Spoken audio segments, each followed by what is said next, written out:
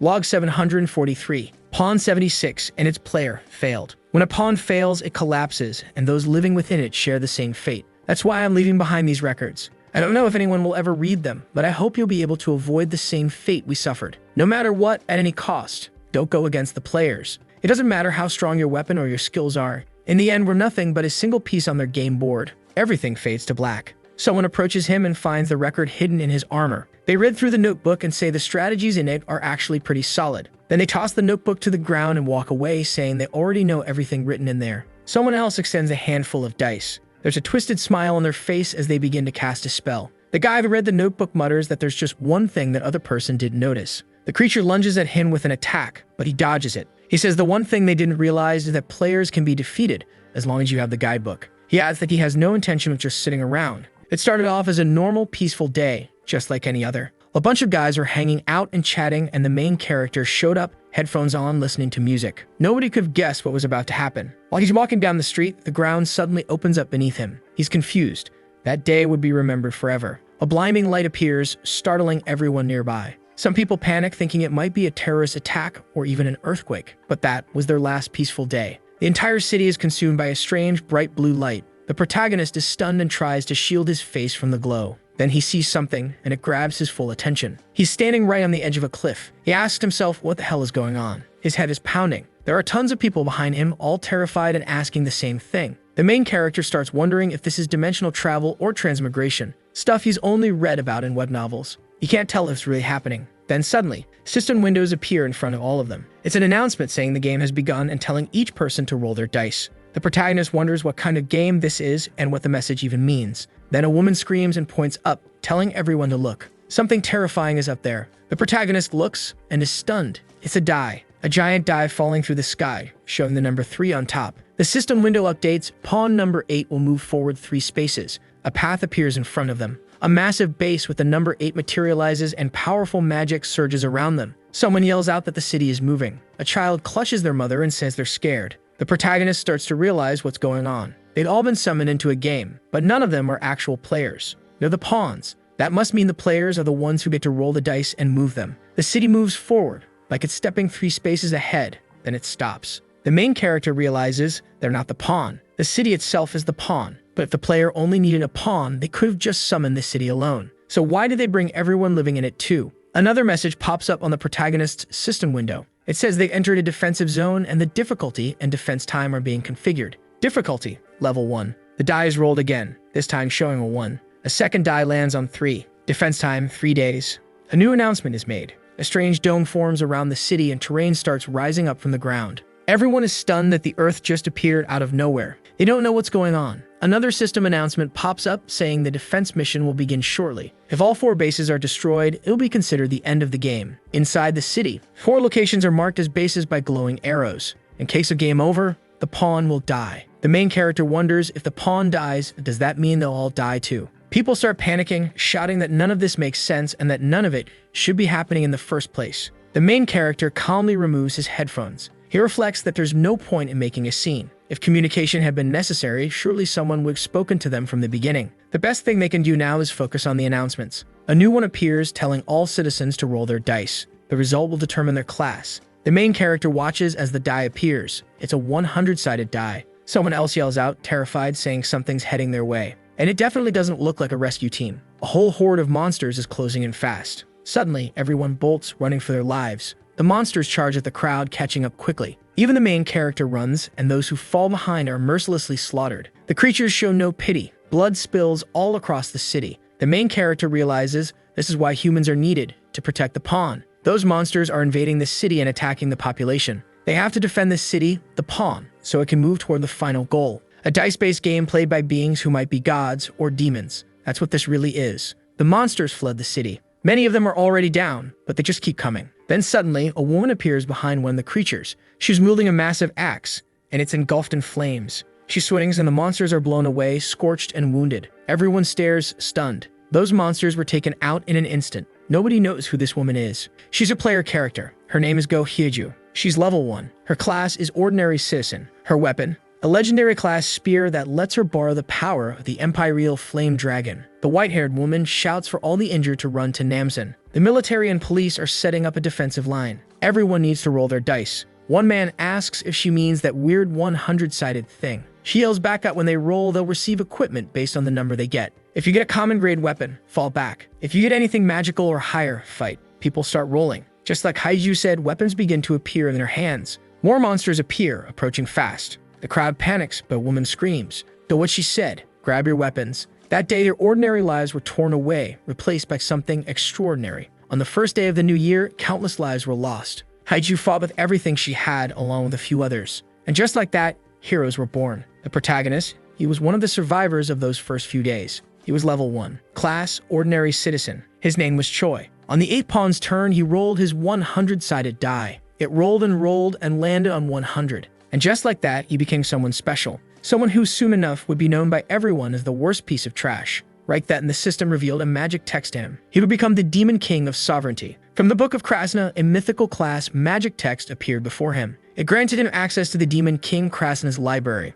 This library allows the user to see all kinds of information, item locations, secret events, monster data, maps, objectives, everything. The moment the mission begins, the book opens in front of our protagonist. The text reveals one more thing. Krasna is an incarnation with a monopolistic desire, which means any reward gained by anyone using knowledge from the book will go directly to the book's owner. And that owner is Choi. 3 hours after the defense mission began, there were 3,102 deaths and 7,023 critical injuries. One of the 4 bases had been completely destroyed. Gasping for breath, Haiju says it's finally over. People cheer, they survived. They actually beat that wave of enemies. Suddenly, a military truck pulls up. It's the Korean army. Soldiers get out and call for civilians and the injured to get inside. They're being evacuated to Namsan Tower. One soldier thanks Haiju, telling her she really gave it her all. But the girl just replies that it was nothing special. The soldier says thanks to the time she bought them, the military and the police were able to organize. And now, they're being sent out to different zones. That character is Ku Xiaoyang, level 1, class,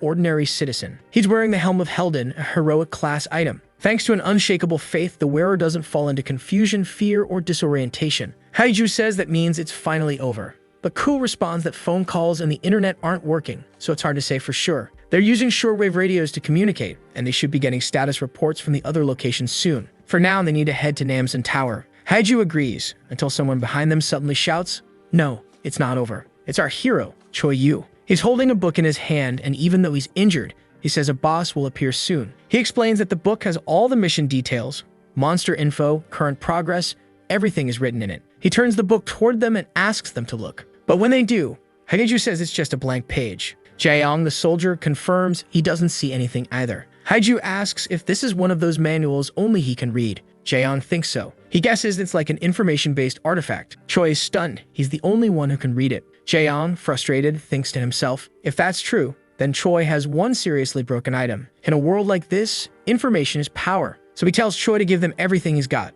Choi is confused, but Jaeyoung says he needs proof of what's actually written in the book. So Choi starts reading. He says the Helm of Alden is a heroic class item. It belongs to a set, 6 pieces total. The current user is Sergeant Jaeyoung. He's got 21 days left until he's discharged. As for Go Hee-ju, her weapon is a legendary class item called Fang of the Empyreal Flame Dragon. Surprisingly, the song she likes to sing most at karaoke is Shilgat Mountain. Hee-ju turns red, flustered, and asks him to stop. She says that if the book even contains personal information, that it has to be real. Jaeyoung agrees it really is a data book. If that's the case, then the boss must really be on the way. Jaeyoung gets serious. He says they confirm the artifact's ability and that they're in contact with HU. Cut to somewhere else, someone mutters that they think about this every now and then. If this world were a game, they'd probably be considered a glitch in the system because everything here feels way too easy for them. It's a guy in a striped outfit with a headband. He says that's why they were made like this, to keep them from going out into the world. He's surrounded by toys and games scattered all over the floor. It's like the system operator found a bug and sealed it off. And if the day ever comes when they're allowed to step into the real world, back at the city, someone shouts for Choi Yu and the boy snaps to attention.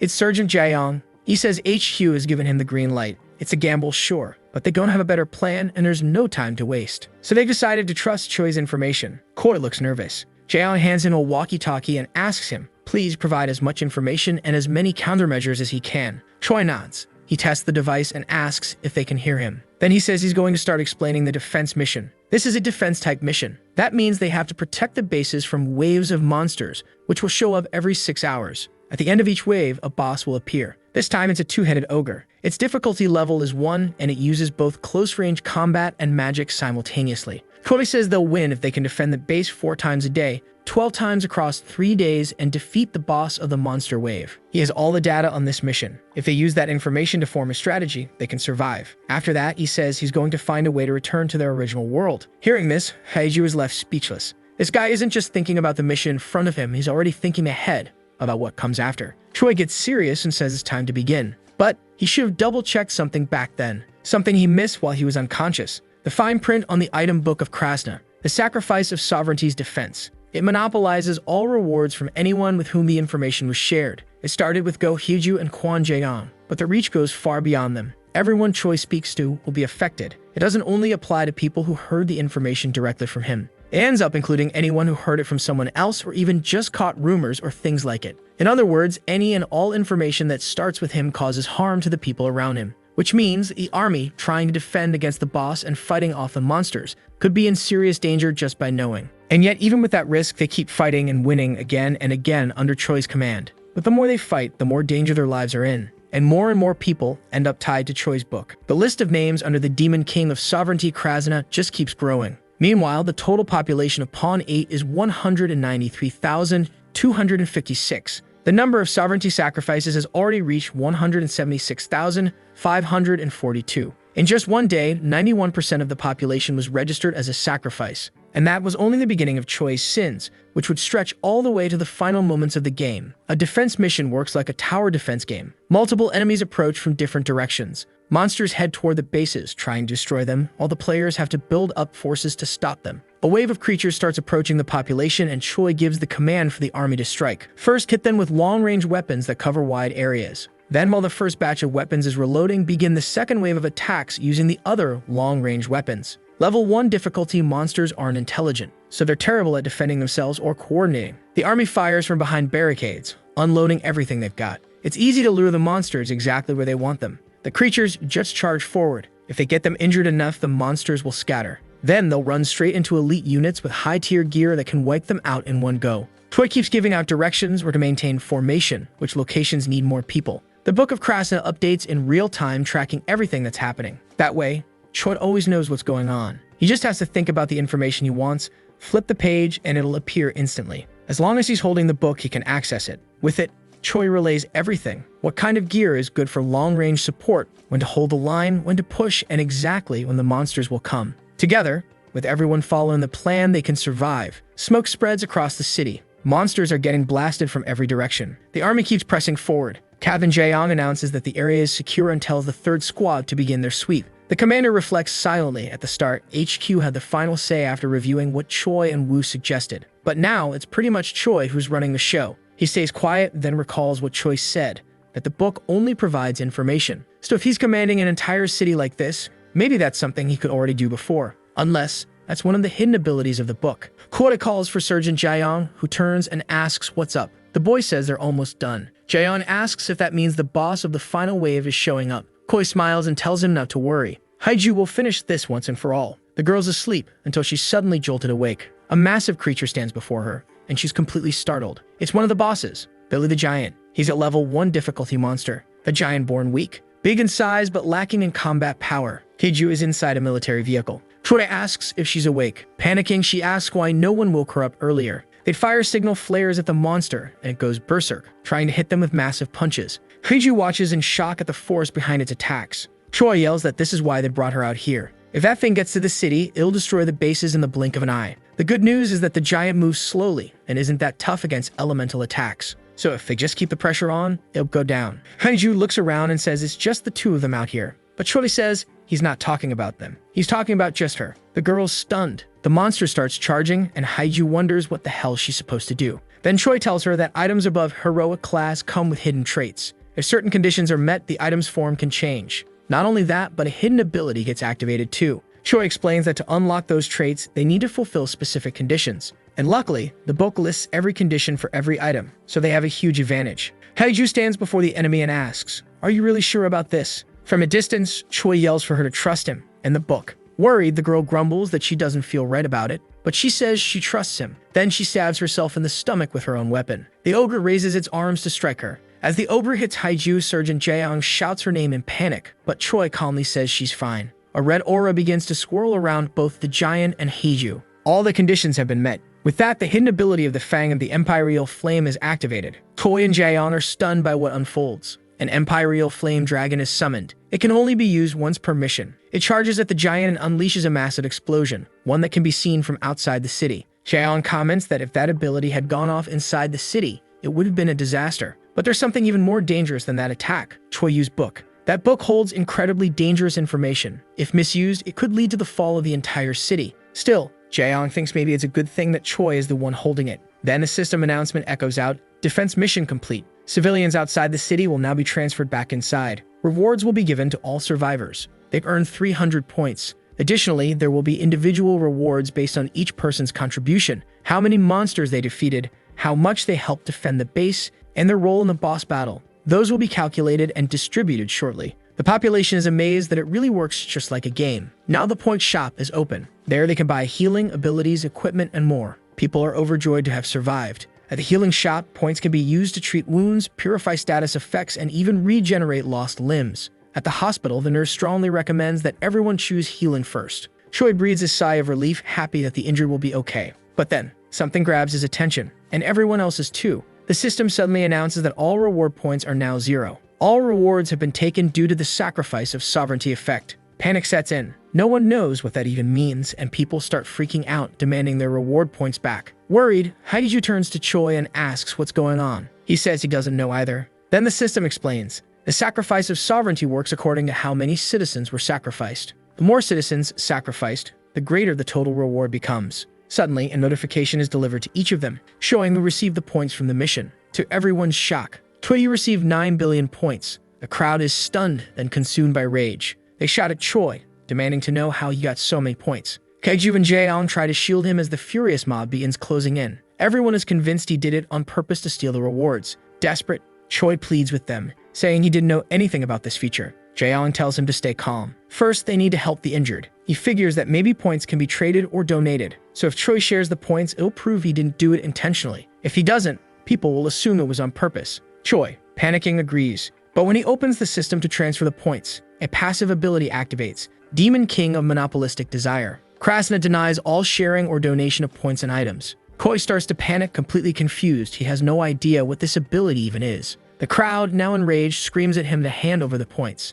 Choi tries to cheat the system by buying healing items and giving them out to others. But the system blocks that too. Frantic, Choi screams to Haiju to burn it. He throws the book to the ground. After throwing it, he reopens the system, hoping something's changed. But instead, the book begins to move on its own, like it has a life of its own. Choi squeals in frustration while Haiju watches, clearly worried for him. All around them, people are in full-blown panic. They beg for points. Some are even dying without them. What once was hope is now turning into rage and resentment. Everyone wants to hunt Choi down and destroy him. The crowd tells Sergeant Jaeyoung that the death toll is rising and the citizens are furious. Choi mutters that there has to be a way, something he can do. So he picks the book back up, but suddenly, a rifle is aimed at his head. It's Sergeant Jaeyoung who tells him that's enough. What he's doing is for the greater good. Jaeyoung announces that Choi is under arrest. The population erupts. They scream that arrest isn't enough. They should just kill the scammer. Haiju tries to calm them down, but the people are too enraged to listen. Meanwhile, Jaeyoung quietly steps closer to Choi and tells him to run. He has to get out of there and find a way to fix this whole mess.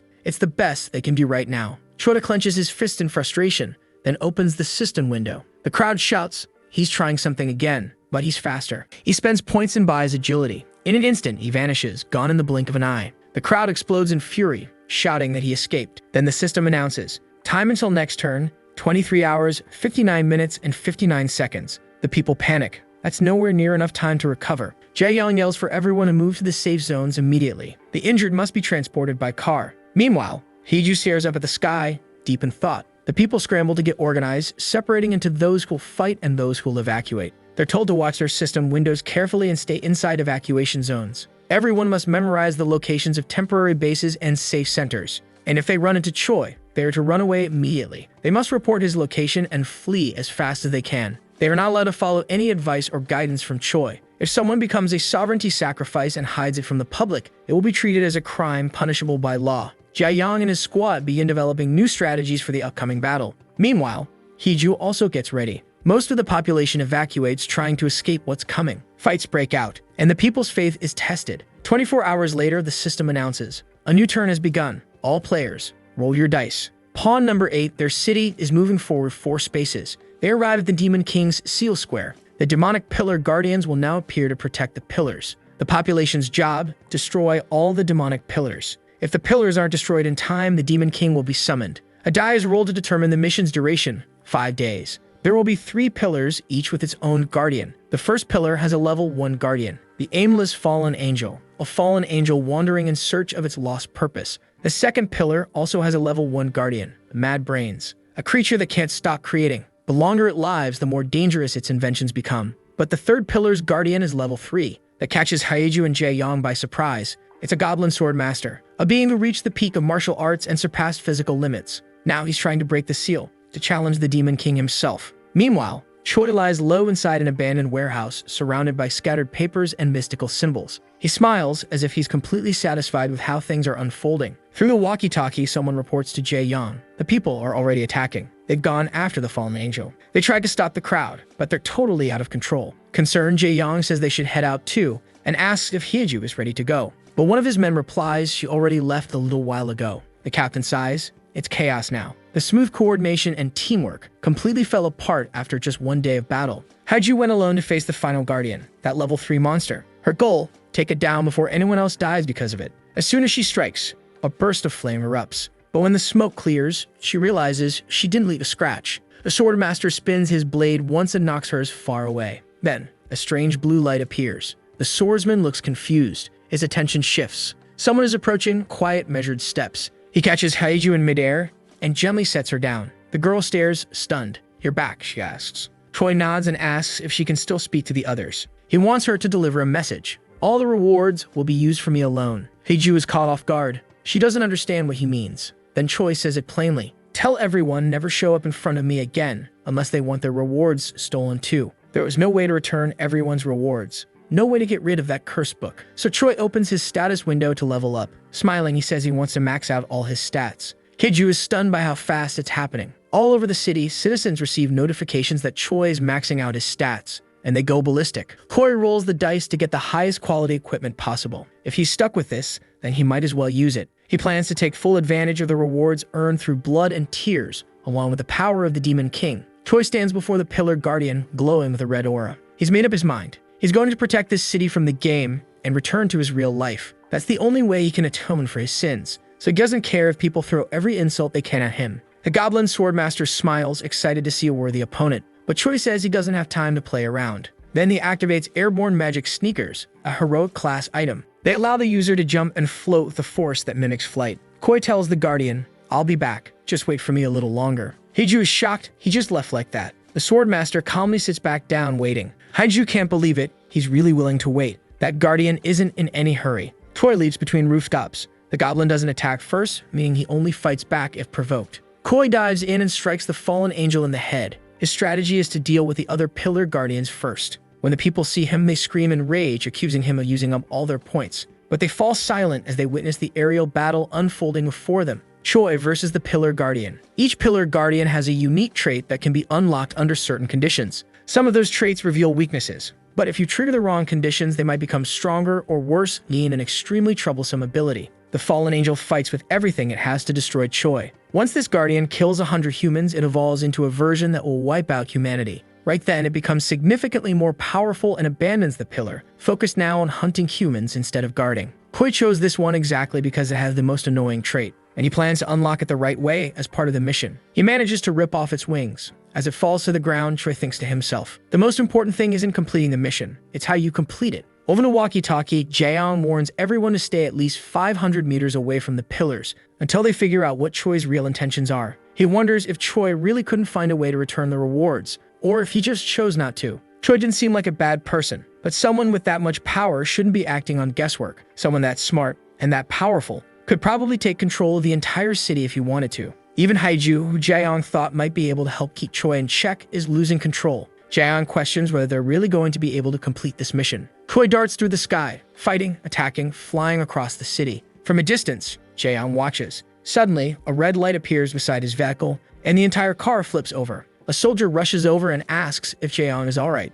Dazed, he looks around confused and sees the fallen angel, defeated, lying on the ground. Standing on top of it is Choi, holding its wings. He's in a heroic pose, gripping a weapon called Divine Divider. It's a legendary class sword, a fragment of the blade that once split heaven and earth and created the world itself. It has the power to convert amputated monster parts into items. Jaehyung mutters that Choi just took down the Pillar Guardian. Choi smiles and vanishes without a word. Jaehyung notes Choi didn't say a single thing. Maybe it's because of the sovereign's sacrifice. It doesn't seem like he has any bad intentions. One of the soldiers confirms the Pillar Guardian is gone. Jaehyung nods and tells them to report it to HQ. But then, the angel starts to move again. It's still alive. Apparently, the condition to unlock its special trait was fulfilled. They were supposed to remove the wings and the halo of the aimless fallen angel. The special trait unlocked is corruption. The angel begins to mutate. It transforms into a completely different being, the Beast of Corruption, a level 2 enemy, a creature that lost its faith and fell into sin. Jaehyung's eyes go wide. He mutters that military service really is hell.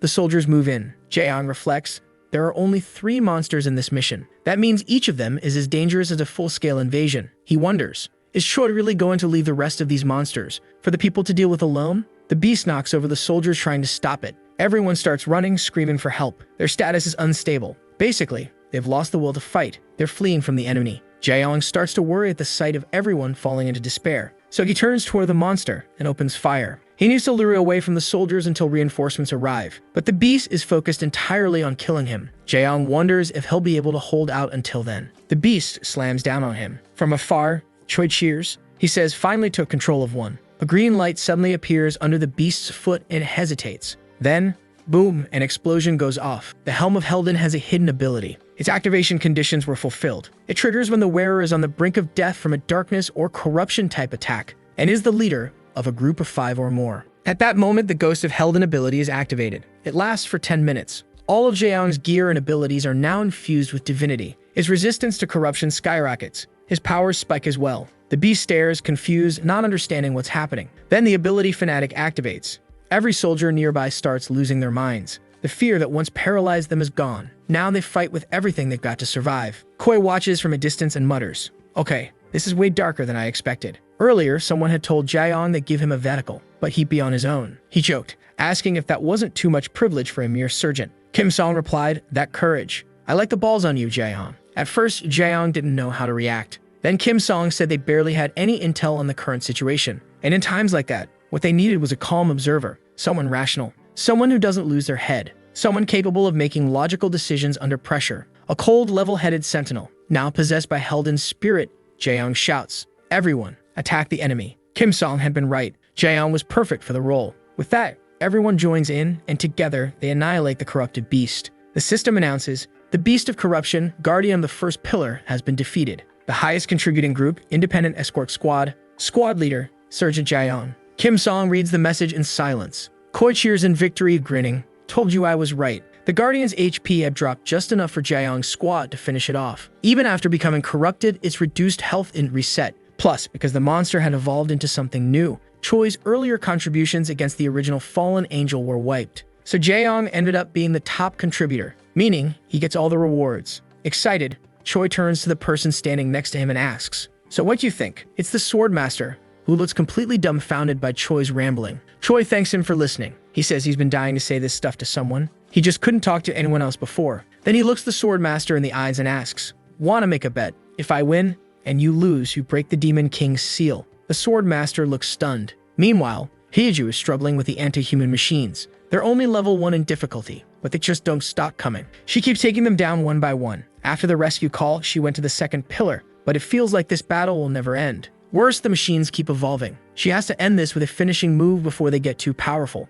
She yells out, telling everyone to fall back. But the citizens have no idea what's going on. They scream that they need the points to save their families. They're not about to give up this fight. All the while, the Pillar Guardian keeps creating more machines. 2 people are hiding, trying to ambush the Guardian. They decide they'll finish it themselves. But before they can attack, the creature detects them and fires a laser beam. Right before it hits, Hyeju leaps in front, creating a shockwave explosion. She screams for them to run, but by the time she finishes the sentence, the pair is already long gone. Hyeju gives a small smile, but the Pillar Guardian isn't done yet. It starts scanning her, identifying risk factors. After a full scan, it produces a specialized unit, anti-Hyeju machine. She's shocked. Now she knows she has to end this. But suddenly, all the other machines begin charging straight at her. She's startled to see they're all targeting her. But to her, that's actually better. She unleashes explosions and destroys as many as she can in front of the Guardian. She screams for everyone to get as far away as possible, then fires a ranged attack straight at the massive brain. The blast is huge, so powerful it even hits some nearby citizens.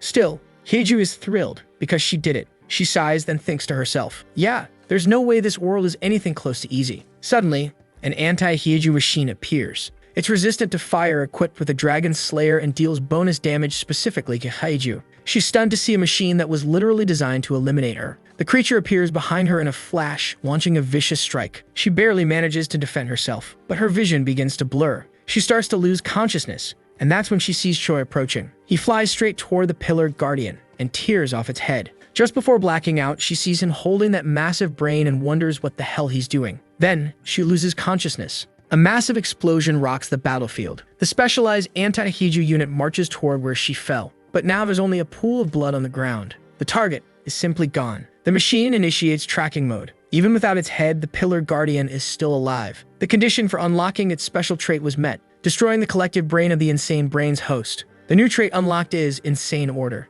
Now it continuously mass produces the last item it created, doubling its manufacturing speed and output. It won't stop producing until the main body is destroyed. Waves of enemies start flooding out, heading straight for the people. The pillar took longer than expected to fall, and many civilians are now hiding in fear. The population realizes the first pillar is far tougher than they thought, and they don't have enough firepower. Meanwhile, the second pillar is surrounded by monsters, and panic spreads. People scream, yelling for the wounded to be evacuated immediately. Finally, military reinforcements arrive. Choi watches and reflects. He could easily take them all out himself, but that would be pointless. To win this whole game, not just the mission in front of him, Choi needs the entire city to get stronger. And to do that, the first thing he needs is a capable commander. In this case, that's Jaeyoung, and he needs a champion unit, someone the people can rally behind. That's Hyeju. She suddenly wakes up blinking. Am I alive? She asks. She turns her head and asks if the person there saved her, but then sees it's the Swordmaster right by her side. She gasps and screams, but the swordsman tells her, keep your voice down. Hyeju quickly apologizes, saying she was just startled. Then she gets even more shocked, because the Guardian is talking. He says he treated her wounds, but they don't have much time, so they need to get started. He tells her, you said something once, after a huge loss, it's always the same cliche. Find a great teacher, train hard, and rise again. Hyeju stares blankly, unsure of what's going on. Meanwhile, the anti-Hyeju machine successfully reacquires its target and rockets toward her location. As soon as it locks on, it begins the annihilation sequence. It launches a devastating blast at Hyeju, but unexpectedly, Choi intercepts it, laughing. He managed to fool the machine using the Insane Brain's head, now a heroic class artifact. The machine's targeting system is locked in, so Choi redirects its attack down a different path. There's a massive explosion. A glowing blue blast tears through a building and slams straight into the first pillar that the citizens couldn't destroy. Everyone freezes in disbelief as the pillar collapses. Choi watches and calmly says, yeah, that level of damage should take care of it. Then he smirks and says, thanks for the help, machine.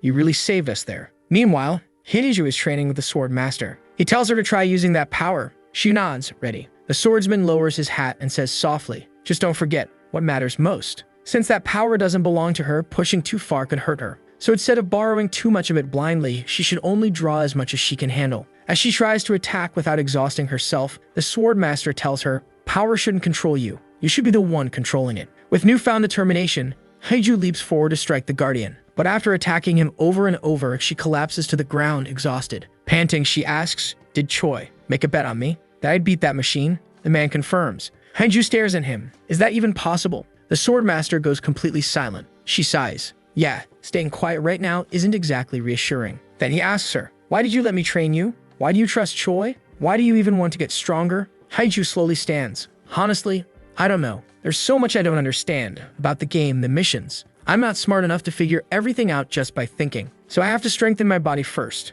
And maybe, if I keep doing that, I'll start seeing things more clearly. She stretches. This is how I live. The Swordmaster smiles. He thought Choi was using her, but no, it's completely different. She's a martial artist walking her own path. He grins, baring his teeth. Then it's time to get serious with your training. 3 days later, the population is still hiding, cramped together, exhausted, injured. Those who evacuated wonder if they should go help those still outside. Someone says they might lose points if they do. Another replies that if they don't help, they might fail the mission altogether. Then, a loud noise. Something breaches the shelter. It's the anti-Hyeju machine still hunting her down. It scans the area and locks onto its target. Then it starts attacking everyone nearby. Panic breaks out. People drop to the ground trying to avoid the deadly machine. Suddenly, something catches their attention. Someone is descending through the entryway. A woman looks up squinting. Is that an angel? No, it's Haiju, and she's far stronger than before. The system chimes in. Special event conditions fulfilled. Haiju became the apprentice of the Goblin Swordmaster and inherited his martial arts. Her reward, heroic class gear or higher. Now she's wearing heroic tier armor. Koi looks over and asks the Swordmaster, so what's the deal with her gear? The man replies, that's what I used to wear. Choi nods. What are the odds she wins? The Swordmaster answers 50-50. That machine was literally made to counter her. But Haiju has new martial arts now. The machine charges at her at full speed, intending to end it in one strike. The Swordmaster comments, if the seed I planted blooms at the right time, that thing won't be her enemy anymore. Haiju now has a new ability, Apprentice of the Swordmaster. Her skill with close-range weapons is rising rapidly. Day 3, 15 hours and 34 minutes into the mission. Only the first pillar has been destroyed. Soldiers inside the van are furious. Day 3, 17 hours and 21 minutes in. The second pillar's guardian is finally defeated. Day 3, 21 hours and 1 minute in. The anti-Haiju machine is taken down. Everyone is shocked. Day 4, 0 hours and 3 minutes in. Haiju reappears, leading a group of citizens behind her. Most of the population has returned to the fight. Day 4, 3 hours and 44 minutes in. The second pillar is finally destroyed. Seeing all this, people start to feel hopeful again. They begin to think, maybe, we can actually finish this first mission without Choi's help. But that was just what they thought. The Swordmaster tells Choi, my apprentice one, time to keep your promise. The people, alongside the military, start organizing. They're gathering weapons and supplies. Kim Song radios Jaeyoung, half-joking, I sent that guy out just to scout the area, and now he's back acting like a general. Then he sighs. Whatever. Leave the injured to us. Go do what you need to do. He's willing to take full responsibility. He even radios again. If you pull this off, I'll promote you myself. But that's not what Jaeyoung wants. He just wants to go home. Then Haiju walks up and says, come on, Jaeyoung. We need to move. He asks her, are you sure you'll be okay? She nods. I promise my master. Next time we meet, we'll be enemies. Jaeyoung blinks, confused. He mutters to himself, why does this feel like it's turning into a completely different genre? Jaeyoung wonders, can I really win this? This is a level 3 monster, one that not even Haiju could defeat. People are going to die. No matter how it ends, a lot of them are going to die. He asked himself what Choi could possibly be thinking. Suddenly, Jaeyoung and Haiju both look up, alarmed. There's a massive rift opening in the sky. They have no idea what it is, but flying straight toward it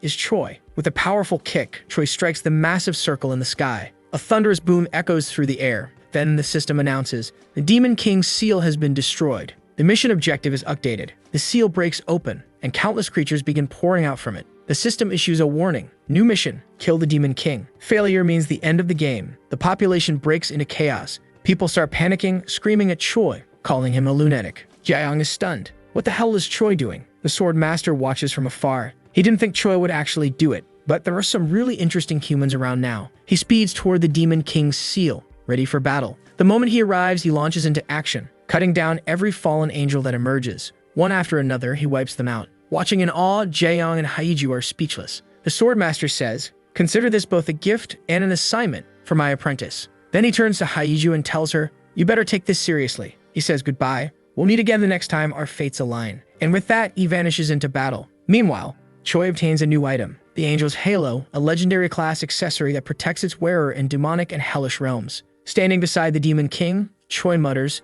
getting here was easier than I thought. He calls out to him, hey, are you the Demon King of Sovereignty, Krasna? The creature rises and growls. I've never heard that name. Then it asks, how did a human get in here? This is Kitambaba, the Demon King of Authority, a difficulty 6 boss who takes pleasure in crushing things with his bare hands. Choi is confused. Wait, I thought the Demon Kings knew each other. He turns his back to the monster. This might take a while. He turns back again and says, sorry for the trouble. Your opponent's on the way, so hang tight. The Demon King scoffs, this is humiliating, and swings at Choi. Choi turns around just in time to see the hit coming, and his eyes widen. At that moment, the Swordmaster arrives, only to find something unexpected. The Demon King is bleeding, and Choi is dodging every attack effortlessly. The King's hands are raw, shredded, and torn apart. Choi shrugs with a smile. Sorry about that, instinct. The Demon King stares in disbelief. How is a mere human doing this? Choi bows lightly. My bad. That was an accident. The Demon King is enraged. You dare mock me like this? Choi gets nervous and turns to the Swordmaster.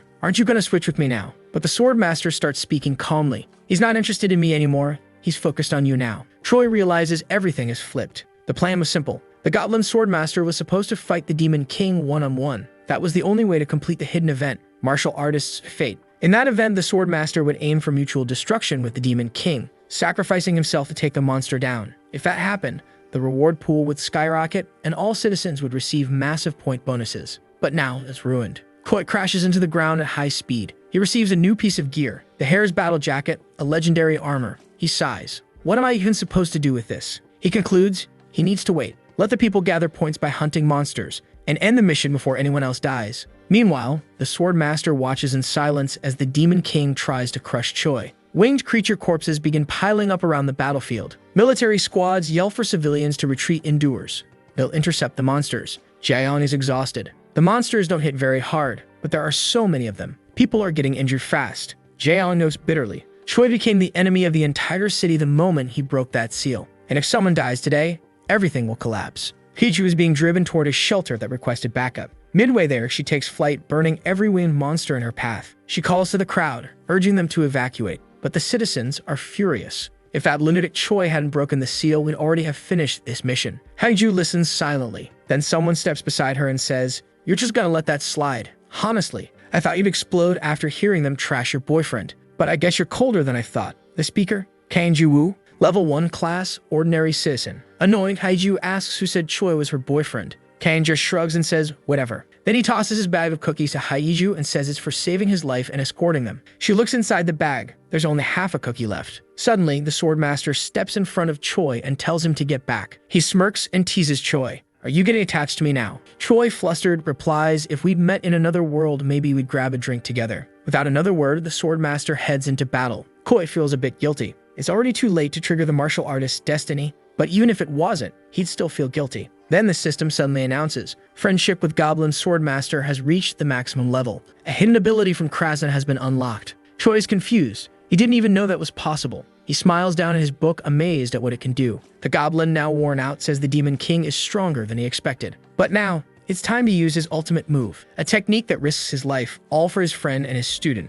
But Choi moves faster. He charges at the Demon King and defeats him first. The Sword Master is stunned. Even the Demon King himself can't believe what just happened. Suddenly, the enemy explodes and a system alert appears. Demon King defeated. Top contributor, Choi. The Sword Master is speechless. He doesn't even understand what just happened. Another alert. All summoned monsters have been eliminated. The goblin begins to fade away. But Choi rushes over, beaming with excitement, holding his book. He's unlocked a new ability. He can now recruit 4 sovereign masters. He's allowed to form a spirit contract with a creature. The system asks, "Do you wish to form a spirit contract with Goblin Sword Master?" After all that, Choi falls from the sky. He thinks to himself, he's hated by humans and now allied with monsters. Now he's bound by contract to the Sword Master. Choi realizes he's drifting further and further away from being human. A new announcement comes through. Surviving citizens will be rewarded. The general reward is 800 points. The top reward goes to Choi, 200,000 points. Once again, everyone is furious. Haiju takes a deep breath. Kang watches from a distance. He looks at Choi falling from the sky and wonders,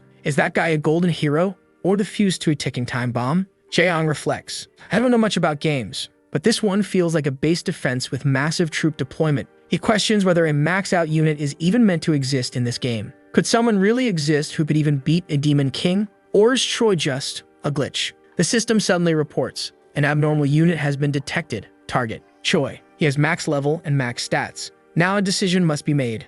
Eliminate, reset, subjugate, or summon. The player chooses. Eliminate the unit. Something catches Choi's attention. He wonders if he's imagining it. He feels like someone's watching him. The system responds, error. Command could not be executed. A full inspection of the selected unit begins. Choi's profile is displayed. Then his unit is set as hidden. Other players can no longer see him. From now on, Choi is invisible in the system. The player may now return to the game. Meanwhile, the citizens are celebrating. They're spending their points in the shop. A messenger activates a magical item, a magic class accessory, to announce the results of the reward data analysis. There are 7 types of dice, each with different numbers based on type: 4, 6, 8, 10, 12, 20, and 100-sided dice. Most are tied to specific classes. Items, weapons, tools, and gear are generated at random. Jaeong, for example, receives a Destiny Spork, a heroic class accessory that always returns to the user, never gets lost, and is always clean. He looks at it and mutters, I guess high-class gear doesn't always mean it's something good. Meanwhile, the people are overjoyed with the items they received.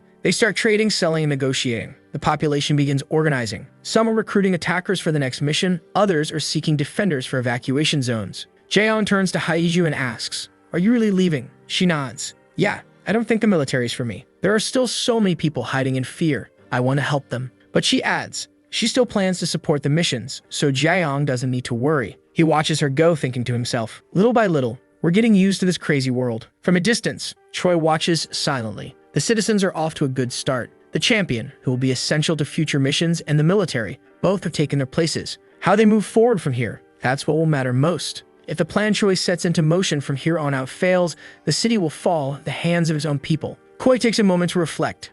Then someone taps him on the shoulder. He turns around and is surprised to see a girl greeting him. It's Kang Ji-woo. She's level 5, a regular citizen. Koi's shocked she suddenly showed up like that. He asks how she even got there. She casually replies, "I just climbed." She steps closer and Choi tenses up. Then Kang says, "I thought you'd be sad being all isolated up here, but it looks like you're actually used to it." Choi frowns. What's that supposed to mean? But she doesn't answer. Instead, she says, "There's no fixing anything today, but I'll come back later." Choi blinks, confused. Then, "Why'd you even come up here to find me?" Grinning, Kang teases him. "You're not going to figure that out staring at your book." Choi replies, "Unfortunately, thoughts don't show up in the data." As she turns to leave, Kang adds, "That's good. I just wanted to see your face. The face of the idiot who could have taken over the whole city and still chose the hardest path anyway." Then she jumps off the building, attached to a rope. Choi is caught off guard. That whole encounter and her sudden exit, it left him pretty rattled. A citywide announcement pops up. The city's experience level has increased. The city is now level 1. Citizen features will be improved. They can now customize their interface windows, block or add friends, and message others directly. Some parts of the city's infrastructure will also be physically upgraded. Choi realizes that the city's experience goes up whenever citizens spend points. He feels a little frustrated because his own points don't contribute to that total. Then a thought hits him. Where exactly are the points I'm spending going? He figures it's probably being absorbed by the demon that owns the book and wonders if it's really okay to keep using it. Elsewhere, Jaeyoung receives a new badge. He's now a second lieutenant. Kim Song celebrates the promotion, though Jaeyoung just looks completely drained. From a distance, Kang watches it all. She mutters, "They're doing great, but where exactly am I supposed to fit in? A fragile citizen like her, in a city this dangerous." Meanwhile, Choi sits silently in front of his book. Then a new system message appears. A new turn has begun. They've reached the house trap of the Golden God. The city has been captured by the Golden God, and if they don't satisfy him within the time limit, it's game over. The Golden God's greed level is 2. There will be 4 maps. The mission will last 2 weeks. Jaeyoung studies the details. He hadn't expected the units to change like this. They have to find treasure hidden across the summoned maps and bring it back to the city. The treasure's value directly affects the Golden God's satisfaction level. But here's the catch. The treasure can only be appraised inside the city. Everyone starts looking around confused. This time, there aren't any monsters spawning in the city, and if someone else completes the mission, everyone gets the overall reward. Then another announcement appears. There won't be a general reward this time. Each player's reward depends solely on how much they satisfy the Golden God. That news really frustrates people. Some of them don't even have proper combat gear. Hyunju watches everything unfold. She notices how long and complicated this mission description is, so she decides to skip all that for now and head straight into the mission. She's determined to explore the entire map on her own. Choi watches from a distance. The researcher's been incredibly lucky with dice rolls. If everything goes well, they'll complete the first level of the city's development plan with this mission. Until then, he plans to keep using the Book of Christina. After that, he'll figure out how to get rid of it. Suddenly, a sword bursts out from inside the book. It pierces straight through Choi's chest. He's stunned, no idea what's happening. The book slips from his hand, and a system message pops up. The number of sovereignty sacrifices in the last mission 0. Choi clutches his chest, the pain unbearable. Then the system declares, this is the Demon King's punishment. Demon King Christina chastises him for being idle. Until the user offers sacrifices of sovereignty, they will suffer extreme pain and their HP will continuously drop. If no sacrifices are made before HP hits 0, the individual will die and the Book of Christina will choose a new owner. Sector A, the jungle. A group arrives and finds a dungeon. It looks like an unregistered one. One guy says it's great, they'll have the whole place to themselves. Another suggests reporting the dungeon's location to the military and earning 50 points each. But the first guy asks what good 50 points will do. He's carrying a weapon called Black Flame Dragon, a medium fire damage weapon with bonus power when held in the right hand. Their team name is Kangs and Roses. Their leader is Kang Doyop, level 3. There are 4 members in total, and they're determined to make a name for themselves in this new world. Suddenly, a dark and eerie figure appears at the dungeon's exit. The group is startled. Someone wonders if it's a gatekeeper monster. Another guy remarks how easy it is to spot the patterns now. They used to be raid leaders and guild masters. To them, this world's just a playground, until they saw something strange. The thing that walks out of the dungeon is Choi. He casually says, that cripples the boss. He starts rattling off dungeon details, how to get rid of the enemies inside. The teen tries covering their ears, desperate not to hear it, but Choi just keeps talking. Later, Kang complains, "We became sovereignty sacrifices on the damn first day of the mission. They can't believe how unfair it all is, and they're furious. Someone says something has to be done about that guy Choi." But another replies, "What can we do? He's max level with a mythical grade weapon." So they decide to abandon this mission and keep quiet. They're stuck now, inside the sovereignty sacrifice isolation zone. Inside, people are talking, trying to figure out how Choi's been picking them off. One person was caught in the jungle group, another in the canyon. They're fed up, saying Choi looked like a demon. There's no way someone like him is a good person. These were his true intentions. People got so creeped out by his face that honestly, they were about to give up on the whole sovereignty thing and just go treasure hunting instead. But in the end, they didn't want Choi to benefit, so they came back to the isolation zone. Everyone there is seriously stressed out. They're tired of being manipulated by Choi like they're pawns in his game. The system announces that the number of recorded sovereignty sacrifices has reached 2,000. The Demon King is slightly satisfied, so the punishment has been slightly reduced. Koi notes that the pain is now a bit more bearable. He reflects that this part wasn't mentioned anywhere in the item description. He had no idea there'd be this kind of punishment from the Demon King. Clearly, the book isn't revealing everything about itself. Still, Choi's relieved. This level of pain is manageable. It's within the margin of events he expected. The Demon King might think he's got Choi under control with this punishment, but in reality, Choi is the one in control. In Sector B, the canyons, a winged creature soars overhead. It's the Emperor Griffin's nest. The Griffin is a level 3 monster, but if you fight it inside its nest, the difficulty can increase drastically. The creature flies directly toward Choi. Meanwhile, Hyeju is fighting another monster, a stone troll, a level 2 creature evolved to survive in canyon environments. She remembers something the Goblin Master Swordsman Jack once told her: power wasn't made to be controlled. She defeats the monster and thanks her master. The swordsman's apprentice is now even stronger. Then, out of nowhere, she spots Kang Ju beside her, cheerfully opening a treasure chest. Hyeju's baffled. "Why are you following me around?" Without hesitation, Kang grins and says, "Sticking close to you comes with perks." She says it without an ounce of shame and with so much pride that Hyeju is left speechless. Teasing Hyeju, Kang asks if she'd really leave a fragile civilian all alone in a dangerous place like that. Hyeju says she would, but first she sends a message to someone letting them know where the treasures are located. From atop a canyon, a monster silently watches them. Hyeju then points out that Kang Ju's bag is awfully small considering she's been following her around all day. Kang just shrugs and says her motto is quality over quantity. You can't actually tell what the treasure is until you take it back to the city and have it appraised, so she's just grabbing whatever seems cool. Hyeju raises an eyebrow. "What filter are you using to decide that?" Kang, blunt as ever, replies, "My eyes." Hyeju chuckles to herself. Kang's a little weird, but honestly, still pretty awesome. Then Kang brings up Hyeju's friends. Hyeju says she dealt with the monsters on the way here. Kang goes quiet for a moment, then asks if she really doesn't know anything. Monsters aren't the real enemies in this mission, and this isn't some peaceful treasure hunt either. It's a free-for-all, a solo mission where everything's on the line since there's no shared reward. Treasure isn't claimed until it's been appraised, so of course someone's going to get the idea that it's easier to fight people than monsters. Meanwhile, in a motel, the police are gathering. A detective arrives. It looks like they've got another case of stolen treasure. His name is Seo Unsuk and his partner is Kang Dushik. One officer reports that the victim suddenly blacked out during the appraisal, and when they woke up, all the treasure was gone. Seo Unsuk mutters that they should have handed it over directly to the Golden God. Appraising treasure takes time, anywhere from 1 to 12 hours randomly. It's almost like the system wants people to steal it if they can. Annoyed, the detective asks why Kang Dushik is interpreting that as permission to rob people. Dushik shrugs. Feels like a pretty human interpretation to me. The other officers are stunned by how casually Dushik talks to his superior. Suddenly, one of the officers yells, "It's Choi." They turn and see Choi riding in on a griffin. But before he can land, Detective Seo Unsuk covers his mouth. He's equipped with the phone back gloves, a legendary grade item, one of the 3 divine relics. They allow him to strike with wind and control the air around him. Seo Unsuk launches an attack, slamming Choi hard into the ground. Kang Dushik quickly orders the officers to issue an alert on Choi and evacuate everyone in the area. He watches the fight quietly impressed, rushing straight at Choi despite being outmatched in both gear and level. That's the kind of professional instinct you can't help but respect. Seo Unsuk glares at Choi furiously, but then he notices something. Choi isn't dodging. He's not even surprised, so he demands to know what Choi is scheming. Notifications start pouring in across the city. Apparently, Choi's been arrested by the detective. The citizens go wild with excitement. Everyone scrambles to grab their gear and go treasure hunting. Back in Sector A, the jungle, we reach the Goblin Village.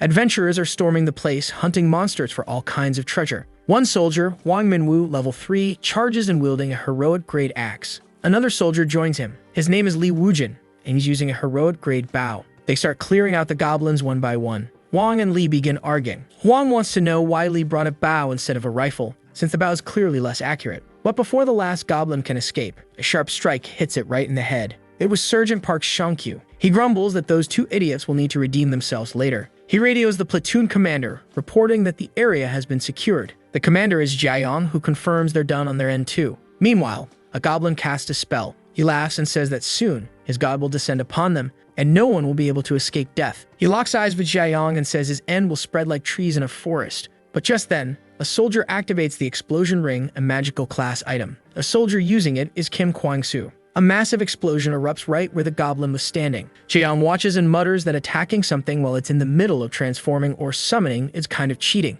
But they're soldiers. Life isn't a cartoon. The military storm a compound. They report that they've located the target. It's the 18 missing civilians. Most of them are injured, so they request reinforcements. Meanwhile, back at Military Command HQ, Kim Song says he's sending backup and that the engineering unit is on the way as well. They plan to turn that goblin village into a forward operating base. He then gets on the line with Jiayong and says he heard Choi was arrested. He asks if Jiayong has any idea what Choi's real plan is. Jiayong replies that the scariest thing about Choi isn't that book filled with information. It's the way he knows exactly how to use it. But he's not the enemy. The griffin groans and slumps down in front of the officers, clearly worn out. Looks like it's Choi's now. Choi digs into a well-served meal like he's been starving for days. Kang Dushik watches and says that apparently even high-level people like him still get hungry. Detective Siu Unsak walks in and asks if they're just having a nice little chat. Then Siu Unsak announces that Choi is officially being treated as a criminal, charged with theft, fraud, and even murder. Raising his hand, Choi says he acknowledges it all and takes full responsibility. Smiling, Siu Unsak says he's been in this business for 20 years, and all it takes is one look at someone's face to know if they're a criminal. He adds that Choi doesn't seem like a bad person. Everything that happened looks more like an accident. The guy approaches, saying this would be like the Good Samaritan law, but it doesn't exist in Korea. Smiling, Siu says he will clear up the misunderstanding people have about Protagonist. Dropping a spoon on the table, Yol says he wasn't Aki to seek help. At that moment, the detective doesn't understand. But the conversation is interrupted when a soldier arrives with urgent news. A person with a heroic class item is trying to commit robbery and murder. Since there aren't many strong people, the team is struggling. They immediately head to a bus to go to the robbery site. Dushik says that when missions have no rewards, there is no cooperation. And that's how it should have been from the beginning. Great chaos for a new order. That would be fitting for a world of superpowers. Seo complains, saying the guy should think like a sane person. Besides, he doesn't understand these things from another world. But anyway, they're still humans. A person is about to die and then calls for help. The attacker doesn't care about anything, but the detective appears to intercept the blow, then says he will arrest him for robbery and attempted murder. And if he tries to resist, things will get a bit violent. Scared, he quickly surrenders. Seo takes him to the bus. Dushik says that the laws of the land no longer have meaning. The best choice would be for them to become the kings of the city, and with his help, it wouldn't be difficult. The detective says that's why he always keeps him close, as the most dangerous person in the city is him. In his thoughts, Dushik says something is strange. No matter what he does, he can't guess what Yul is thinking. But he quickly realizes something. Looking at Seo, he says that from today they will be busy. Since the protagonist is imprisoned, it's a golden opportunity for others. Dushik thinks Yul's true goal is to cause destruction, but Seo defends him, saying the boy is good. The guy says people are not laughing but hiding. In the cell, we observe the protagonist sitting, sweating. He says it's now a battle of patience. The system says Christina is still unsatisfied and needs more sacrifices. Our boy uses an item to multiply himself. Smoke appears around him. Soon his other self appears in front of him. Using the invisibility cloak, Yul hides, asking the clone to do a good job and last as long as he can without being caught. After the protagonist leaves, the clone awakens. A soldier arrives, questioning why Yul is taking so long to come out. Turning around, the clone doesn't have a friendly face and intimidates the soldier a bit. As if it would help, he says there are reinforcements, so it's better not to try anything. Suddenly, Yul's clone leaves the cell. Calmly, he says he won't try anything. The griffin outside starts behaving strangely. For some reason, it begins to fly. People are confused. We see that the real protagonist is still invisible. He says that stage 1 of his plan is complete. Now begins stage 2. The army split into 2 groups, those handling the inside and soldiers handling the outside. Additionally, citizens can also choose one of the 2 groups. Humans without combat skills found their functions. Since then, the mission has been progressing smoothly. Inside the outpost that was formerly the Goblin Village, Quan says they finished a sector of the size in just 2 days. But if humans cooperated, it would have been much easier from the start.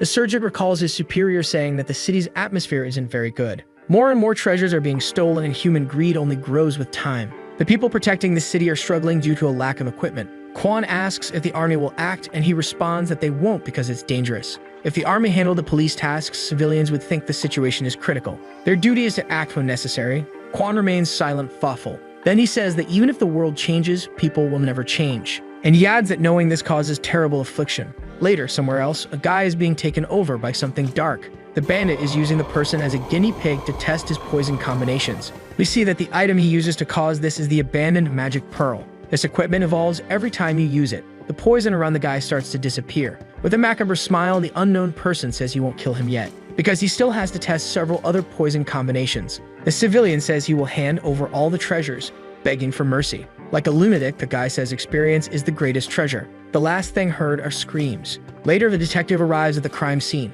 Dushik says this weapon is very convenient. Both notice something ahead. Observing the body, Siu says the killer didn't even touch the treasure, and it's unclear whether it was just one person or a group. Dushik states that something dangerous has emerged. When the Demon King Yule was imprisoned, something else took his place. Happy, the detective says the boy isn't a bad person, yet he acknowledges that all this is happening because of him. So later, he will need to have a deep conversation with Yule. Dushik asks if he thinks the protagonist will say what he thinks, and C replies that in times like this, of course not. But he will do something more efficient, which is to question the people close to him. On the griffin, the boy sneezes, then wonders if he has some kind of cold. The system indicates that the satisfaction of the golden god hasn't even reached 10%. This worries Yule a bit. Going to the desert sector, he says there's nothing to be done. Ahead, there's a large sand tornado. The griffin is already tired from so much flying. Our boy says they've arrived, so he tells the bird to rest a bit. No matter what the citizens do, he has already taken all the valuable treasures. Smiling, Yule tells the creature to eat and fatten up a lot. Surprisingly, our boy is creating his own golden god. Elsewhere, the three corporals say to leave the mission to them. Quan asks them not to be so dramatic since he's only going to make a statement about Yule. Like children, the soldiers shout for him to bring ice cream when he returns. When the surgeon is a bit far away, the three are happy because now they'll have a day off. Another surgeon observes their attitude, but then says there's no problem taking a vacation. The three goofballs dance happily near him, shouting they ask for a beer. And meanwhile, the surgeon thinks he can't leave the idiots alone. A hand hovers in the darkness. 4 blows are struck at the protagonist. Then he falls to the ground, stunned. Jack says it's done. Now that he has pierced all your pressure points, the pain should have subsided. Our boy thanks the goblin, since he has helped a lot. Currently, Jack has become one of Yule's 4 sovereigns. There are many questions the boy wants to ask, but it's better to wait until the situation stabilizes. And now he will take advantage of the moment that Sergeant Quan is in the city to rob the houses in the jungle sector. Something happens to Quan. He quickly orders the soldier to turn the car around, because now they are in an ambush. The enemies take potions to keep attacking them continuously. Quan questions if these guys have lost their minds by attacking the military. Even so, if he retaliates, it will be chaos because, like it or not, these guys are civilians. The sergeant decides to flee until reinforcements arrive. They flee at high speed so the people cannot catch them. Keeping calm, Quan notices that the crime rate is worse than he imagined. The stronger humans went treasure hunting, leaving the non-combatants in the city. Thus, the best environment for criminals was created. If a powerful bandit appears, the city will become dangerous, and meanwhile, the soldier shouts, saying something is following them. And besides, that thing is very fast. The city is in chaos, and our boy is currently fighting a lizard. Its difficulty level is 3. There is not just one. There are several preparing to strike the protagonist. But of course, none of them stand a chance of even scratching him. With just one blow, the monsters evaporate. Yul says that because of Jack, his body feels lighter. By his side, he tells him not to overexert himself, and adds that this place is similar to the demon dimension. In the demon realm, the monsters get stronger and the boy's pain also increases, because Christina is the demon king, making the punishment worse. Yul says he would like to finish this quickly and leave with the treasure. In fact, his most important goal is not to satisfy the golden god, but to complete the mission in the easiest way. That means getting many treasures, and then obtaining the maximum rewards he can.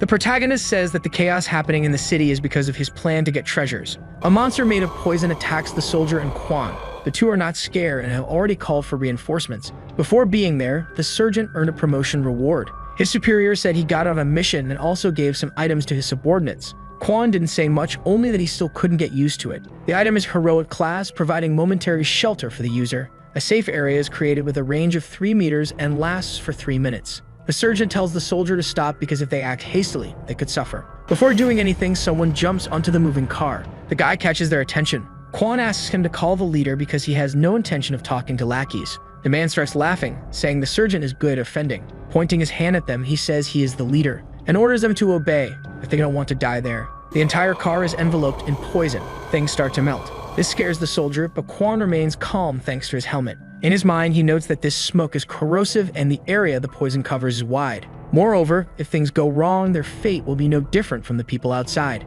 For now, they are fine since the item is protecting them. Kwon says he can surrender if he listens to his conditions. Fearlessly, the sergeant tells the guy he can become his subordinate. This way, he can also make him more human. The bandit asks if Kwon is in his right mind. Beside him, the soldier becomes desperate, questioning the attitude. The guy notices something behind him, but it's too late, and the sergeant says he did it just to distract him and give an opening for the reinforcements to attack. And then the bandit was taken up. He says he ended up playing too much, and because of the wind, he cannot control this poison. He adds that he doesn't know who it is, but he is definitely at a disadvantage. Trying to counterattack, the guy makes a ball of poison, and then takes a slingshot in his hand to shoot at the individual. The projectile is fast and heads towards the target. Before the shot hits Seo, the sergeant moves him out of the way. Like a beam of light, the poison bullet hits the ground. The wind tornado dissipates, and where the projectile hit, the ground started melting. The detective tries to take the lead, but Kwon warns that the enemy is not alone. Seo says he can't run away, but the sergeant asks him to consider it a strategic retreat. The two begin to argue at the worst possible moment. While they bicker, the criminal has already escaped. Several explosions occur in the city. The humans on the ground are criminals complaining about being in the outer area. They soon question why they had the misfortune of running into Haeju. Quickly, both try to flee the scene. The girl shouts for them to stop running, but the guy throws a bottle at her. Haeju doesn't seem to notice the danger, but the old woman warns her not to get close. Before it hits the ground, the girl catches the beer bottle, and with a skillful maneuver, she manages to prevent the explosion. The old lady is relieved after seeing this. Haeju questions who those people were. The old woman informs her that they are bandits, but she has never seen them so organized before, and adds that some of them have poisoned bottles that currently have no antidote. Luckily, thanks to her, everything was resolved. In her subconscious, the girl remembers what Kang had said about humans. Haeju decides to put treasure hunting on hold for now. Since something strange is happening in the city, we see someone watching our boy's clone. Apparently, Kang had already figured out the deception. Eating a cookie, she wonders what Yule is planning, because without him, the city will soon be destroyed from within. Elsewhere, Jack warns that a big battle is about to begin. The protagonist says he expected chaos but didn't know there would be such crazy people. Defeating the monsters, the goblin suggests that the boy could just cut them down, but Yul refuses, because he needs something more chaotic, and these people who have appeared will only speed up the process. Jack says it's very hard to guess the protagonist's thoughts. Our boy asserts that soon you will understand, and for now, they will clear this dungeon. The large door opens for the two. Inside, a monster says it's been a long time since a human descended so deep. The creature is another demon king who resides at the edge of the abyss. Moving forward, Yule asks if the boss knows Christina. The monster says he doesn't like the protagonist's tone. Without giving him time to react, the boy charges. A barrier stops him from hitting. The boss calls him a fool for thinking that would scratch him. Quickly, he says he despises that kind of attitude and launches several boulders. Immediately, the protagonist is thrown back, saying that this is a magical barrier that nullifies all physical damage. This demon king is a mage type. If Kwon brought his platoon here, they would be exterminated in seconds. Jack and Yule dodge the boss's attacks. Besides the demon king, there are also other dangers to face, both cursed items and plagues. Wielding a large axe, the protagonist says he will defeat and sign to alter the dungeon's difficulty. The monster creates several barriers to defend itself. With the axe that transforms physical power into magic, our boy manages to kill it and adds that he will leave all dangerous areas easy for the citizens. At the West Police Station, inside the meeting room,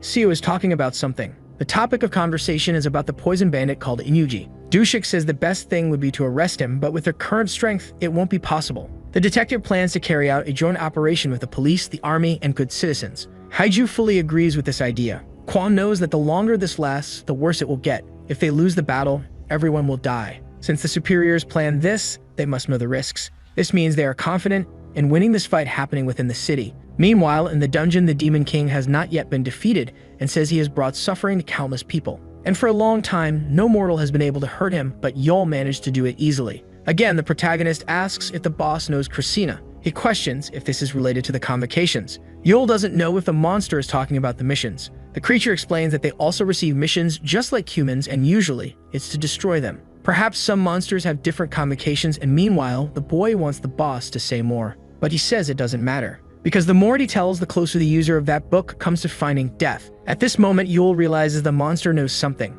Laughing, the creature says he won't be able to see the destruction this will cause. The protagonist tries to do something, but Jack stops him, saying it's better to leave. Before disappearing, the boss says it's good to see your anguished face. Yul shouts for him to wait, but it's too late, and an earthquake begins to shake the ground. A lightning bolt emerges from it and illuminates the entire area. The voice of the Demon King resonates, saying he will wait for the great condemnation of pawn number 8 that will be induced by the protagonist. The goblin asks if Yule is okay, and he responds that he is, but in his mind he thinks about his situation and the secrets that reside in the book. Jack asks if he wants to search for information, but the boy says no because it's enough to know that there is a Demon King who knows Christina. For now, he will work on his goal of adjusting the area's difficulty, which will take at least 3 days. Jack doesn't know if humans will be able to survive for so long, so he cares for his apprentice and friends. After 3 days, there is already a great commotion in the city. There are many injured due to the battle, and there is no medication to treat them. There are more victims in fights between humans than from monsters. Seo and Haiju are being attacked by poison smoke. What will they be able to do to get out of this situation?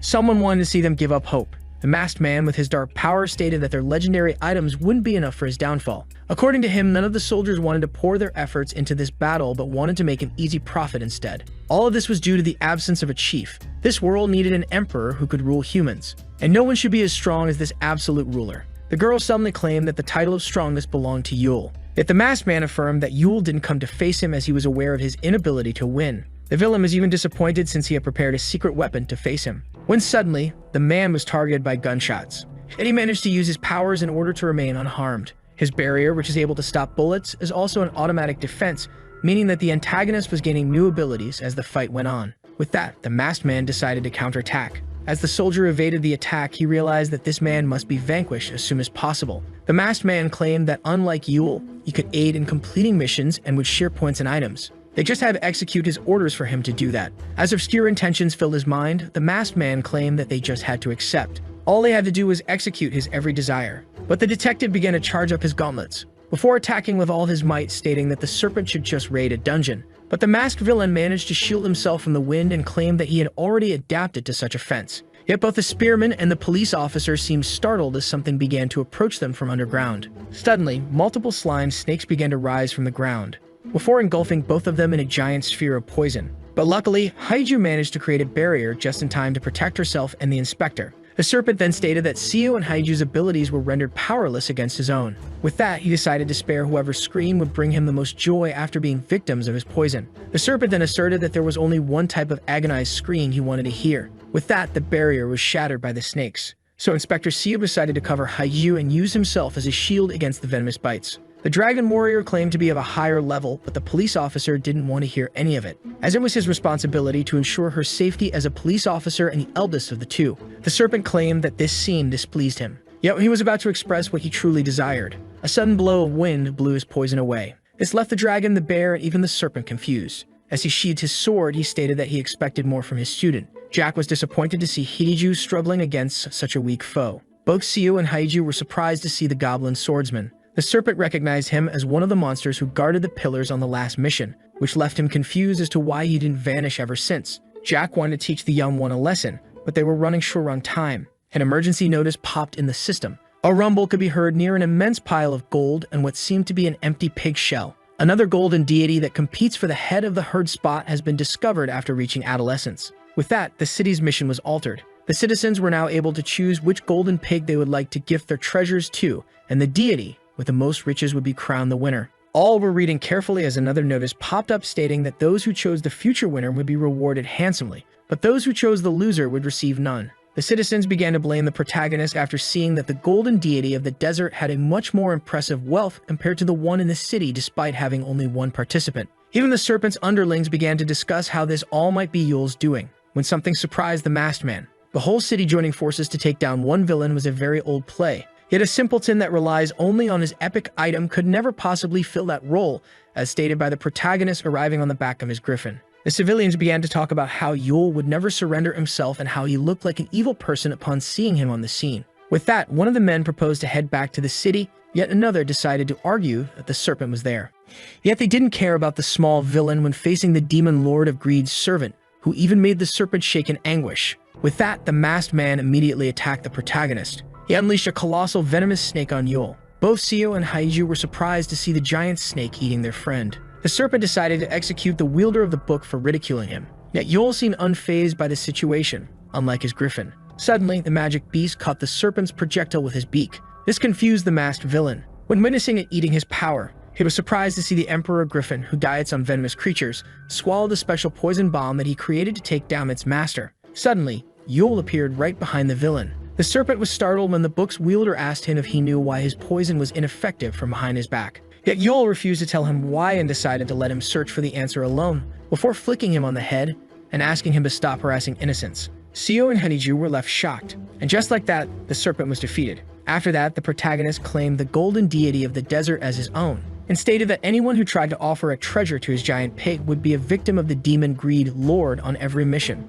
And with an evil face, he challenged the city to find a solution before the end of this mission, before flying off on his griffin. This left all shocked at how pitiful of an actor he was. Even Jack had to comfort him after such a pathetic performance. It was now sunset, and a gigantic tornado was spotted in the desert near the city. At the treasure hunt mission urgent meeting, the attendants were discussing how they should gather enough treasures in a week in order to beat the book wielder. Haiju asked the citizens to join forces with the rest of them. Seo affirmed that Yule was the city's greatest enemy, but they had other urgent matters to attend to. The inspector proposed to face the problem in the same way they did in their original world. Cooperation was the key. Haiju stated that it was teamwork that always allowed humanity to overcome its challenges. Today's main concerns were to vanquish the wielder of the book, finish the upcoming missions while trying to return to Earth. And with that, Haiju ignited her spear and requested the citizens' help, leaving them all on fire. A blonde person was left behind the bars. This person had the orb implanted in his hand, and great anger dwelling inside his mind. A new morning began to rise on the trapped city. The first mission guideline was procured by the city union. Firstly, the lair referred to the habitat of all hostile monsters that didn't live underground.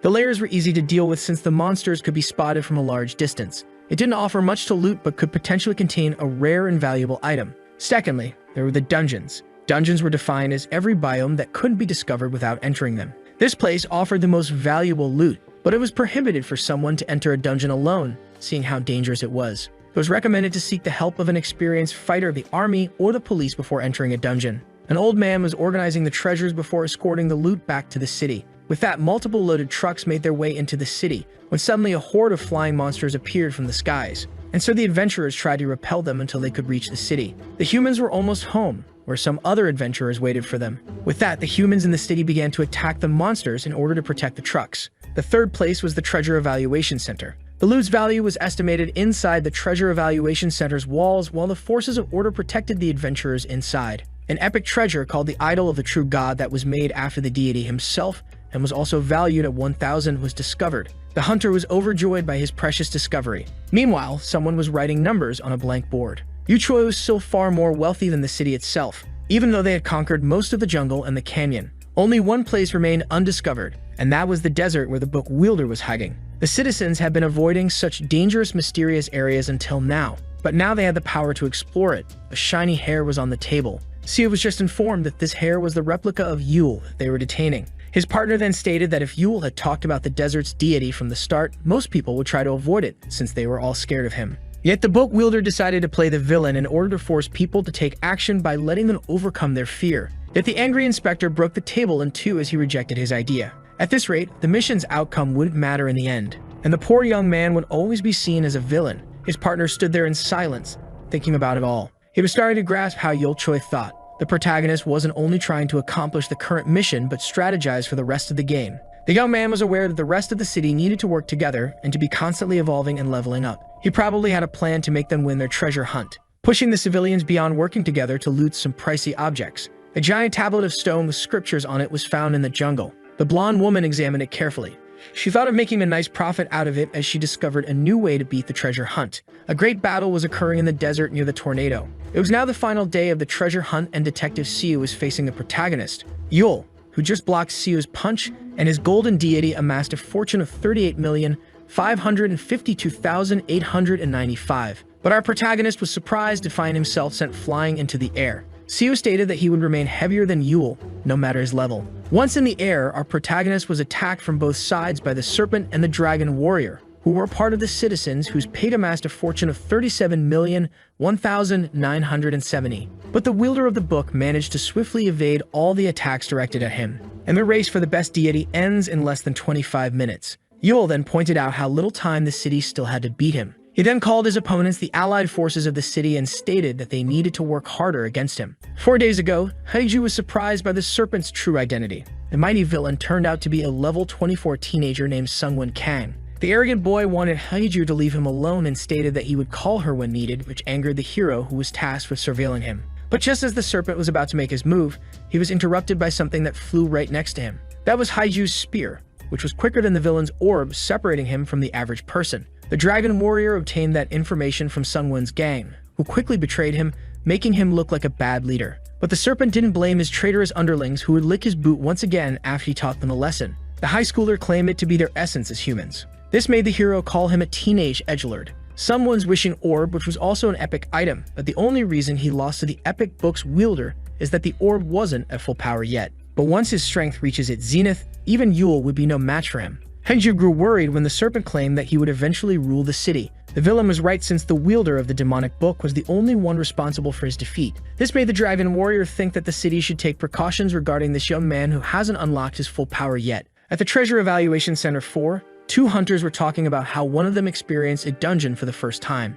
A little bit further, a police officer wanted to find a hunter for walking with a shed sword. Jiayu was annoyed since she needed discord in order to make a big profit out of her intel. That's when she decided to call someone saved as Miss Jackpot. Miss Jackpot turned out to be Haiju, who expressed how worried she was about her friend. But while the dragon warrior was talking on the phone, the villain was discreetly adjusting the settings of his power-hungry serpent's wishing orb. Jiayu asked the spear maiden if she knew anyone who would be interested in buying information, but she just gathered all the important figures. The helmet wearer had a question before commencing the meeting. He wanted to know why the young villain was attending their meeting. It was no other than the man next to him that asked for his presence, since the high schooler was a talented individual. It was also a waste of talent in those times of need to ask Haiju to be his warden. But just as the inspector was angrily expressing his opinion, he quickly changed his tone after being interrupted by the level 1 Chiumin Lee. According to the blonde girl's data, a golden deity could be eliminated before it became a full-grown adult. Despite Yule being an obstacle, there was still a chance for them to win, which is why someone's help was required.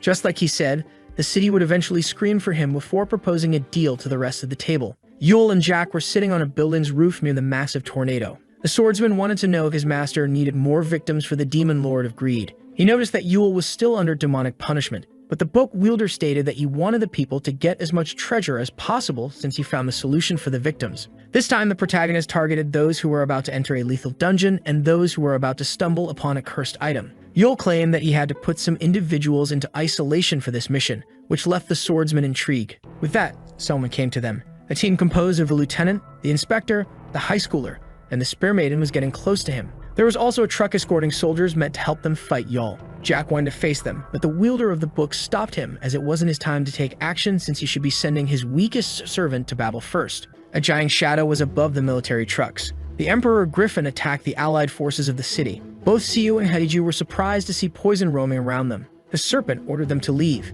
The young man decided to distract their first foe. This behavior greatly annoyed his two teammates, who immediately attacked the beast from above. Meanwhile, the lieutenant ordered the units to find a secure spot and use their weapons to help the heroes. The soldiers immediately executed the orders. Meanwhile, the serpent, who didn't want to fight Yule's minion, stayed hidden since the griffin wasn't his goal. He wanted to outplay those who tried to manipulate him into killing the golden deity of the desert. The gray-haired man observed from afar. He assumed that the book wielder wasn't open to the negotiation he recommended to the team. With that, he and his men began to make their move. The operation to eliminate the golden deity of the desert was just a distraction. The mission could be cleared by slaughtering the giant pig, yet it was hopelessly out of reach. In reality, they planned to go to the desert and loot as much as possible. Therefore, they must deploy as many units as possible to loot the place, since they only had time for one trip. Which is why they had to distract the serpent with the task of killing the desert deity, since it would be too risky to leave him in a weakened city. The car suddenly stopped.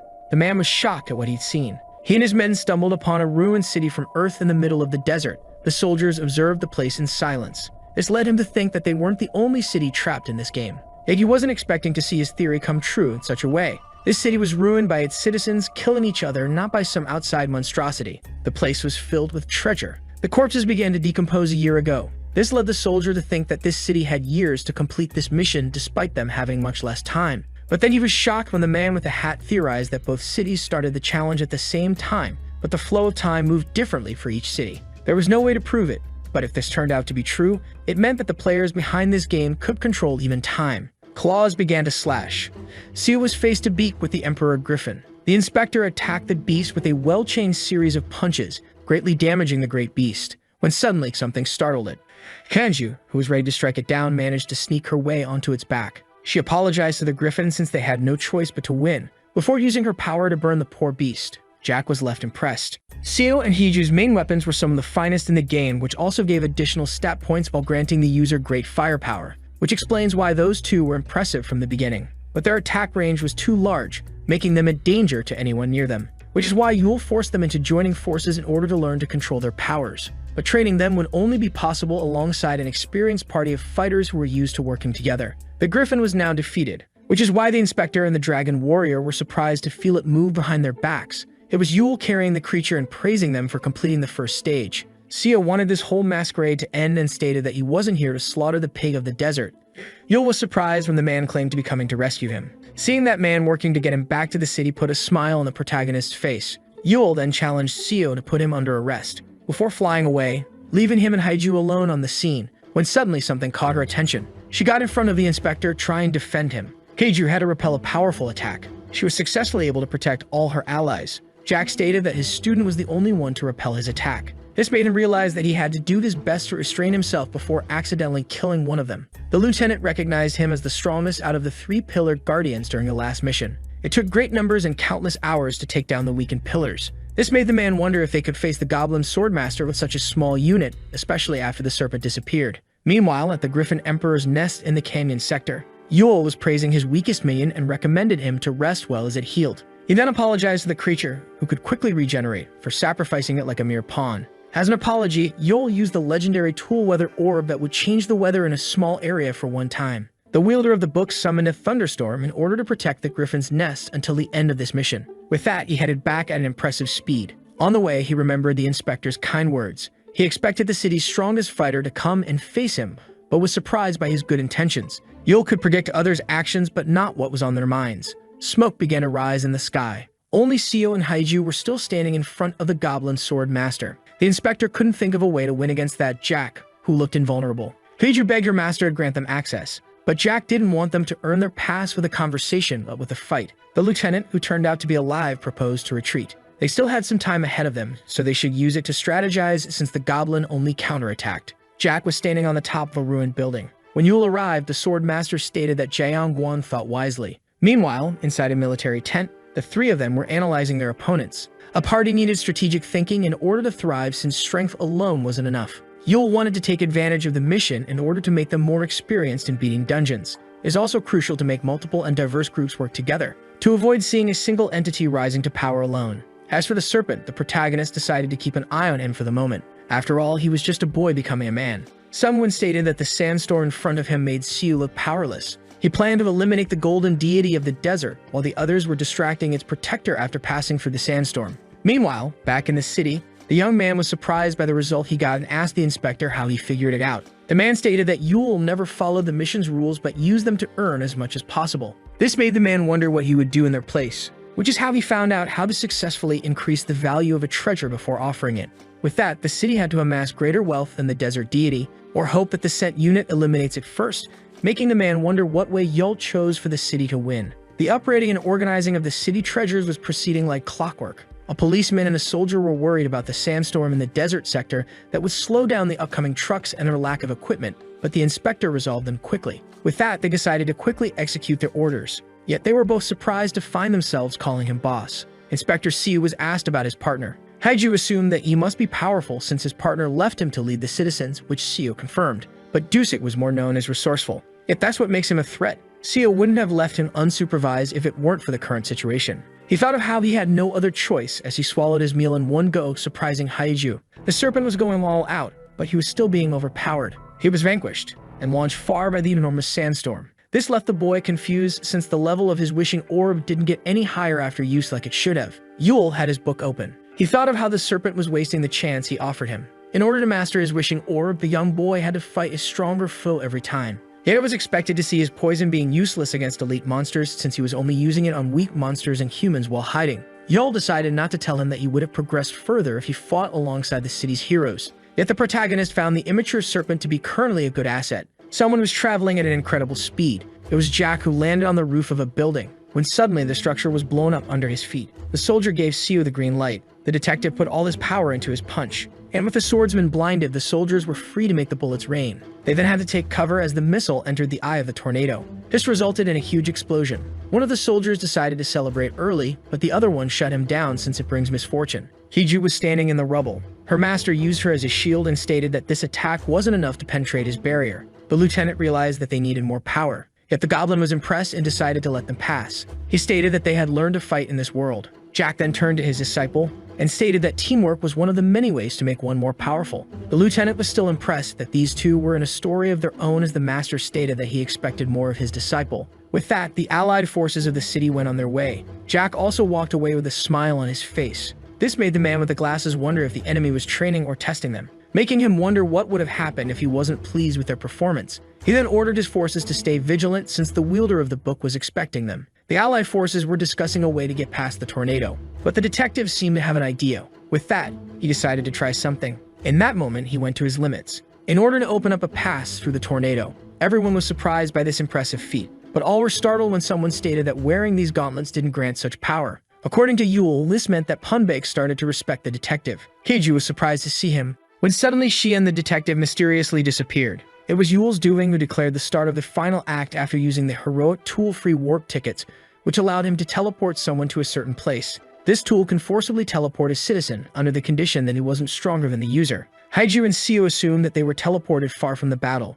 when suddenly someone approached them from behind. It was the serpent, who was impressed that they survived the griffin. Both looked at the villain in silence, yet the serpent found something odd about them. He wondered how these two changed so much within a day. Heiju wanted to know if Yule also teleported him here, but he claimed to have woken up here, making him wonder if Yule really did it. The serpent assumed that he sent them away in fear that they might slay his giant pig, but the protagonist affirmed that it wasn't his intention. Yule claimed that the final clash had always been hosted in a special place. The serpent started to mock him for having such an idea. Yule dodged his attack and was surprised to see him knowledgeable about the matter. But the young man claimed to have heard it from those he harassed. The more you get the target, the more it gets involved in the role and performs it perfectly, which is why the boy remembers it well. Now Yule was sure that the serpent was the perfect antagonist. The soldiers lost contact with the rest of the team and were now short on ammo. Even though they successfully got the high schooler out of the city, they were still unsure if the citizens would gather enough points in time. This led them to resume the operation by finding the dragon warrior first, since the race would end in 2 days.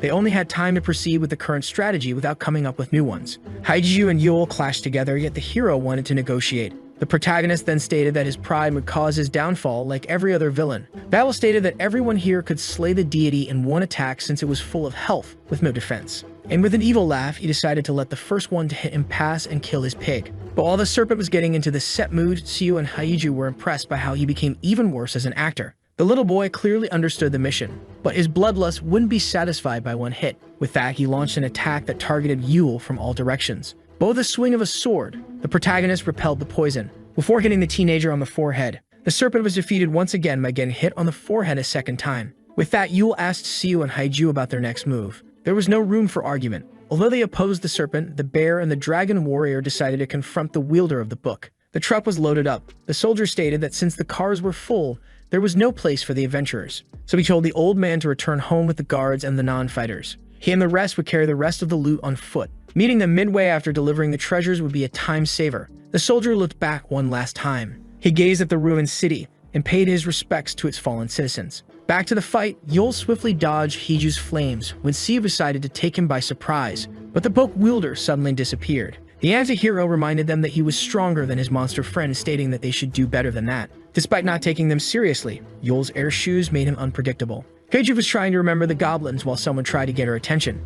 This made Guan yell in her ear via earpiece. She apologized, stating that she was too busy to respond, but the lieutenant told her that it's fine since they were able to find them. Suddenly, the communication was disrupted. The call was ended, so Hiju decided to call Guan back before seeing a message on her phone. It came from the man with the helmet, stating that the girl should just listen when he called her back. The lieutenant wanted to talk about Yule's speech about the golden deity. According to him, those words were clues to finish the mission. This meant that they were all victims of the Greed Lord, which made Hiju grow confused, but Guan was more interested in a full report of the battlefield. He wrote everything down. Guan ended the call after asking the girl to buy some time while he came up with a strategy. But Hiju was already worried about keeping up with him, so she decided not to give it a thought and dove into the battle instead. It was now sunset. The serpent had finally woken up, but to his surprise, his allies were all knocked down, making him laugh seeing how predictable the outcome was. With that, he went to confront Yule again. The protagonist stated that the serpent's weapon was abandoned by the power-hungry serpent, which made Havoc increase its power the most crucial part.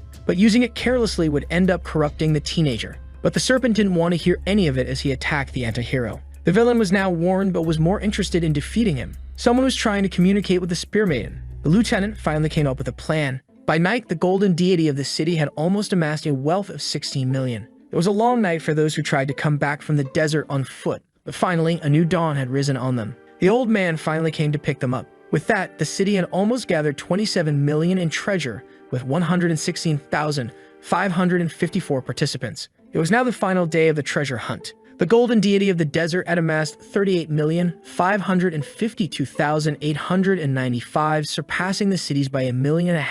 The serpent was irritated by the situation and was eager to level up at the end of this mission. Seo got a sudden message when 21 minutes were left. With that, he told the Spear Maiden to get in position. It was now time for the final move. Yul swiftly escaped the rising tornado, but the detective wasn't done just yet. It was becoming more difficult for the book wielder to evade them. With the pain coming back, the protagonist was losing control over his power. With that, the serpent decided to go for the kill. But he was surprised to see the detective dashing out of the battlefield, and was even more shocked when the soldier gave the signal. The man was startled by the tall Seo landing right in front of him. He advised the soldier to hold on since they were about to depart. The confused teenager jumped in their direction, before creating a claw made of poison that targeted the boat. The soldier wanted to see if they had escaped Yule, so Seo advised him to keep his eyes on the road. They were now short on time and were down to their last 15 minutes. Yule's sword slashed through the tornado. He wanted to chase them down, but Haiju, who was heavily consuming recovery potions, stood behind to make sure he didn't follow them. She reminded Yule of how he revealed to her the Fang's secret power.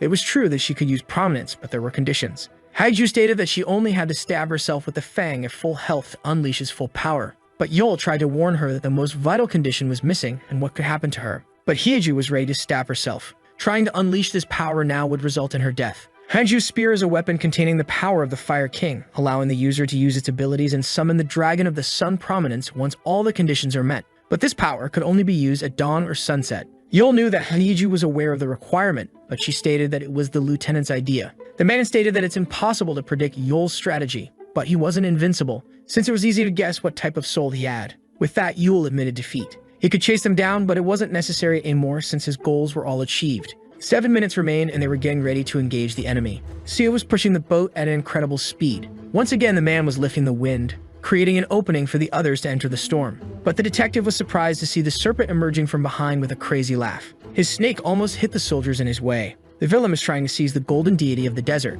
He wanted the pig to stop struggling. With that, the serpent extracted the golden deity from the eye of the tornado. Wong and his squad attacked with their rifles. At the same time, equipment was being upgraded. The armor was now tailored and ready to be offered to the giant pig. Less than 5 minutes remained and the lieutenant decided to use a grenade, further damaging the golden deity of the desert. At the same time, his shield with a ridiculous design was refused by the golden deity of the city as the child crafted something. His creation was finished, yet he thought of it as unworthy and ugly. But his mood quickly brightened up when it started to glow. Only 1 minute and 35 seconds were left. Yule decided to ask his friend for a favor. He predicted that the citizens would soon turn on each other and plunge themselves into chaos, since this was the essence of humanity. This shocked Haiju. The time was almost up. All were doing their best when something began to happen with the golden deity. 4 seconds remained. Jayu was admiring the people as they worked as 2 seconds were left. It looked like the giant pig was about to explode, when it suddenly became relieved at the end of the race, finishing the mission. The golden deity of the city had won the race as the serpent laughed like a maniac on top of the deity's corpse. He assumed that he was going to level up, but to his surprise, all his points were stolen by the Greed Lord. All those who were outside the city were being teleported back. Seo and Guang congratulated each other and agreed to have a drink together later on. With that, they were teleported back to the city. The reward points of the citizens were doubled. Haiju landed in the city, confused, wondering where Yul was. As for the high scores, Jiyu Kang took 3rd place with 33,442 points, just behind Gaeong Xiong, who scored 45,455 points. As for number 1, it was no other than Wong Park with 324,432 points. The citizens began to toss the old man in the air out of joy. The humble top scorer stated that it was Haiju and her treasures that deserved all the credit. Yet he decided to celebrate his success by inviting everyone to a dinner that he would pay for, earning him even more cheers. The sun shined on the celebrating city. The lieutenant received a notification. He was informed that all the members of his party were rewarded with the golden deity equipment 12-faced dice for killing the rival deity, increasing their chances of getting heroic items. Wang found the golden deity's gifts very generous, even if their reward would ultimately be decided by fortune. The golden pig also rewarded the city. Until their next mission, it would be earning a tenth more experience points than usual. With that, the golden deity departed happily from the city. They now had a day until the next mission, and Yule was quite satisfied with this outcome. The protagonist managed to stop the Greed Lord's punishment after being down to a tenth of his health, as Jack stated that the city considered them enemies, but Yule denied it. The swordsman quietly mocked him as his master declared himself the city's greatest catastrophe. Yule was happy that the citizens were able to overcome this challenge on their own. It would now take an amazing disaster to break the city's morale. But when Jack stated that Yule guided them to victory, he realized that his master was lost in his own thoughts. The city had all the points it required on top of being energetic. A new city number 8 would be rising after this break between turns. A crowd was gathering. Many citizens were trying to offer their services to one park. But the humble top scorer affirmed that the true hero was Haiju, who his company just helped. This left him confused when two blushing men stated that they wanted to work for him for this reason. The citizens saw the Spear Maiden as an angel of the flames who kept fighting for them despite becoming a victim of the Greed Lord and the most popular warrior in the city. This made the two men obsessed with working with the Dragon Warrior. Haiju observed the crowd in silence. This made her remember Yule's words, and how he wanted her to be a ray of hope in the upcoming dark times. Haiju would become a beacon of hope for the city at the right time. Finally, she decided to approach the crowd. She denied being the special someone they referred to.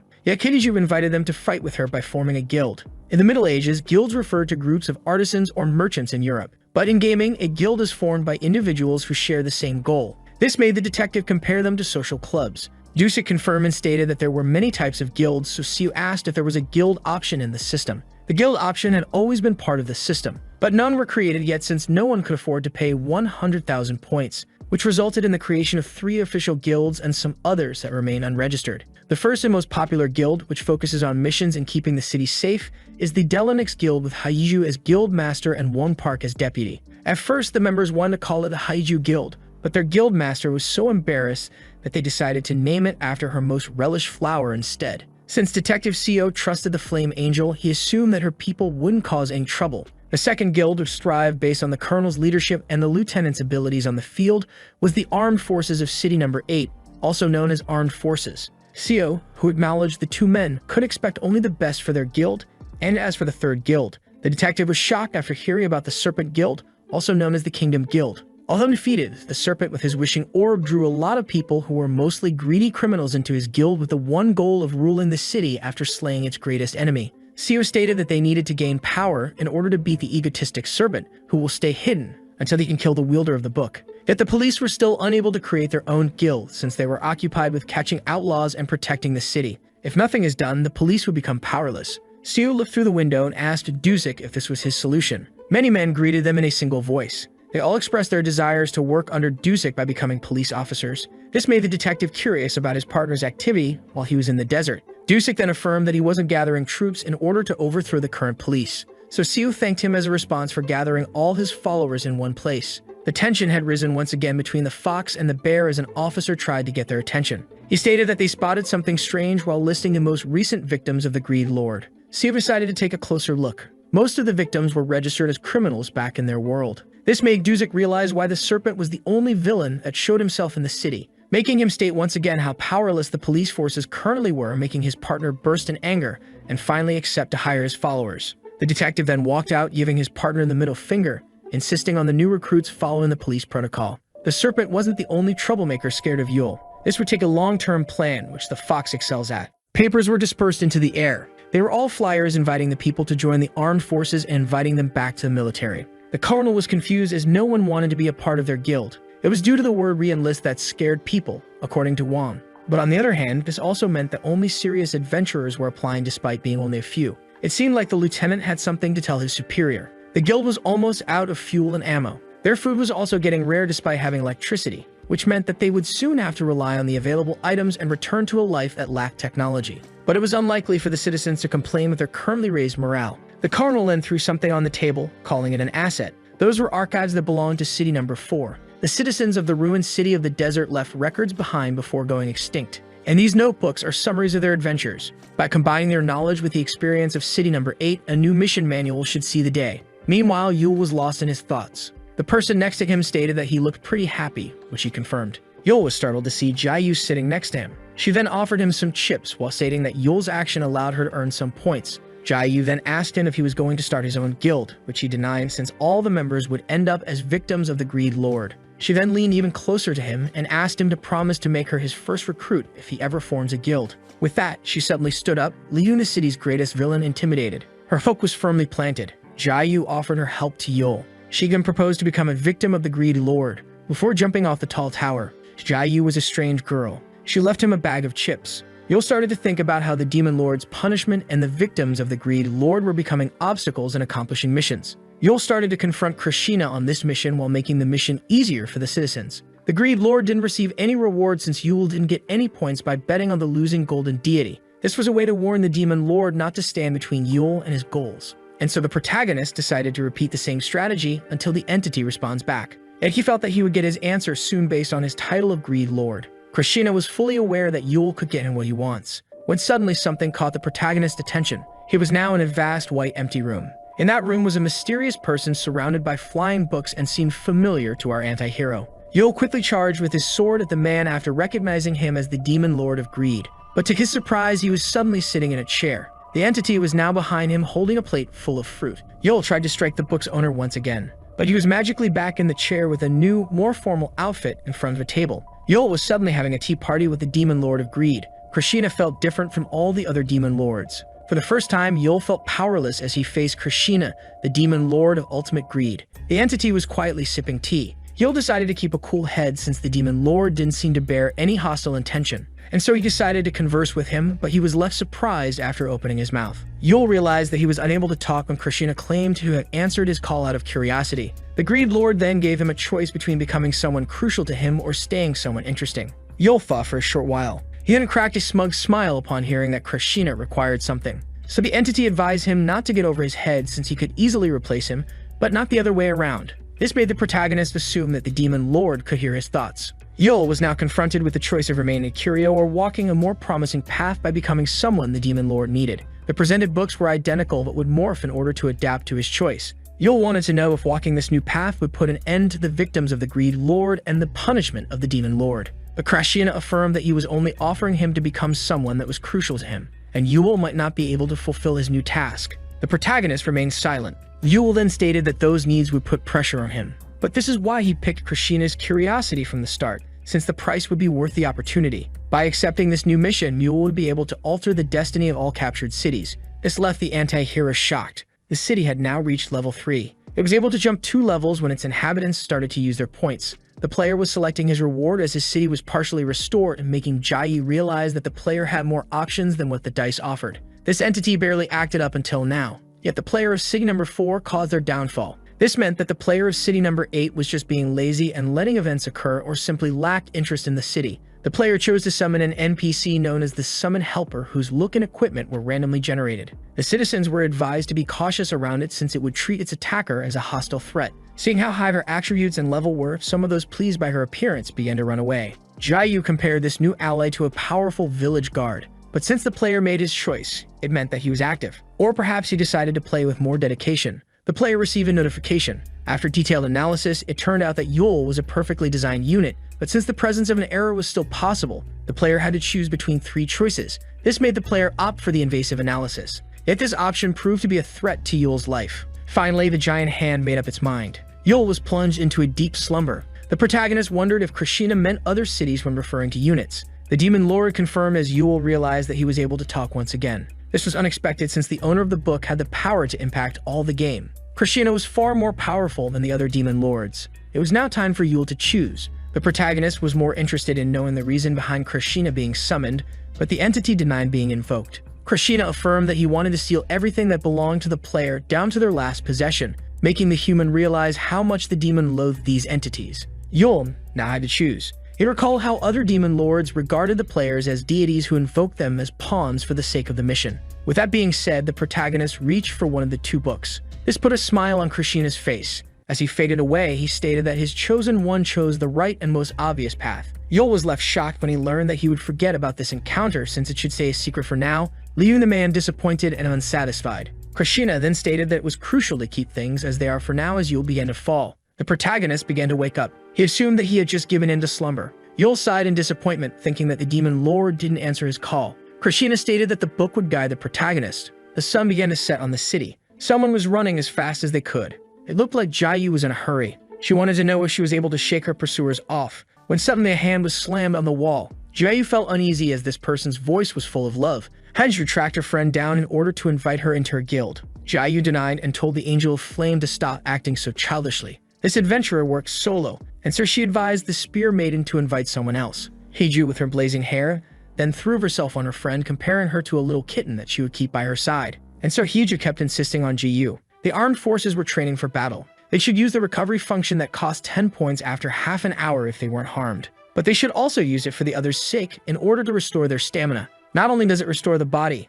it also allows it to perform at its peak as if the body slept for a full night. This particular function incredibly increased one's work ethic. Recovery allowed people to fully use the 24 hours ahead of them while working tirelessly. Yule was training with Jack. The master swordsman corrected his friend's stance. As for the serpent, he ordered his servants to amuse him with a bloody riot since 10 points could bring them back to their full health. Someone promised to make the strongest of his subordinates his second in command. This recovery function that could replace sleep would be a key factor to survive the next mission. That being said, the player threw the dice once again as a new turn arrived. The dice landed on 4. City number 8 was now on the Cannon Tower Square. Since this challenge was called Joint Mission, how did you assume that it would require the citizens to work together? Hyul's book started to act oddly as the system looked for a partner for the city. The system would randomly teleport 1, 2, or 3 cities that landed on a similar square. With that, city number 17 had appeared. Haiju assumed that this city, whose population is most likely alive, must have also been invoked into this game. City number 17 didn't look like Earthlings at all, but if it were, its inhabitants must have been through a lot. The dark night of this mysterious game piece gazed into ours. City number 8 and city number 17 were now face to face. The map began to generate, and just like that, the two cities were now connected. The map was almost empty, with just a small cannon in the middle. This mission's difficulty is determined by the player's accumulated sum of dice rolls. The cannon tower's difficulty was set to 11. Suddenly, something began to rise from under the small cannon. With that, the cannon tower that randomly targeted the cities was in place. The mission would be considered complete once the time is up or the cannon tower conquered. Yule counted 11 floors, with 1 for each difficulty. The duration was also determined by the dice rolls, and it turned out to be a total week. With that, the cannon tower began to move. The cannons were now pointed at the cities, and opened fire as soon as the mission began. With that, cannonballs began to rain on city number 8.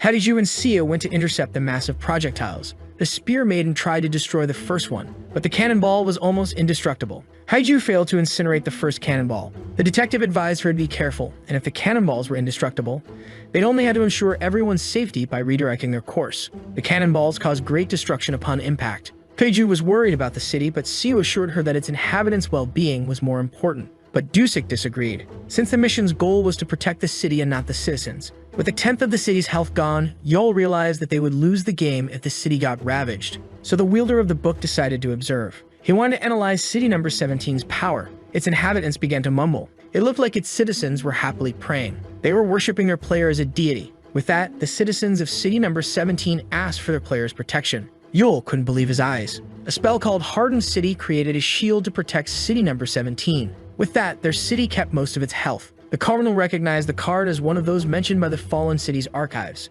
This meant that the players could either roll a dice or use a card to intervene in the game. But seeing them in reality was just a reminder of how they were just pawns in a bigger game. The small cannon at the top of the tower began to move. The ultimate cannon selected the city of the protagonist as its target, but it would take an hour for it to finally strike. Since the cannons stopped their ravage, the military of city number 8 decided to get closer to the tower. But unidentified objects seemed to be moving in front of them. Smaller towers began to rise from the ground, and so they decided to accelerate to evade this trap. With that, the vehicles did their best in order to evade the incoming bullets. The lieutenant lost 2 vehicles, with 1 man injured yet willing to keep the fight. So the soldiers told their superior to keep going while they took care of the trap. Wong ordered them to come back alive no matter what. He realized why the map only contained 1 structure. The map had the ability to shape-shift and create constructs and monsters if needed. The driver stated that the Angel of Flame should have been with them, but his superior denied it. Putting Haiju on a fence would leave the city defenseless, which is why she and the detective would remain inside the city for the whole mission. The soldiers needed to study the tower in order to come up with a plan.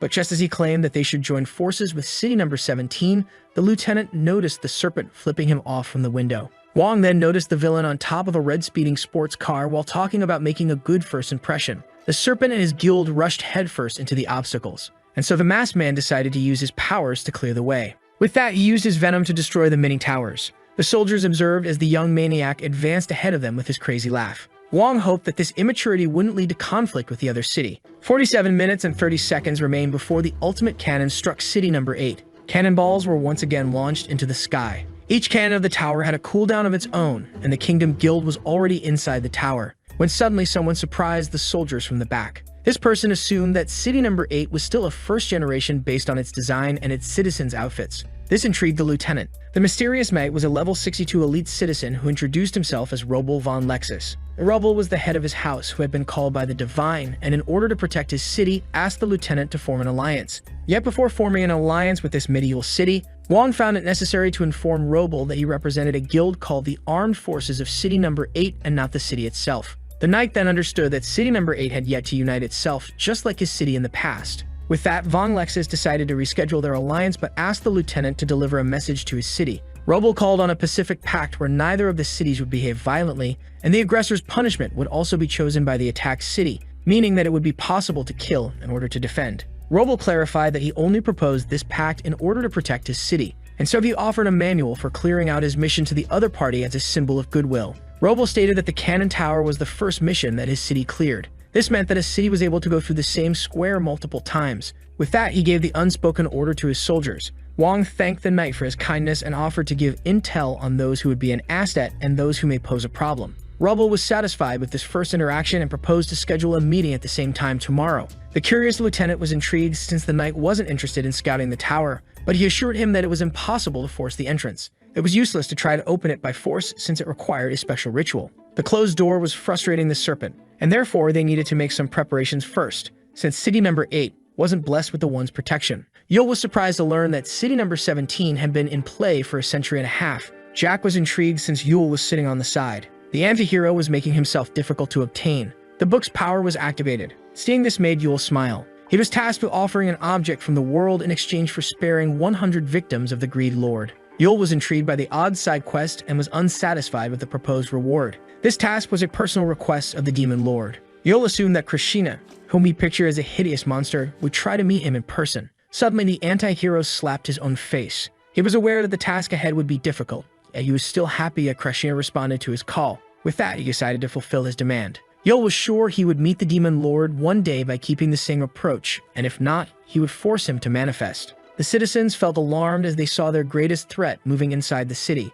Everyone was in an alert state. Suddenly, the NPCs started to act oddly. Yule was targeted as the object of invasive analysis. The time was up, and with the ultimate cannon activated, Kuiju jumped headfirst in front of the attack in order to stop the blast. And so the Angel of Flames clashed with the immense cannonball. Haiju then remembered how her master advised her to use her power with modesty. At this time, she would need to use all her strength to protect the city. Sia was rendered powerless in this situation. Yule decided to use Taflum, the legendary thrown weapon that was said to have pierced the eye of the demon god. The item could be used 10 times per mission, but it could become more powerful by using fewer projectiles. Yule only needed one throw for this mission in order to pierce the giant cannonball, spending all Taflum throws for this mission in one go. The giant cannonball began to fissure, before leaving a titanic explosion behind. Seo congratulated Hiju, but the girl affirmed that it wasn't her doing, meaning that the anti-hero intervened once again. The explosion was so powerful that the Spear Maiden realized that they couldn't possibly counter this attack by themselves. The ultimate cannon suddenly began to rotate.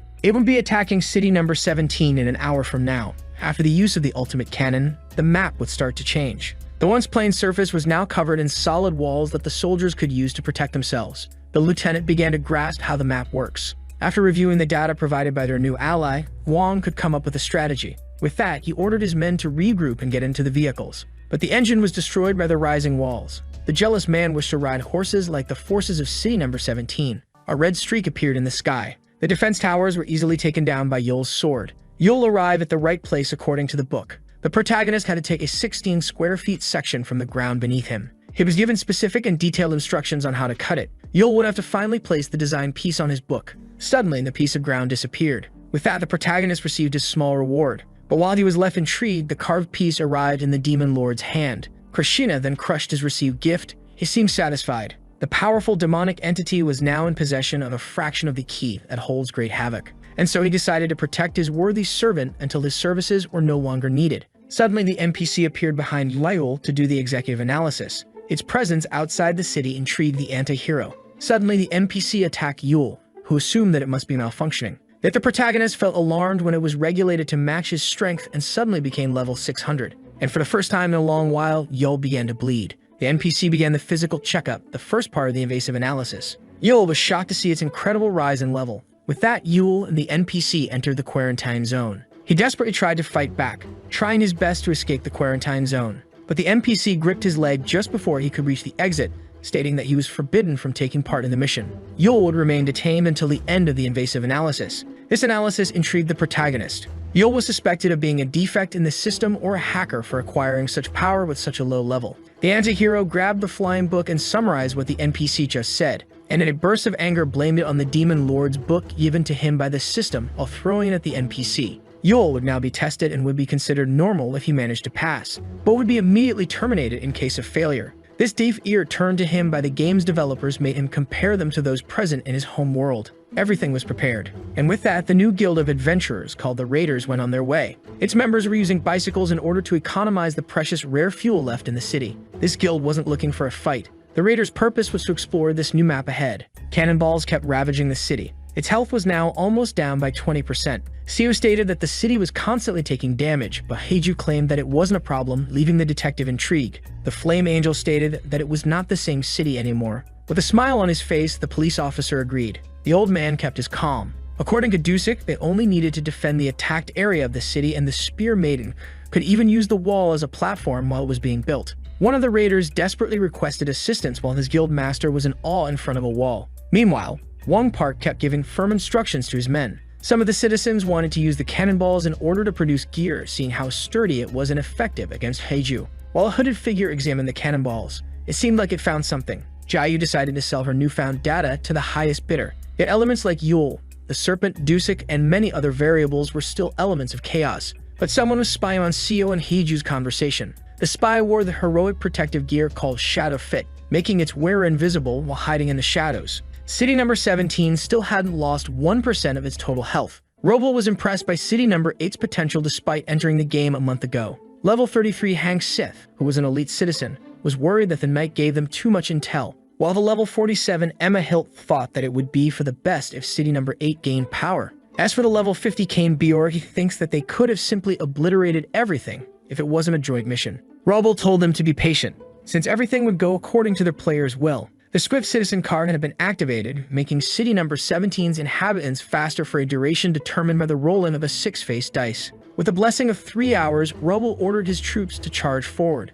And just like that, the citizens of City number 17 followed him into battle. The knight thought of his city as the player's chosen. He was convinced that they were relished by the entity. This knight wielded the legendary one-handed sword Stormbreaker, a powerful relic that could summon lightning. He then used the granted skill Chained Lightning to annihilate the defense towers that stood in his way. Without their player's goodwill, City number 17 would be unable to claim victory in this gigantic game regardless of how powerful their equipment is or even how high one's level could actually become. Yul tried to free himself from the non-player character. The NPC managed to dodge his sword unharmed. The wielder of the book assumed that it had obtained max level just like him. But by fighting someone as strong as him, he came to a realization. Yul realized how poor of a combatant he truly was. He was still a rookie, but he had started to learn martial arts from the goblin swordsman as a precaution, which is why the wielder of the book was struggling so much. This made him wonder about the invasive analysis duration. According to the NPC, it was almost certain that Yul was cheating the game. It also decided to try different approaches in order to detect a bug in him. This made Yul realize that the guardian of the city wasn't prioritizing his life during the analysis, so he decided to summon his only overlord in order to assist him. But to his surprise, nothing happened. The quarantine zone forbade anyone inside from resorting to exterior assistance. Yul's situation was getting harder since he had to face a powerful opponent on his own.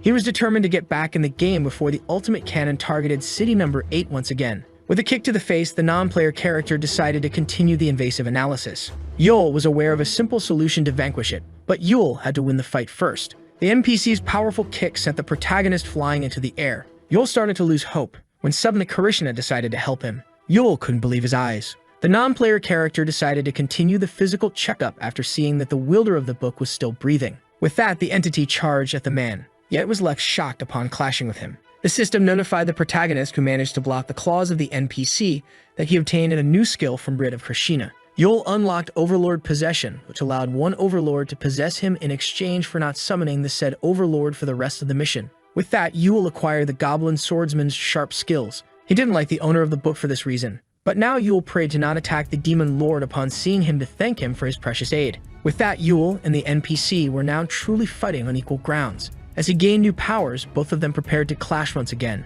Yule was now able to keep up with the guard. A unit's power isn't directly relative to its stats or equipment. In all games, it is very common to find someone with a pitiful level and equipment easily dominating the other players with gameplay alone. Following that logic, Jack's fighting skills, the Goblin Swordsman's fighting skills, would be the peak of performance. But just as Yule was thinking of the accomplishable feats by combining Jack's skills with his maxed-out stats, the Swordsman Ghost stated that it was useless. This sudden astral appearance startled the wielder of the book. Yule then assumed that it was normal for Jack to appear as a soul when possessing him, yet what the Goblin said left him intrigued. He feared that the non-player character was more combat-oriented than his overlord, but Jack denied it, stating that he was just criticizing his pitiful fighting skills. After that, Yule was given the option to let the overlord control his body. Suddenly, Yule's face completely changed as his eyes changed colors. He then took his stance. The NPC was ready to defend itself, but its arm was suddenly severed by the Master Swordsman movement skill Superior Wind Movement, a storm which allowed the Goblin to quickly move in a straight line.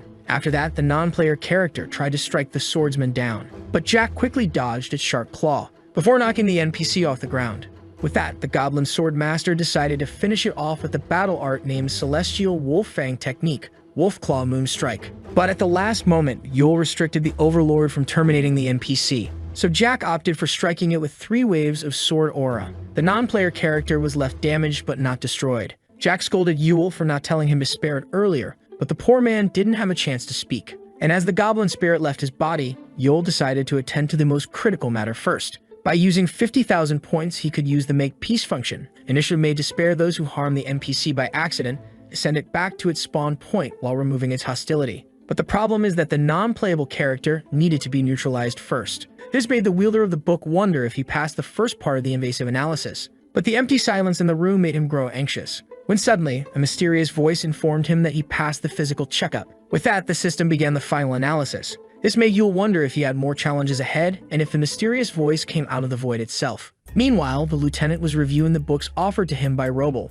With that, he decided to check the provided intel. Wong summoned his shield and stated that he and Minyu would go first while the rest of the men covered them. The soldiers were in awe in front of the item given to their lieutenant by the Golden Deity. Some items were constantly present while others could be summoned, like Wong's shield, whose owner was happy with its functionality. Since the heroic shield, known as the Shield of Helden the Inquisitor, who had the ability to perform miracles, would be problematic when trying to enter a car. Minyu and the lieutenant then charged forward. The Shield of Helden created a divine-type energy shield in front of them, whose power was proportional to Wong's friendship with his party in order to protect them from the bullets. With that, they charged to the first requisite to enter the cannon tower. In order to enter the said tower, one must first use the side door of the mini tower. There the lieutenant found a goblin in command of the tower. The goblin was then quickly shot in the head. By taking control of his desk after eliminating the green monster, the attacker gains a low-level ID card. And after gathering 100 of those cards, one could obtain a high-level ID card. Collecting 100 of those high-level cards in order to obtain one master card made Guang realize how much effort this mission required.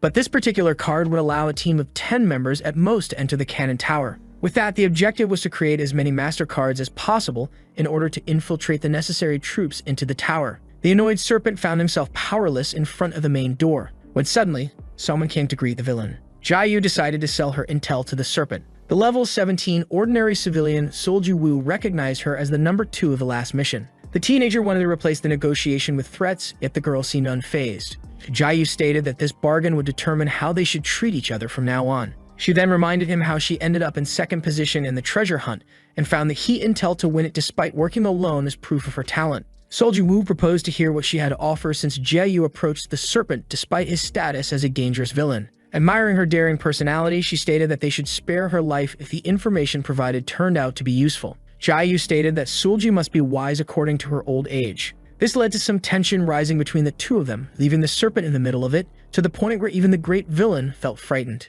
Meanwhile, someone gathered multiple low-level ID cards. They all began to shine in Roble's hand. A high-level ID card had been acquired. City number 17 was now in possession of 12 high-level ID cards after losing 42 men and having 123 injured. The troops were all advised to be careful on the battlefield, yet they were all excited to fight for their player. But because of this, city number 17 was now in possession of more cards than city number 8. Suddenly, Robo began to pray. Seeing this, his archer friend also began to pray. The royal knight didn't want the citizens to sacrifice their lives for the player, but to dedicate them to him. With that, they charged onward. Robo then recalled how Yul Choi is supposed to be the most powerful in their city, yet the man had been absent from the action for a long time. He thinks that Yul refused to contribute to his city's well-being despite being a powerful unit. In other words, he was unworthy of the power that dwells inside him. Meanwhile, inside the sphere of the quarantine chamber, the system had removed all active effects in order to proceed with the upcoming test. Yul found himself paralyzed by those odd rings,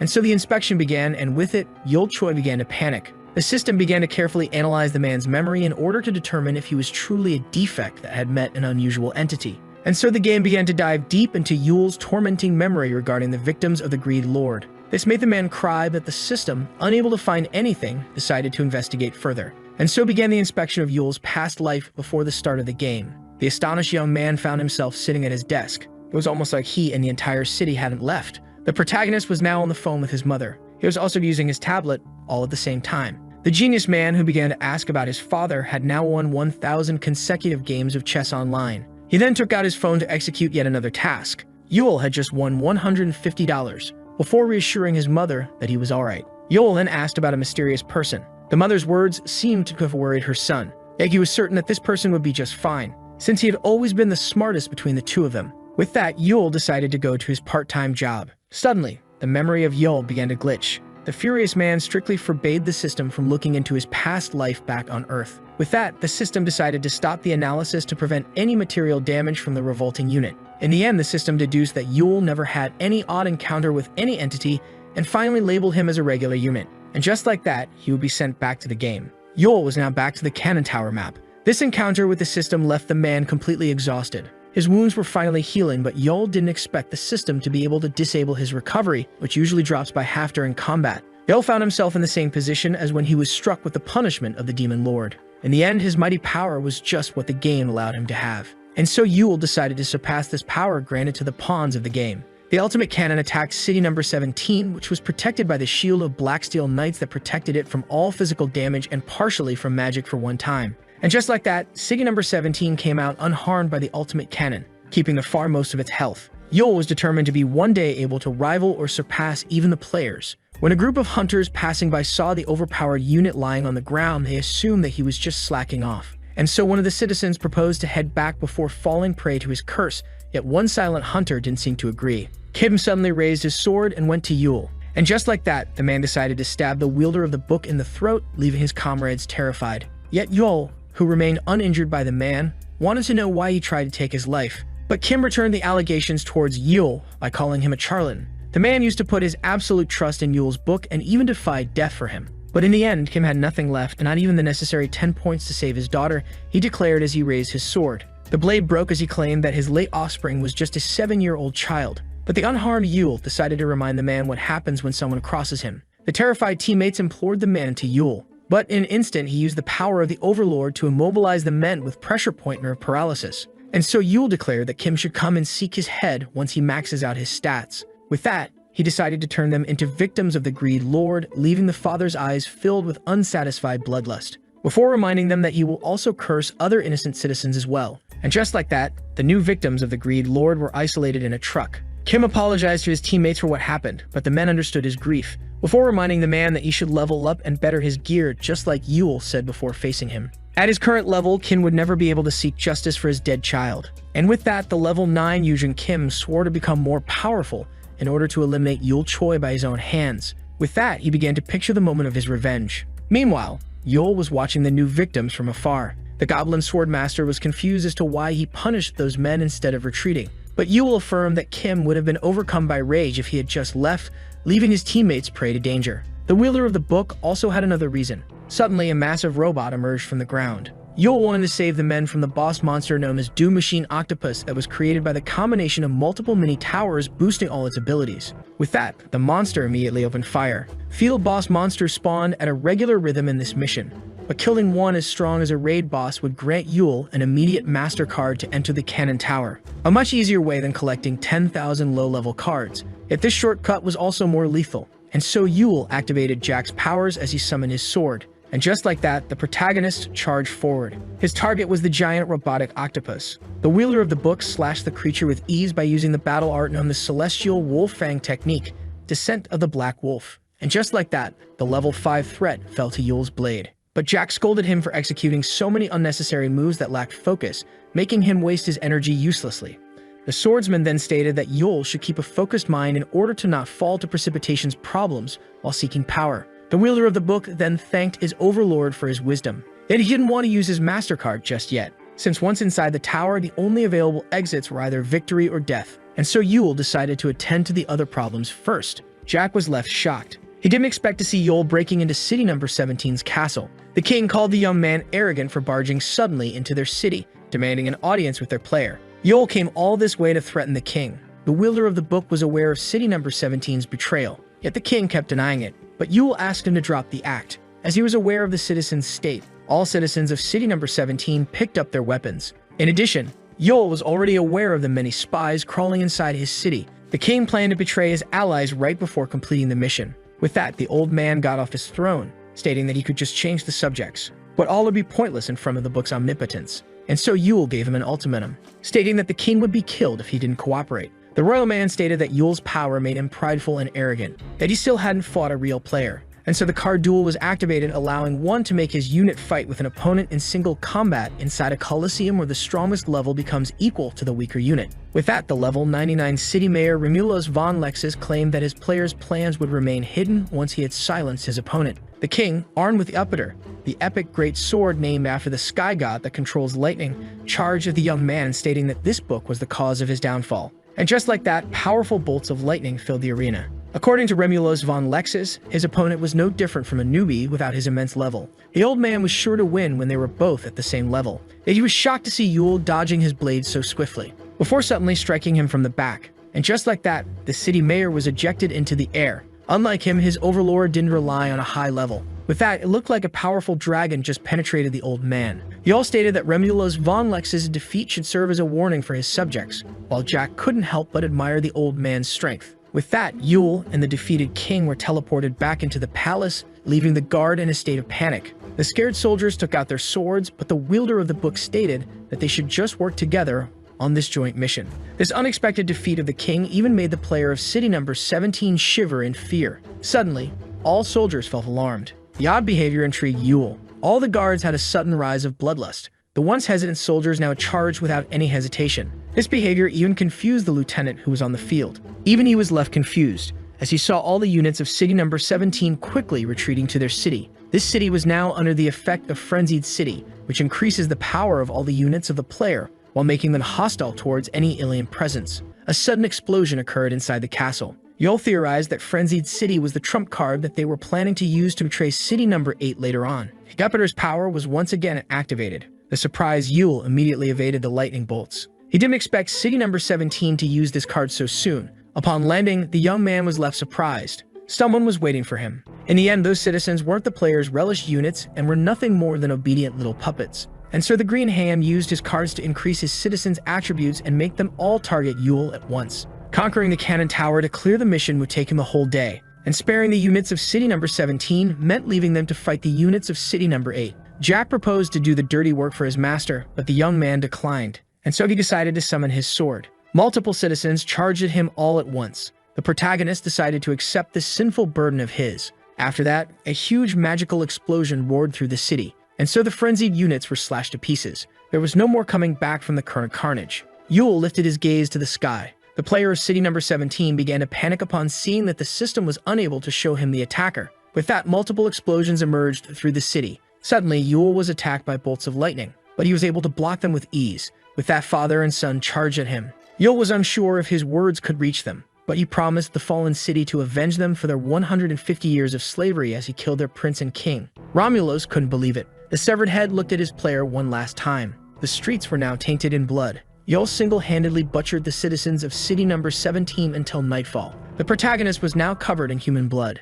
Jack came to check on him, but he affirmed that he was unwell. Even when mentally prepared for this inevitable butchery, the guilt was still too bitter, and so he decided to shake off the subject. Since the citizens of city number 8 wouldn't be able to clear this mission on their own, Yule had no other choice but to do it himself. when suddenly he received a notification from the system. Player number 17 was left without his units, and if they couldn't be resurrected, the player was doomed to be degraded into a city eater, a maximum level raid boss. Yul was shocked by this sudden discovery. This made him realize that the players weren't the greatest force in this game. The player of number 17 was now banned from the system and robbed of his status, and so the entity was now a city eater. Suddenly, his eyes turned red as he received his final notification. With that, the city eater decided to crush city number 8 under his massive hammer, leaving his player hesitant. With that, he decided to take a look at his deck of cards. One of his cards would allow him to use a die to move his city away from danger by abandoning all the rewards won during the current mission. The protagonist charged at the massive entity. Their player was now about to use his card. Haiju and Seo also tried to save the city.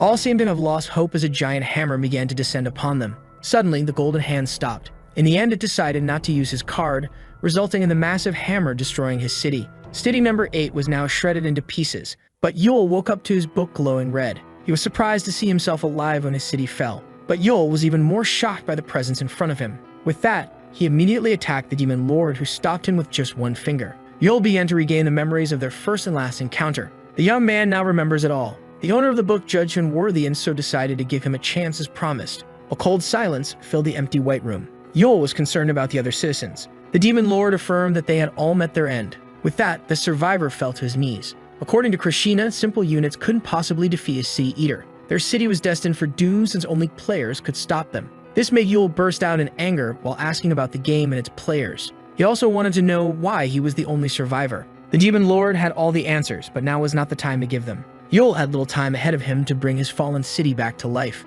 These words shocked the very soul of the young man. Krishina summoned a glitched item, confirming his own words. Reviving city number 8 was possible. This intrigued the young man. Yul was no longer questioning the owner of the book. He had lost everything after all, and so glitching fragments began to cover his sword. Krishina gave his power to Yul in order to eliminate the city eater, and only then would the greed lord revive everyone. He admired his sword as it started to glow purple, but he found the idea of defeating the massive entity with a simple blade ridiculous. When he suddenly found himself in space, Yul was now face to face with the fallen player number 17. The city eater immediately swung his giant weapon, and was even able to hit the protagonist. This strike resulted in a powerful blast that blasted the young man away. Yul could still feel the strike dwelling in his bones despite surviving it. Krishina informed him that city eaters were the strongest creatures in the game and that even players try to avoid them. By reaching the limits of his power, he was able to make Yul as strong as a city eater. This made the young man angry as the demon lord insinuated that he would be the only one responsible if he loses.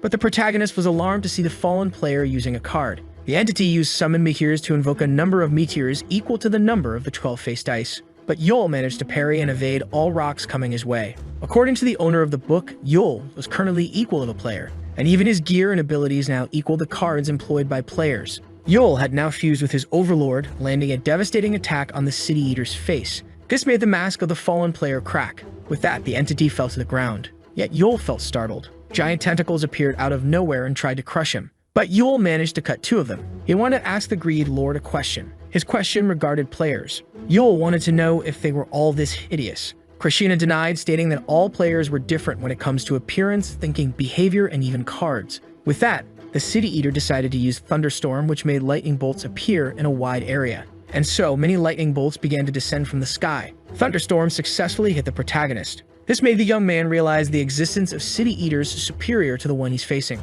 Yul found it disappointing. As he parried the lightning bolts, he thought his task would be much simpler if all players were like this city eater. This statement intrigued the demon lord. As he summoned the swords of the king and prince of city number 17, using telepathy to harness them, he boldly claimed that their old player was a weak opponent. Despite having many cards in hand, the fallen player was keeping his distance from Yul. This meant that the entity feared an up-close fight with the unit. The city eater also kept using wide-range spells like bombardment, which summons non-elementary shells to take out a small target like Yul. The protagonist started to move his fingers in order to command his other 2 swords as he realized something about the city eater. This creature had never attacked another opponent head-on, which is why it is only using powerful cards so hazardously. The monstrosity had a wide arsenal of powerful cards along with its titanic size. Yul slid to his right, before a giant explosion occurred. Yul used the free warp ticket to save himself at the last moment. The demon lord noticed that his unit was taking his time getting close to the city eater instead of going right at him. This tactic aimed to mentally mess with the monster,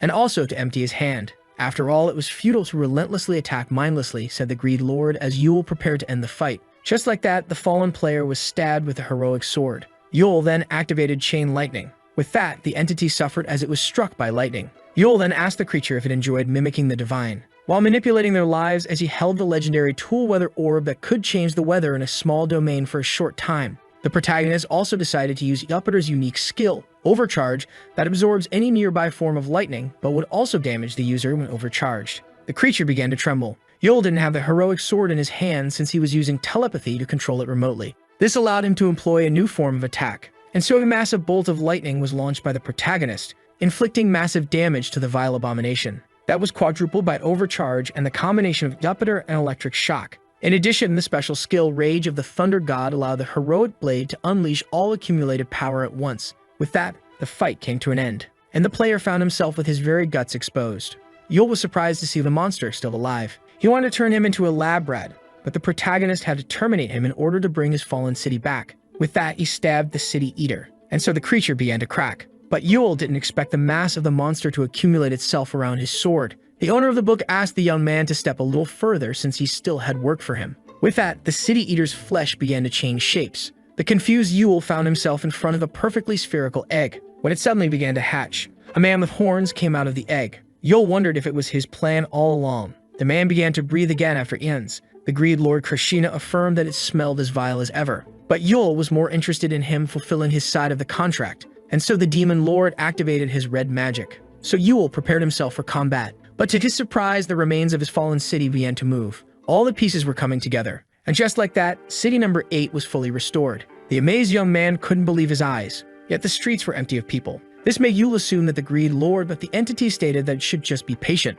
The power that he absorbed from this City Eater could only restore the structure of city number 8, but in order to revive the citizens, Krishna would need to absorb other fallen players. But Yule was convinced that the demon lord was hiding his true power, judging by all he consumed until now. The entity seemed surprised. The city must gain experience from units trading their points, making it go to the next level, which most likely gives players a form of currency used to buy cards. That was the only logical explanation for the cycle of resources in this game and how the players could get their hands on plans and cards. But Yule was curious about all the points that he had spent without making the city evolve. According to the young man, there could only be one explanation. This made the demon lord burst out in laughter like a madman. He couldn't help but admire Yule's genius intellect. Krishna was amazed by the young man's ability to see the bigger picture after losing everything and fighting a fallen player. This made Yule speculate that the entity had encountered their player before, when suddenly his glowing sword appeared right in front of him. The demon lord confirmed that he has the necessary strength, but it would be saved for later use. But he asked Yule to trust him as he assured the young man that he would fulfill his promise to him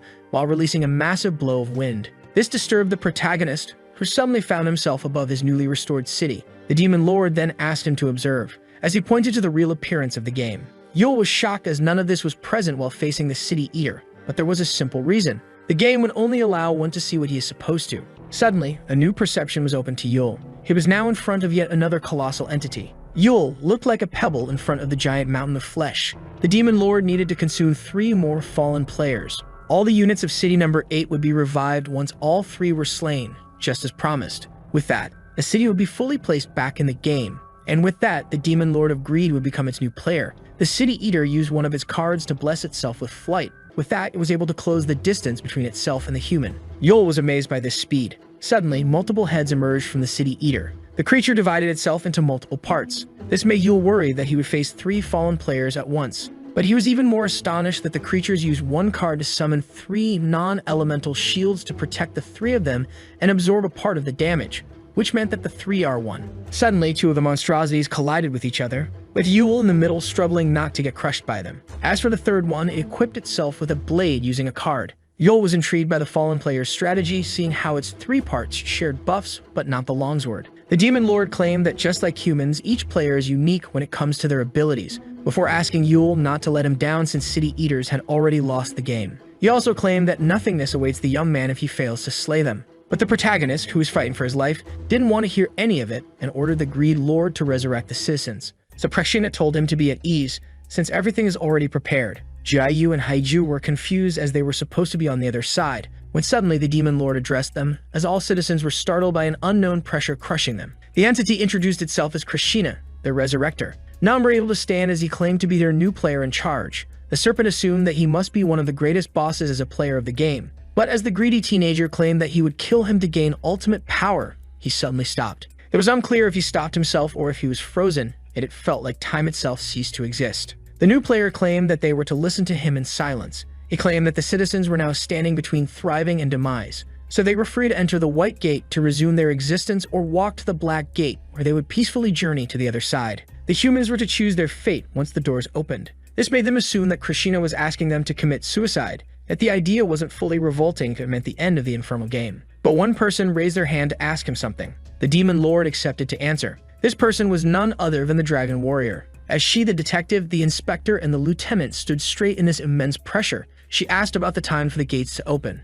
Dusik, the Carnival, and other citizens were also eager to rejoin the fight. The new player watched them in silence, before snapping his fingers to summon a screen broadcasting Yule fighting the City Eater. All were shocked to see him on the big screen. Heiju was intrigued about her friend's opponent when the Greed Lord stated that the gate would open once he wins. So he showed the City Eaters on the screen and presented them as the disaster they would have to face once back to life. So the humans should think carefully since the Greed Lord had no use for those who cowered in front of the impossible. Yule clashed with the giant charging barrier as the other two attacked him from behind. When the protagonist activated the skill known as Gravity Ball, which used a powerful force to attract everything, the unit's caster if in range of it. With that, all three City Eaters were swiftly pulled to the same point, and so all three were slammed into each other. As the City Eaters were getting slashed, revealing Yule from under their carcasses, he raised his sword for the final strike, and slashed the monstrous tentacle ball in half. The three City Eaters finally met their end at the hands of the protagonist. The exhausted Yule then implanted his sword into his second fallen player, and with that, the tentacles faded into nothingness. This fight made Yule realize that he wouldn't be able to regenerate while fighting these monstrosities. He did need a reminder that time was against him. As he summoned the power of the Overlord, he asked for the next fallen player. Suddenly, something began to appear from the fog. This foe was the fourth one. All citizens would be resurrected once this City Eater is slain. To increase his chances of winning, the creature used multiple cards at once before assaulting his minuscule target. Keiju was scared for Yule, while the lieutenant was astonished by the power of their future adversary. This made the citizens fall into despair, seeing how small units were giving them a hard time. The monster's axes smashed the ground. Seeing how the fallen player only engaged in close combat, Yule could come up with many strategies to take it down, but found himself racing the clock. He was also able to block the massive weapon with his blade. In that case, Yule decided to let himself be possessed by Jack, leaving the duel to the real fighter, who immediately struck the giant creature. The City Eater began to bleed as it screamed in pain. The Master Swordsman was amazed by all the crazy fights Yule put him in, including this one. But when offered advice by the owner of the body, he immediately declined, since the goblin could perfectly see the path of his blade. And so the man was now covered in blood after endlessly slashing the titanic monstrosity. All the citizens watched the fight, amazed and in silence. The last City Eater fell to Yulchoi's blade, and so the humans were now free to enter the gate of their choosing. All units could confront a hellish life or peacefully succumb to the embrace of death. Yul was now back to city number 8, but its streets were still empty. Krishinov assured him that he kept his word, as all the citizens were choosing a path that only they could choose. The city was still out of the game. Yul wanted to know if the canon mission was still going on, which the new player affirmed. The mission wasn't over yet, but the original player of city number 8 deserted them after his game piece's destruction. At this moment, Krishna took his place, yet he was powerless to stop the city's demise. In other words, the great demon lord couldn't do anything since he was still a beginner, leaving him silent. Before losing the game, the players receive a countdown, which Yule used to kill the City Eaters. With that, an Hardlass appeared in the new player's hand, who stated that the other units used the countdown to choose between life and death. City number 8 began to emerge from the empty square.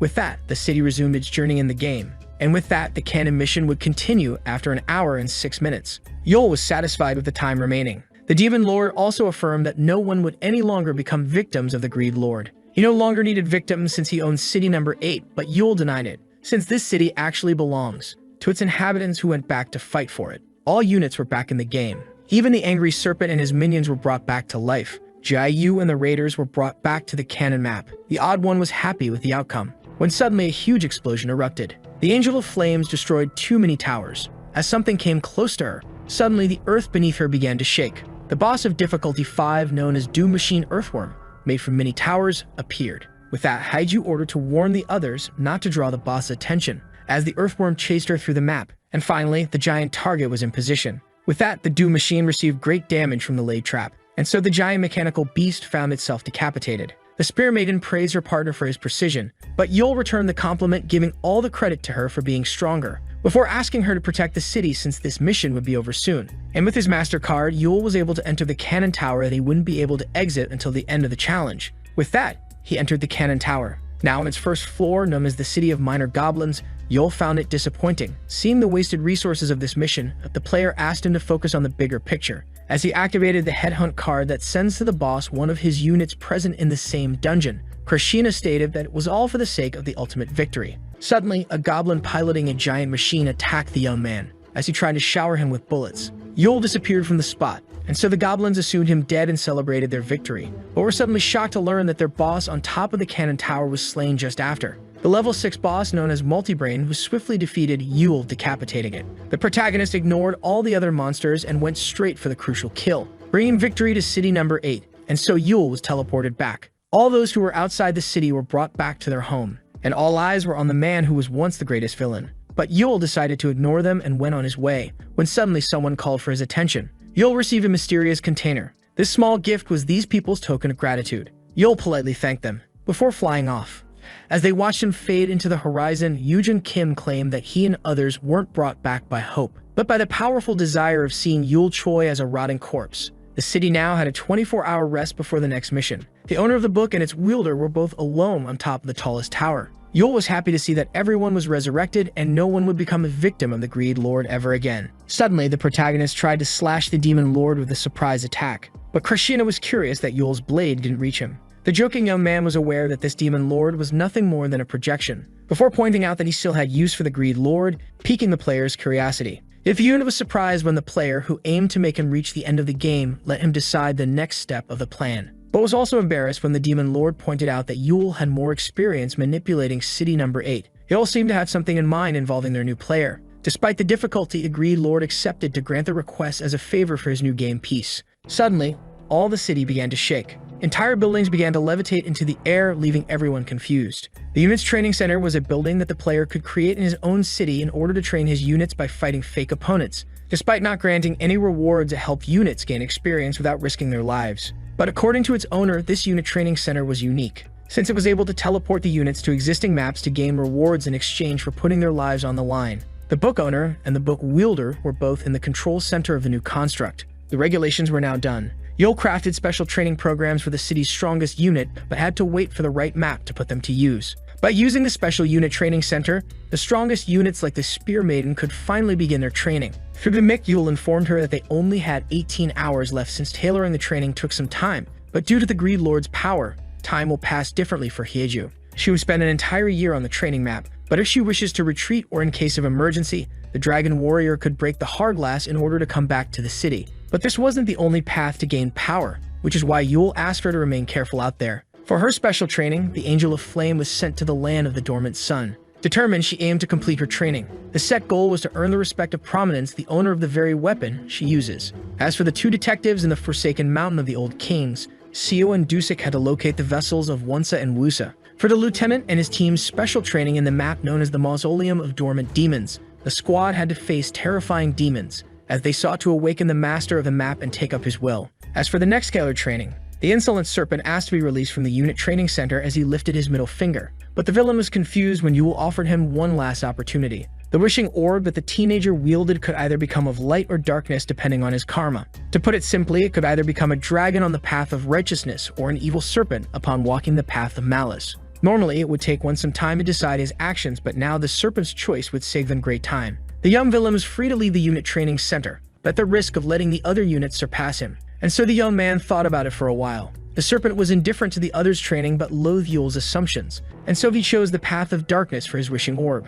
With that, his training began. The young man couldn't believe his eyes. He was now on the horrific map known as Venom of the Wishing Serpent, with the only goal of staying alive. With that, the main units all began their training, and Yul created virtual spaces for the rest of the citizens to sharpen their skills. The guild master of the raiders wanted to repeat the ogre mission, but his members were less excited about it, seeing how they lost miserably. Meanwhile, in room 306, Kim wanted to simulate a fight against Yul Choi, so the system asked him if he wanted to lower the target's immense level. But the vengeful man wanted to face his prey as it was, and so began his impossible training. With Yul Choi monitoring the key unit's adventures, he decided to address the crucial subjects with the Greed Lord. Yul wanted to firstly know what the Greed Lord was, since he wasn't exactly a demon lord or a player. Yet Krishna found the question pointless, since getting City number 8 back to Earth was the main concern. With that, he assured the young man that he only speaks the truth. Yul wasn't surprised by the entity avoiding the question, but had a theory about it. This piqued the greed lord's curiosity. The young man wanted to know more about the city's first player.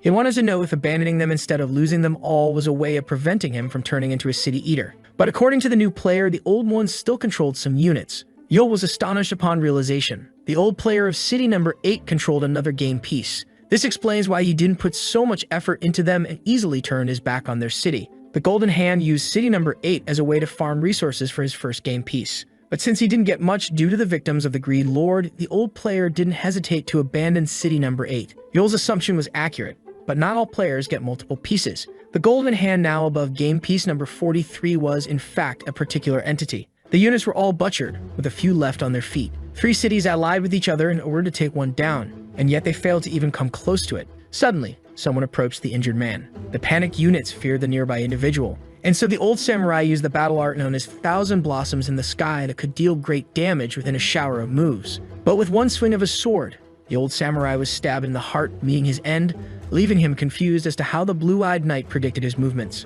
Seeing this, the cowboy readied his legendary rifle known as Pioneering Spirit that was once owned by an explorer who conquered a continent and deals great damage to non-human targets. He used the battle art spaghetti western that allowed the man to fire the gun without wasting any bullets while decreasing the reloading time. But the bloody sword parried the bullet, and with that, the cowboy was killed by one of his own bullets that was redirected by the monster's sword that pierced his head. Then suddenly, the masked knight tried to take him from behind. But the blue-eyed knight began to walk away, his sword left implanted in the last warrior's throat, leaving the dying man confused. He was unsure if the blue-eyed knight uncovered his strategy or if he had just set him a trap. The masked swordsman was as clueless as he was scared. Despite fighting them for a week, this army kept silent even among themselves. With that, the masked knight drew his last breath. City number 99 was known as the White City of Silence, with its strongest unit being Yun Choi, its maxed-out invincible mayor. And with the rest period coming to an end, the player threw the dice. The city was now on the Dungeon Rush Square, where random dungeon's goal was to slay the boss inside.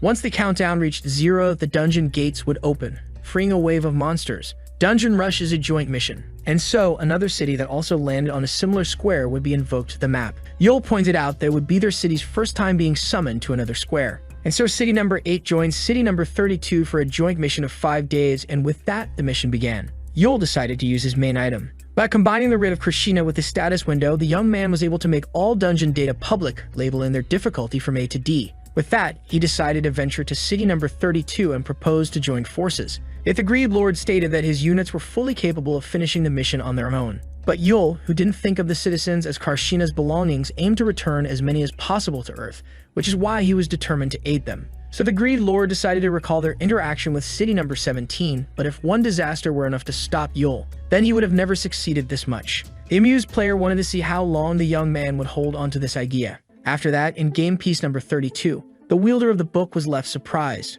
Despite offering data on the current mission, the other party refused to cooperate. The drunken level 97 city mayor, Carlson Bounder, had lost all hope for his city winning the game. City number 32, having lost all its best units, was short on equipment and resources and down to its last 1,000 citizens. Having lost all hope, the mayor advised the young man to focus on his city. Seeing the man's poor state, Yul understood that trying to reach him would be pointless, and so he decided to adopt a different approach. Carlson Bounder was convinced that city number 8 would eventually meet the same demise as his city, after reaching the White City of Silence and its fearsome mayor. Meanwhile, in the dungeon of the highest difficulty known as a Fragment of the Abyss, the level 5 boss named Sealed Fenrir, the giant wolf that loathed the divinities, was now facing the Angel of Flames. The Spear Maiden gained new skills after facing the owner of her fang for an entire year. Suddenly, draconic wings made of fire burst out of her back. In the past, Haiju could only borrow the dragon's power. Fenrir felt a great danger rising from this single girl. Now the Spear Maiden could even adopt the dragon's traits.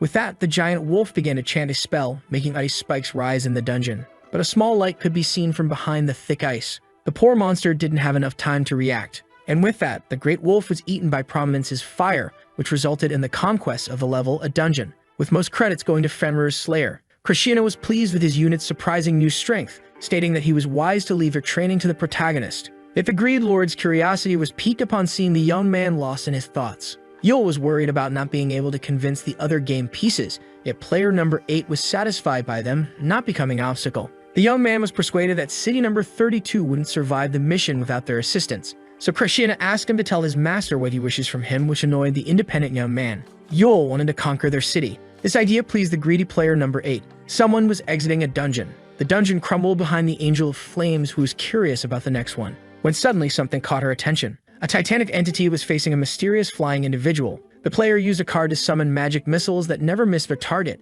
but Yul Choi was easily able to slice his way through them. According to the Greed Lord, a player only leaves his astral form upon becoming a city eater after losing the game or when challenged by another player to a one-on-one battle. Player number 32 accepted the PvP match. Normally, both sides had to give their consent for the battle, but Christiana had the ability to oblige the other party to accept the challenge. And so player number 32 began to bleed after suffering a critical hit. Yul concentrated all the power into his palm and used it to implant his blade even further into the entity's flesh. With that, player number 32 was defeated by the young man. And so the Greed Lord, who would opt for taking the resources through dismantling, was offered to choose the fate of the defeated city, but decided to keep the fallen city as a whole, as a favor granted to his strongest desperate unit. Yul denied being hopeless, so Krashina reminded him that he was the one paying the price. The Greed Lord usually absorbed the fallen player's essence, but this detail was of small importance. The energy was rendered worthless in front of the lost fragment of the key. Yul then recalled how the Greed Lord uses the fragments to evade the game's strict rules,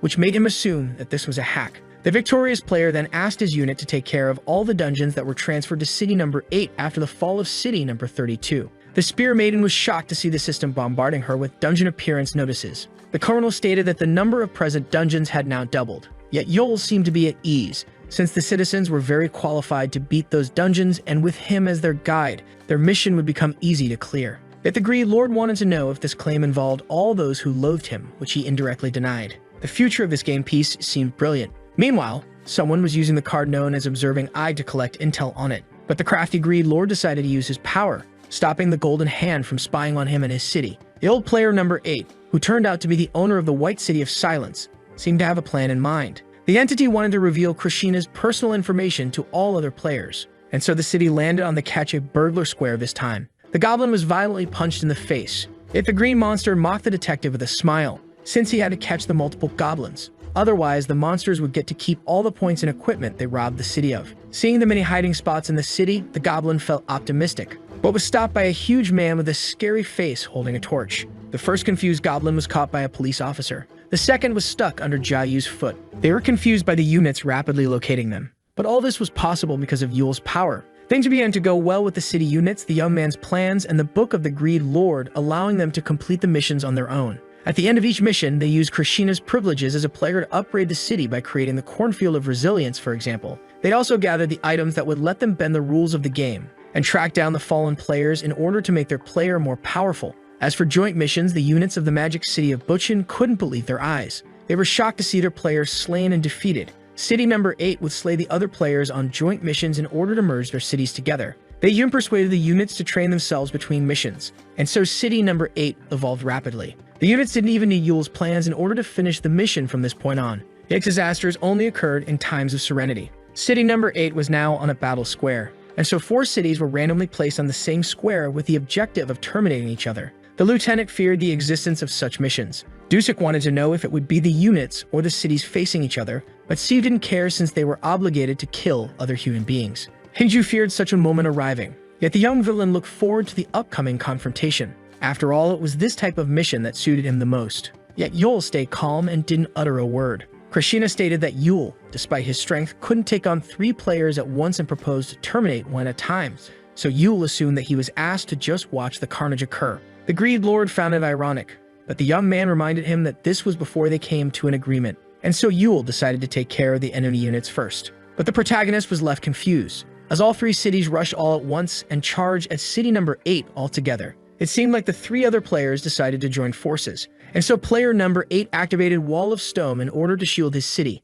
Suddenly, a colossal stone wall emerged from the heart of the earth, startling all hostile units. Yul couldn't endlessly defend, and so the protagonist had to rapidly terminate the 3 other players. The amused Greed Lord expected this answer as he summoned another fragment of the key, and so the other player consented to a one-on-one battle. The Greed Lord decided to grant his strongest unit's crazy wish. The 3 players used their cards to immediately attack the young man, but Yul quickly evaded them. And as he drew first blood, he stated that the first hit always brings victory. Yul was in a race against the clock. He had to slay one of the 3 players as quickly as possible, when suddenly the player disappeared from under him. Krishina noticed that the players weren't joining forces. They used the card known as Shrink to gain agility in exchange for decreasing their health. With that, the player quickly charged at the poor young man. Yule had a hard time pushing the giant monster away, and so was smashed into the ground. The player then flew away. Yule, who took some critical damage, couldn't believe his eyes, as the second player suddenly appeared, dashing towards him. As for the third entity, it was carefully planning its next move.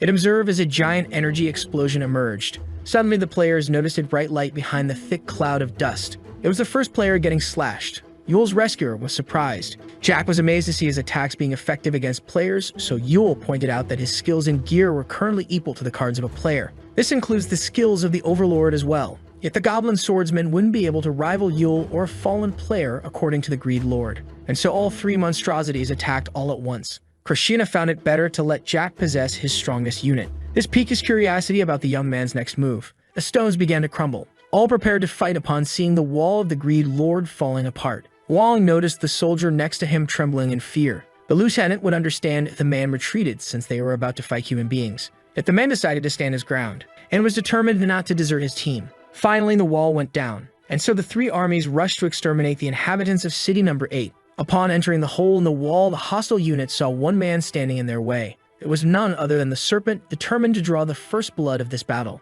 Suddenly, the front guard froze in place. Those in the back were confused as they saw them running away to the rear. The villain activated his terrifying power. His venom reduced his victims to mere sacks of bones as he absorbed all their experience points. But those who survived were either grunting in immense pain or begging for the sweet embrace of death. The teenager's orb obtained karma points as he refused to finish off the suffering man, and with that, he now had enough evil karma points. And so began the evolution of the merciless. Meanwhile, Jack was using his sword technique to fight the players. All three of them were powerful, but it is also said that a worthy foe is a better teacher than time could ever be. And so the Overlord decided to give it his all in this fight. As he and the player faced off, a giant bolt of lightning was forming in the sky. One of the players used an elemental shield that could easily counter elemental attacks, yet it was rendered weak in front of physical damage. Yule gained the upper hand on one of the players, but the third one decided to use a card to defend his kin. Krishna observed a massive explosion forming in front of his eyes. He noticed that the Overlord was about to crumble, and that City Number 8 was no match for three cities all at once. Yet the young man seemed to be waiting for something, picking the Greed Lord's curiosity. A man dressed like an Italian gangster entered the wall. Old Man Park was surprised to hear a man greeting him in Italian, but was even more shocked upon learning that the man named Jung and Kim was actually South Korean, making him question his attire. The outsider revealed that this style satisfied their players' taste and asked them to give up since their player didn't seem to cherish their city. The old man seemed shocked. As he swore to give them a tormentless death, the serpent suddenly appeared behind Jung and Kim. The young villain, who enjoyed his victim's agony, impaled the man with his venom claws. He was pleasured by his prey's blood dripping all over his face. And so began the serpent's carnage as he massacred the enemy armies. But the citizens of City Number 8 were also suffering from his poisonous gas, yet the bloodthirsty high schoolers couldn't care less. And so the Angel of Flames had to intervene, reminding the villain that they were all on the same side. But to her surprise, the serpent easily intercepted her fang of prominence. Suddenly, the young man let out an animalistic scream, worrying everyone. By collecting enough evil karma, the high schooler evolved into a corrupt serpent. Seeing this, Haiju asked Park to lead the citizens to safety. The city's situation was critical enough, but the young villain managed to make their task even harder as usual. The wall of stone was able to shield the city from three armies, yet the corrupt serpent pierced through it with ease. The crazed beast tried to consume the Angel of Flames. City mayors Miyamoto Kojiro and Sanxiel Don Carlo mocked City Number 8, assuming that they had deliberately destroyed their own walls. With that, the old samurai decided to summon his own dragon, and so began the face-off between the two colossal reptiles. Miyamoto Kojiro was certain that his beast would emerge victorious, but just as he finished his sentence, the head of his decapitated lizard fell right in front of him, leaving him and Sanxiel Don Carlo speechless. It was Yule who intervened at the last moment to decapitate the green reptile. The protagonist kept patience until the young villain evolved. He then asked Haiju to return and defend their city, yet the girl grew worried about his wounds. Suddenly, the beast tried to attack the man from behind, but was quickly repelled by Yule's powerful blow that knocked him to the ground. And so the protagonist, with an odd expression on his face, decided to finally take care of the young villain as he should. Krishna then asked the man to speed things up if he had a stratagem in mind, since their decoy wouldn't be able to distract the players for long. And with the red player destroying one of the copies, the Greed Lord decided to use 3 javelins in order to damage his 3 adversaries, yet the strongest unit wasn't responding to its player. Meanwhile, both hostile mayors couldn't believe their eyes. Yule kept on bombarding the corrupt serpent with powerful punches. As he kept beating him to a pulp, the protagonist expressed how relieved he was to see the villain turn into a serpent rather than a good dragon. This show terrified the invaders, while Yule explained that the wishing orb turns its user into a corrupt serpent or a dragon depending on their actions. He was worried that the young villain might repent from his evil and turn into a dragon, but thankfully, the serpent had been diabolic in both the game and the home world, and so the beast's fear levels reached their peak, which would allow Yule to turn him into his second overlord. And so the high schooler known as Sun Wong Kang became his worst enemy, familiar after being absorbed into the book. All the invaders were rendered speechless. With a crazed look on his face, the protagonist turned to them, asking if they still wanted to fight him, leaving them shaking in fear. As for Jack, he was now exhausted, fighting with a broken blade. The overlord stated that his master was late. Suddenly, the red player was bombarded with damage. But Yule apologized for the inconvenience, since the recruitment of the new evil overlord took longer than anticipated. After reaching a certain level, in every game, players begin to create setups tailor-made for their skills and styles. Yet some, like the protagonist, choose unique setups. Suddenly, the serpent bit his master in the neck. This tactic granted immense power, in exchange for one risking his own life. And so the young man became infected with the second overlord's venom, using the high-risk, high-return style. Yule was then possessed by his new familiar and immediately used the passive skill, Avatar of Self-Destruction. This led to the young man being poisoned, which meant that he would receive damage as time passed, but would see his stats increase in exchange, allowing him to butcher the player. Krishna was happy to see it fall. Suddenly, the old man disappeared from the battlefield. The Greed Lord was now the owner of a new game piece. The serpent's passive had a terrible impact on the man's health, but greatly improved his stats as the effect worsened. For Yule, this strategy was the greatest gamble of his life. The young man then struck the second player in the back, making it scream in pain. Yule's powerful blade was able to pierce the monstrosity's exoskeleton, before using his newfound powers to create a spike made out of an unnamed poison that differed from the villain's poison. But suddenly, the young man was railed by surprise by the third player's barrier. The goblin swordmaster seemed surprised, as he saw the poison of the corrupt serpent completely immobilizing the player. Not only did it immobilize the creature, but it also greatly weakened it. Yule then told Jack to look above. The first overlord now had another blade in hand, and just like that, the master swordsman obtained a heroic-class sword. The poison would soon wear off the red player, and the same goes for Jack, who was surprised to see a needle in his shoulder. The poisoned goblin felt his power rising as his stats points doubled. The red player would soon regain control over his body, but Jack used his new blade to slay it on the spot. That was a close call for the first overlord. But suddenly, the goblin started to cough blood. An unnamed mixture of poison made the green warrior lose consciousness. Meanwhile, Yule faced off against the third player. This was the last opponent. The hideous creature used multiple shields to empower his barrier that would keep repairing itself unless those shields were destroyed, which meant that Yule had to get rid of the barrier and the shields simultaneously. The passive of the serpent stopped Yule from casting his spell, as it dealt great damage and increased his vulnerability in exchange for increasing his stats points. But Yule needed more power. The Greed Lord witnessed the battle from afar. Krishna realized that despite using the safest plans for himself, the young man didn't hesitate to put his own life on the line. This made the player curious if this was due to remorse or his own personality. He wished for him to use his mind to the fullest, which is why he was disappointed to see the person limiting his own potential. Yule was now under many negative effects, but each setback granted him more strength, and so the last remaining player charged headfirst at him. The impact caused an immense shock. Yule lost many stats points due to the numerous status effects,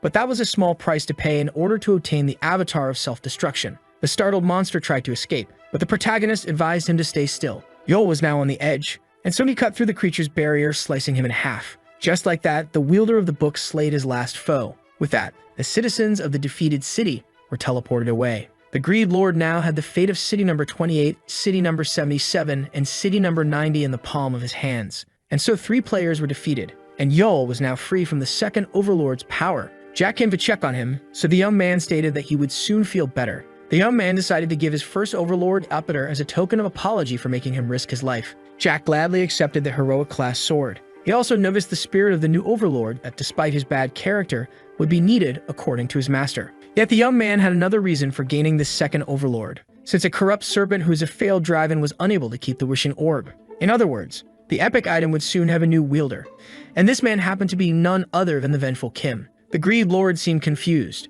Dusek also had the same expression on his face. Jayu also found it odd. To Yule's surprise, the mission was still going on. Suddenly, player number 8 received a notification. As a new game piece entered the action, it happened to be the White City of Silence, and Yul Choi couldn't believe his eyes. The Greed Lord didn't expect this reunion to happen this soon. Krishna was now facing the old player number 8, the one he hates and worships, who reached the end of the game with him. The new player number 8 was eager for Yule to defeat his old enemy. The young man couldn't help but notice the Greed Lord's precipitation. Yul decided to end it as quickly as possible. But to the book owner and wielder's surprise, the player versus player option was deactivated. This was due to the card known as Sanctuary's Effect, which prohibited a one-on-one battle between players, followed by Absolute Seal, which temporarily neutralized the Greed Lord. The card chain and its speed were both amazing. It turns out that the 3 defeated players were nothing more than a ruse to make City Number 8 unveil its tactics, and so Yul and Jack's hands were now tied. They had to risk their lives in combat. Player number 99 was now face-to-face with the tied-up player number 8.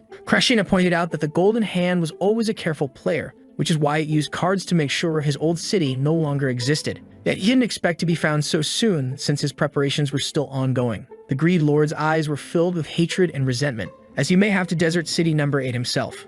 Meanwhile, Jack and Yul were rushing to take care of the city mayor as quickly as possible. The hack could only be deployed by players and their fallen counterparts, but it matters not, since Yul considered himself strong enough to face City Number 99 without it. And so he requested a list of the city's units from the writ of Krishna. Yul decided to check on the mightiest enemy unit first, but the protagonist couldn't believe his own 2 eyes. Meanwhile, on the ground level, the lieutenant and his platoon were moving in silence, when they were suddenly ambushed by arrows that Guang barely parried with his shield. The lieutenant was amazed to see the enemy predicting all their plans. In the very heart of City Number 8, at the same moment, a tornado was created, revealing the epic one-handed sword called Hamosu, the sword of Hwana, and the blade of a divinity that founded a nation upon arriving on Earth. Its power was able to block the abilities of the smaller deities, which shocked the detective, when suddenly Dueling snatched the weapon away from his wielder's hand. But to his surprise, the enemy's hand was empty. The one-handed sword was now in the hand of another unit. As he was being restrained by the enemy, Dueling realized that they could share equipment. Seo grew worried upon witnessing his partner getting slammed into the ground. Dueling realized that the enemy's attacks were decisive and precise. The detective that came out on top felt like their enemy shared a single mind. But now he and his partner were back-to-back, surrounded by the units of the White City of Silence. Seeing the enemy attacking his partner infuriated Seo. Dueling proposed to retreat since they were outnumbered, but Seo stated that it would be hard, and so the enemy units raised their swords. Seo and Dueling were preparing for a long fight, but suddenly, they found themselves protected by a barrier of green poison. The 2 policemen were confused since this move belonged to the Gone Serpent. The caster opened them a path through the poison. Kim, the new owner of the Wishing Orb, was struggling to keep the spell on and asked the men to quickly escape. But the policemen were shocked to see this perfect stranger wielding such a powerful item. The sun began to set. With her quick moves, Haiju was doing her best to protect her home. But with one swing of his sword, the blue-eyed knight easily injured the Angel of Flames. The Spear Maiden was confused as her attack could never reach him, yet his blade always hit her no matter how slow it was. This was beyond foreseeing her moves. Haiju felt like the city mayor's will dictated her actions. Yet the persevering Angel of Flames decided to use elixir to restore her health to the fullest. And with all the conditions met, the Spear Maiden used the hidden ability of the Fang of Prominence. Upon arriving, the dragon caused an immense explosion from a single blast. Yet the standing figure behind the smoke startled the Angel of Flames. To her surprise, the city's strongest unit had arrived. The girl had many questions, but the young man ignored all of them and asked her to retreat to the city. When she tried to refuse, her master insisted. The girl was left intrigued when her uneasy master stated that he would stay as a backup for Yul as she returned to their city. And so the Angel of Flames rushed back to City Number 8. She noticed that her friend and his overlord weren't at ease, yet she also felt as if she would be in the way by staying with them. But Haiju assumed that this was all in her head. Meanwhile, back on the battlefield, the blue-eyed knight was surprised to see Yul's grim expression after such a long time. After all, these 2 were brothers bound by blood. But with a genuine smile on his face, the protagonist expressed his relief to see his brother in good health now. Yul then stated that they didn't have to face each other, but was surprised to see his brother aware of his plan to return to their home world. This was surely something Yul would do. Yet the blue-eyed knight affirmed that he was bound to fail, since in order to do so, Yul would have to win against him, a feat he was never able to accomplish. Suddenly, Jack, who sensed the danger, pushed his master out of the way. To Yul's surprise, his overlords began to disappear, and with a blank face, his brother attacked him. The confused protagonist found himself impaled by the blade of his own blood. The blue-eyed knight wanted his brother to stay dead for a period of time, and promised that once he woke up, he would finally be happy. The sword was now covered in Yul's blood, but the protagonist decided to surprise his brother from behind. However, the blue-eyed knight easily dodged his brother's punch as he stabbed him in the ribs. This left the young man in pain and obligated him to use his powers, and so he tried to strike the mayor of City Number 99 with powerful lightning bolts. This attack totally burned the body, yet this wasn't the blue-eyed knight but one of his many allies that he had teleported in to protect himself. He then stepped inside a magic circle. This was an explosive trap that he used magic dispel to quickly neutralize. The blue-eyed knight could foresee his brother's every move,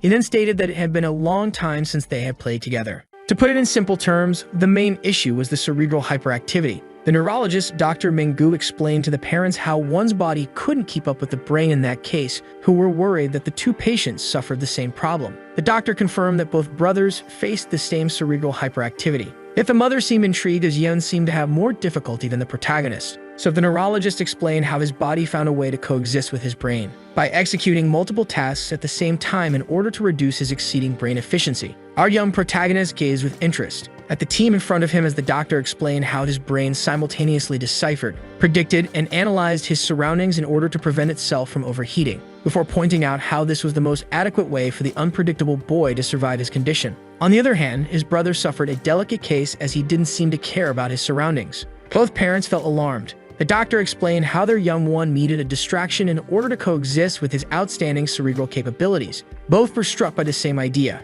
as they were both aware of Yun's love for games. Back to the present's ultimate game, the Greed Lord was tied up in front of the Golden Hand. Krishna finally understood why his opponent chose to abandon an outstanding individual like our hero, as he already possessed his brother, a similar unit that far outclassed Yul Choi in every way. At that moment, the protagonist told the Greed Lord to initiate their escape, but the Horned One laughed and affirmed that he was currently powerless to do so. This made our hero grow angry as Krishna could easily use his cheats before implying that the Greed Lord planned to abandon him. The entity rescinded with a thoughtful silence. This triggered Yul Choi as the Greed Lord revealed that despite considering his possible sacrifice, he decided to save him in the end. Krishna then affirmed that he was really powerless at the moment, before implying how Yul Choi might beat him if he was still able to resort to his overlords, if it weren't for the legendary card Dimensional Disruption that cancelled all summons. But our hero affirmed that to his misfortune as he created his clones, and charged at his brother with his many decoys, before being immediately spotted by Yin, who immediately sent the original flying, stating that he still would be crushed by Yan regardless of his summons.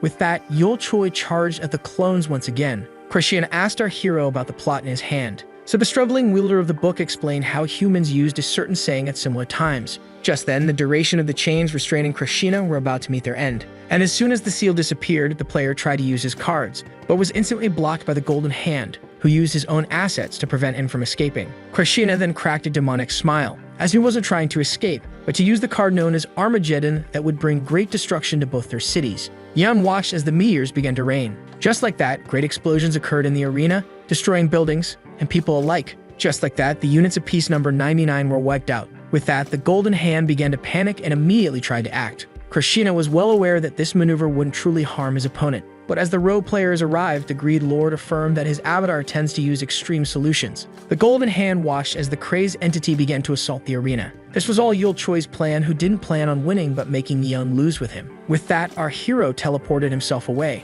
knowing that his plan might succeed despite not harming his brother. Meanwhile, player 99 tried to quickly calculate his next move. Krishna, who was well aware of the entity's cautiousness, could already predict the Golden Hand's next course of actions. Just then, Yun addressed the entity, pointing out how it was thrown into hesitance by their opponent's little kamikaze. As he threw his sword, the unit affirmed his disappointment as he was forced to submit to the coward that is the Golden Hand. At that moment, Yun looked at the opposing player and realized that he wasn't playing fairly. With that, the Golden Hand was forced to use the card known as the Grand Escape, allowing his retreat after relinquishing all the mission's rewards, piquing Yun's interest. With that, Yul Choi escaped the battle, glad that his genius of a brother is a unit rather than a leading player. But just then, our hero found himself getting impaled by the very sword Yun threw, slamming him into the ground. At the same time, Krishna used his cheat codes in order to call off the rogue players. With that, the Greed Lord became victorious. After that, our painting-struggling protagonist suffered on the ground, leaving him no choice but to resort to the system function recovery.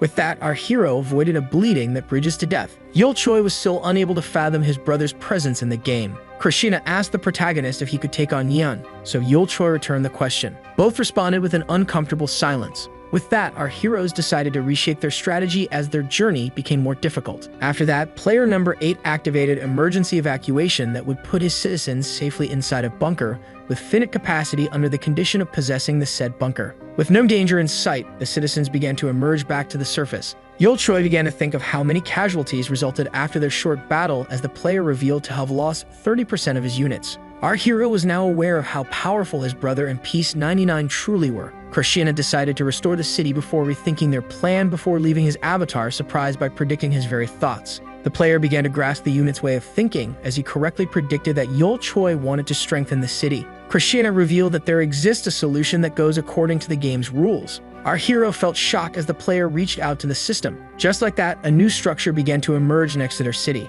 The wielder of the book was shocked to see such a sight during an intermission, but just then realized that numerous maps began to appear simultaneously. The Greed Lord revealed the existence of a unique mission that each player had one chance to accept. As they entered the open-world mission known as Abandoned World, the map was filled with a pleasant greenery. The ogre was then smacked in the skull. With that, the military successfully cleared the perimeter, before deciding to pick up the targeted flowers known as Sally Flowers, a strawberry-flavored ingredient for recovery potions. And so began the harvest. The abandoned world was abundant with various treasures and resources, making it perfect for gathering riches. But failing to clear its mission would turn the abandoned world into a prison for the losing city. This wasn't the only downside of this map, as any unit outside of the game piece at the time of departure would forever remain in the abandoned world. The old man began to grow worried as some of the citizens took this opportunity to flee the city, making the thief point out how terrified they must be after seeing the city's strongest getting demolished by his brother, leaving the spear maiden to reflect in silence. Meanwhile, at the police station, Dusik was taking care of some paperwork when something caught his attention.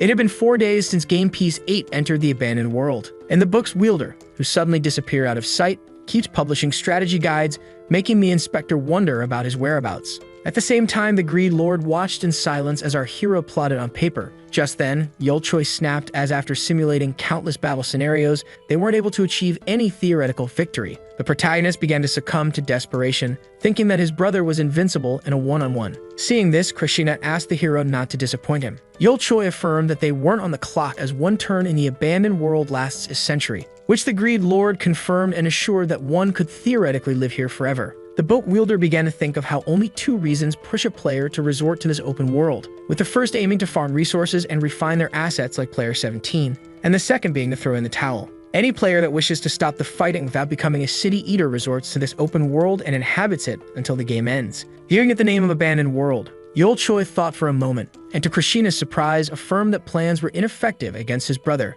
as he was completely invincible in a fair game, forcing them to resort to a shameless advantage. But in order to secure such an advantage, our hero must become 7 of the player in the game. Krishna realized that the young man aimed to acquire the knowledge that is forbidden to units, and so the player agreed to help his strongest unit, to Yolchoi's surprise. The player, who surprised the protagonist with his immediate approval, was eager to see the man's final results. Yolchoi grew annoyed after discovering that the player could abandon them in case of failure and save himself. Suddenly, space began to wrap itself, startling our wandering hero. As Heat and the Demon Lord reached an unknown location, Krishna pointed out how the promise of returning the game piece to its original world wasn't entirely false. Countless cities could be seen. As he revealed the true form of the game, the Greed Lord affirmed that the promised universe would already be a part of the game. This absorption was the inevitable destiny of any planet captured by the game. As he realized how worthless their victory would be, Yolchoi began to wonder about the identity of the game maker. At the same time, someone was searching for player number 8. This someone was none other than Yin. The unit learned that player number 8 was in fact a top-level monster that served as a demon lord like those he slaughtered. Just then, the man standing in the pool of blood began to think of how the monster was able to act as a player. With that, Ian finally realized that he could also ascend to playerhood by force. The victorious Golden Hand gained the cities of the players that he defeated, leaving the fates of the pieces in ruin in his hands, whom he decided to dismantle, in order to reinforce his own game piece. With that, the player stood victorious, and tried to locate city number 8, only to learn that the said game piece became untraceable either by concealing or seeking protection. Meanwhile, at the top of the tower, our hero decided to launch a broadcast. Yolchoi nervously introduced himself, before expressing his gratitude towards the hardworking citizens for the past 3 months, stating how they managed to better their game piece and revealing the presence of ongoing upgrades. The hero revealed that he forced himself on every unit's screen, as every unit, including those who deserted, must listen to him, as he decided to reveal the true face of the game and its players, followed by his strategy. Quietly sipping his tea, the Greed Lord enjoyed the broadcast in silence. Yolchoi affirmed that his plan wasn't free of risks but rather hasty, pointing out how the saner option would be to remain in the abandoned world. But after hearing it, the citizens would finally understand his point of view. With that, the young man began to unveil the truth about the game. The game could be a heavenly blessing, or a demonic curse that aims to torture the mortals. But this is only the Greed Lord's past perspective, leaving our hero intrigued about the true face of the game. Krishna explained all intelligent life uselessly wish for something great to worship. As for him, the concept of a perfect being that has no need to act, thus no reason to exist, was a simply ridiculous illusion. In other words, the universe resembles a jungle where each creature seeks the others in order to exist and coexist. The game is also a part of the jungle and feeds on planets and stars. Despite the fact that it targets heavenly bodies occupied by intelligent creatures, its exact nutriment is still unknown. This entity also uses the process of the game in order to select his prey, which intrigued the young man. Yul Choi was particularly perplexed as the entity used a game as a way to hunt, so the Greed Lord explained how intelligent beings easily accommodate with games for amusement. Besides, a game is the best way for self-continuous beings to push themselves to their limits. As the Greed Lord pointed out how one naturally aims for victory, our hero affirmed that their victory would be meaningless as they would all end up on the game's plate. After completely devouring an entire planet, the game simply roamed space again in search of another snack. Hiju, overwhelmed by this sudden truth, tried to summarize the shocking reveal, stating that the game is basically a monster that gobbles up planets and monsters, which Yul Choi confirmed, stating that they didn't know if the game itself was alive. Just then, Jeong barged in, pointing out how their planet is doomed to be shredded into game maps regardless of their victory. Our hero confirmed before adding that they will play the role of monsters that attack the new units, leaving the crowds to chatter in anxiety. Dusik then asked about the players, a question that player number 8 decided to personally respond to, introducing the players as past units who became so powerful that they began to threaten the game's ecosystem, and so the entity redefines their roles, giving them more authority inside the game in order to sublime the units as players. While the Spear Maiden had a hard time understanding it all, the thief took it quite well and asked Yul Choi about his strategy, and so our hero took a deep breath. But to everyone's surprise, our hero affirmed that they will be the ones to prey on the Star Devourer, in order to use its power to restore their world and all those it consumed in the past. In short terms, our hero's main goal would be to kill the game itself. Yul Choi, who considered the game as a hunter, affirmed that they only had 2 choices to survive, the first being to coexist with it, and the other being to struggle and resist. The protagonist naturally chose violence, as he was too angry at the Star Devourer for the numerous casualties it caused, for him to accept it. With that, it was now the viewer's turn to make a choice, as they could either fight beside him in order to slay the entity, or peacefully remain in the game as a part of it. That night, the moon shined brightly on game piece number 8. His player's curiosity was piqued as the hero decided to ask him something. Yul Choi wanted to know if the Greed Lord was a player in the past, which he confirmed. Krishna affirmed that he played as a player, a demon lord, and even as a unit. But when he aimed to transcend the realm of players, his race was cut short by the game-worshipping Golden Hand that defeated him. The Horn One had his might sealed away as he was forced to be lowered to a demon lord, making Yul Choi curious about his true purpose. The protagonist asked Krishna not to give him any frightening spoilers, seeing how he affirmed that he would not find out until he was back to his best. With that, our heroes were certain to fight side by side until the end of the game, making the Greed Lord let out a malefic laugh, which Yul Choi asked him to stop doing. With the next dawn arriving, the streets were filled with silence, as the wind passed through the building's rubble. At the tower, Yul Choi made his way into the building, heading towards the door, and checked on everyone as he entered the room. The soldier affirmed that preparations were going smoothly. Temporary shelters were built for the citizens while they restore their housing, as the units gained in strength. But some unsure citizens were still discussing the trivial matter of fleeing or fighting, after seeing the huge power gap between them and the inhabitants of city number 99. Yul Choi affirmed that everyone must prioritize training alone, stating how they don't plan to battle city number 99 but to finish the game before them. And when Dusik asked about the possibility of facing them once again, our hero affirmed that he would have to count on them, seeing how he could never beat Yan, making them all consider the possibility of staying in the abandoned world. Meanwhile, as the past demon lord reflected on his thoughts, Krishna found it odd, as he found himself being more worried about a unit like Yul Choi instead of his nemesis, the Golden Hand,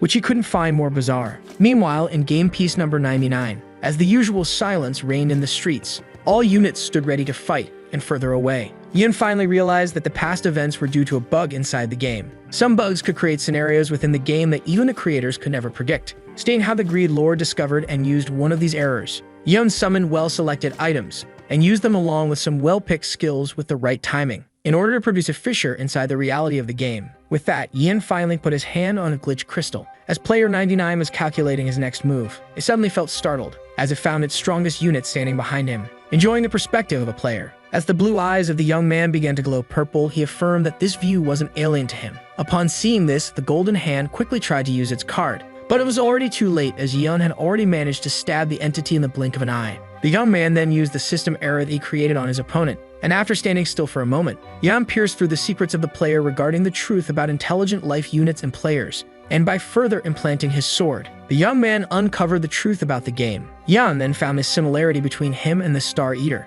seeing how it selected him since they were both aiming to keep their lives, as no other entity could hope to put an end to Yul Choi. When suddenly the genius felt alerted, as he tried to gain some distance and saw the Golden Hand trembling and speculated that this was the game's answer. Just then, space began to crack, only to uncover player number 99's true form. But the entity seemed confused as it spawned free of weapons. Yan then noticed a far light in the sky, and assumed that the star Year wanted to see who would be the most worthy to be bestowed the title of player. Meanwhile, in the abandoned world, an old protagonist stood firm as 2 centuries had passed. Choi demanded it once more, from the greed lord who summoned his cheat codes, restoring our hero's youth for a 4th time. But he wasn't the only one, as the military also regained their prime without losing their 200 years worth of experience. This concept applied to all inhabitants of city number 8. Christiana was intrigued by the unit's will to keep the city's earthly form, so Choi affirmed that this structure was symbolic. But the inside of the city's buildings were now completely different. Our hero, who felt odd without his beard, pointed out how despite their newfound youth, the game kept on going, which means that 2 turns had passed since they arrived. Choi wanted to prolong their stay in the abandoned world for 1 more turn, but the player found it to be a waste of time. But our hero affirmed that their time here would be worth it. A silence reigned in a certain square in the game, when suddenly piece number 8 emerged from the void. With that, the greed lord who returned to the game now had to cast his dice. Player number 8 used multiple cards in order to ensure a great advancement on the board. To Choi, taking small steps would only be a waste of time, as it would only allow Yan to outrun them. After spending 3 turns in the abandoned world, our heroes now had to rush to the game's goal before Yan reached it. With that, the game piece landed on the square called Capture the Flag, with the simple goal of stealing the opposing city's flag. Just like that, game piece 62 was randomly summoned for this one-on-one battle against city number 8. With that, the arena was ready. The level 271 mayor of city number 62 pointed out how the blueprints obtained from the Cannon Tower mission allowed their city to greatly evolve, before pitting city number 8 for its earthly primal form, as his city readied its gigantic cannon, making him think that capturing the flag would be pointless. And so the shot was fired, aiming to destroy the opposing game piece in one go, which resulted in a great explosion. With that, a cloud of dust was formed. Just then, a laughing figure emerged out of it. City number 8 used high-quality materials to rebuild itself, along with its 3 centuries-long experience and technology, to create a shield around itself, rendering the enemy cannon powerless against their defenses. Just then, the heroic equipment K2 Peregrine Falcon and its magazine full of spells that the 300-year-old city was able to craft with her advancement were deployed. City number 8's arsenal was greatly enhanced, as they were now able to craft their own equipment. But this wasn't the last of their progress that left the mayor in awe, as he noticed a massive wave of flying creatures heading his way. The hero's city found itself fortunate, as the abandoned world, which is normally composed of random maps, obtained one they were already familiar with, which was none other than the nest of the Emperor Griffins, whose winged beasts greatly assisted them in a past mission. The mayor began to fear for his life, and found himself beaten up in the next instant. The defeated man then began to laugh at our heroes, as he affirmed that they should have quickly completed the mission, stating that they won't easily escape the wrath of their player. But just then, the entity in command of city number 62 found itself defeated by a dark unit with what seemed demonic eyes. Leaving the mayor and his crew sorry and humbled, Choi began to think of how he should refine his new powers, before turning to the greed lord, who already knew what he had to do. As Christiana finished absorbing his latest prey, the player held in his hand the special magic card Second Wind that would allow his game piece to skip the intermission and use the dice once again in exchange for receiving half the rewards. With that, a new defeated game piece was added to the Greed Lord's collection. Just like that, Second Wind was activated, allowing our heroes to advance once again. Meanwhile, in the city of White and Silence, the Golden Hand was using the system. Only this time, its owner was corrupted, as his controller proudly sat on his head. Yan, who emerged victorious from the fight, ascended to playerhood and forced the past player to become his servant, whom he built a throne on his head. Just then, the young man turned his gaze to the far horizon, to find a bright distant light ahead of him. That marked the end of the hellish cosmic game. 5 turns had passed since the abandoned world, and our heroes kept achieving success after success. Their advanced technology allowed them to stay victorious after 13 turns. City number 8's game piece collection became vast at the 25th turn. Our heroes kept on playing and winning after countless dice throws. With that, the system praised City number 8 for being the first to attain the final part of the game.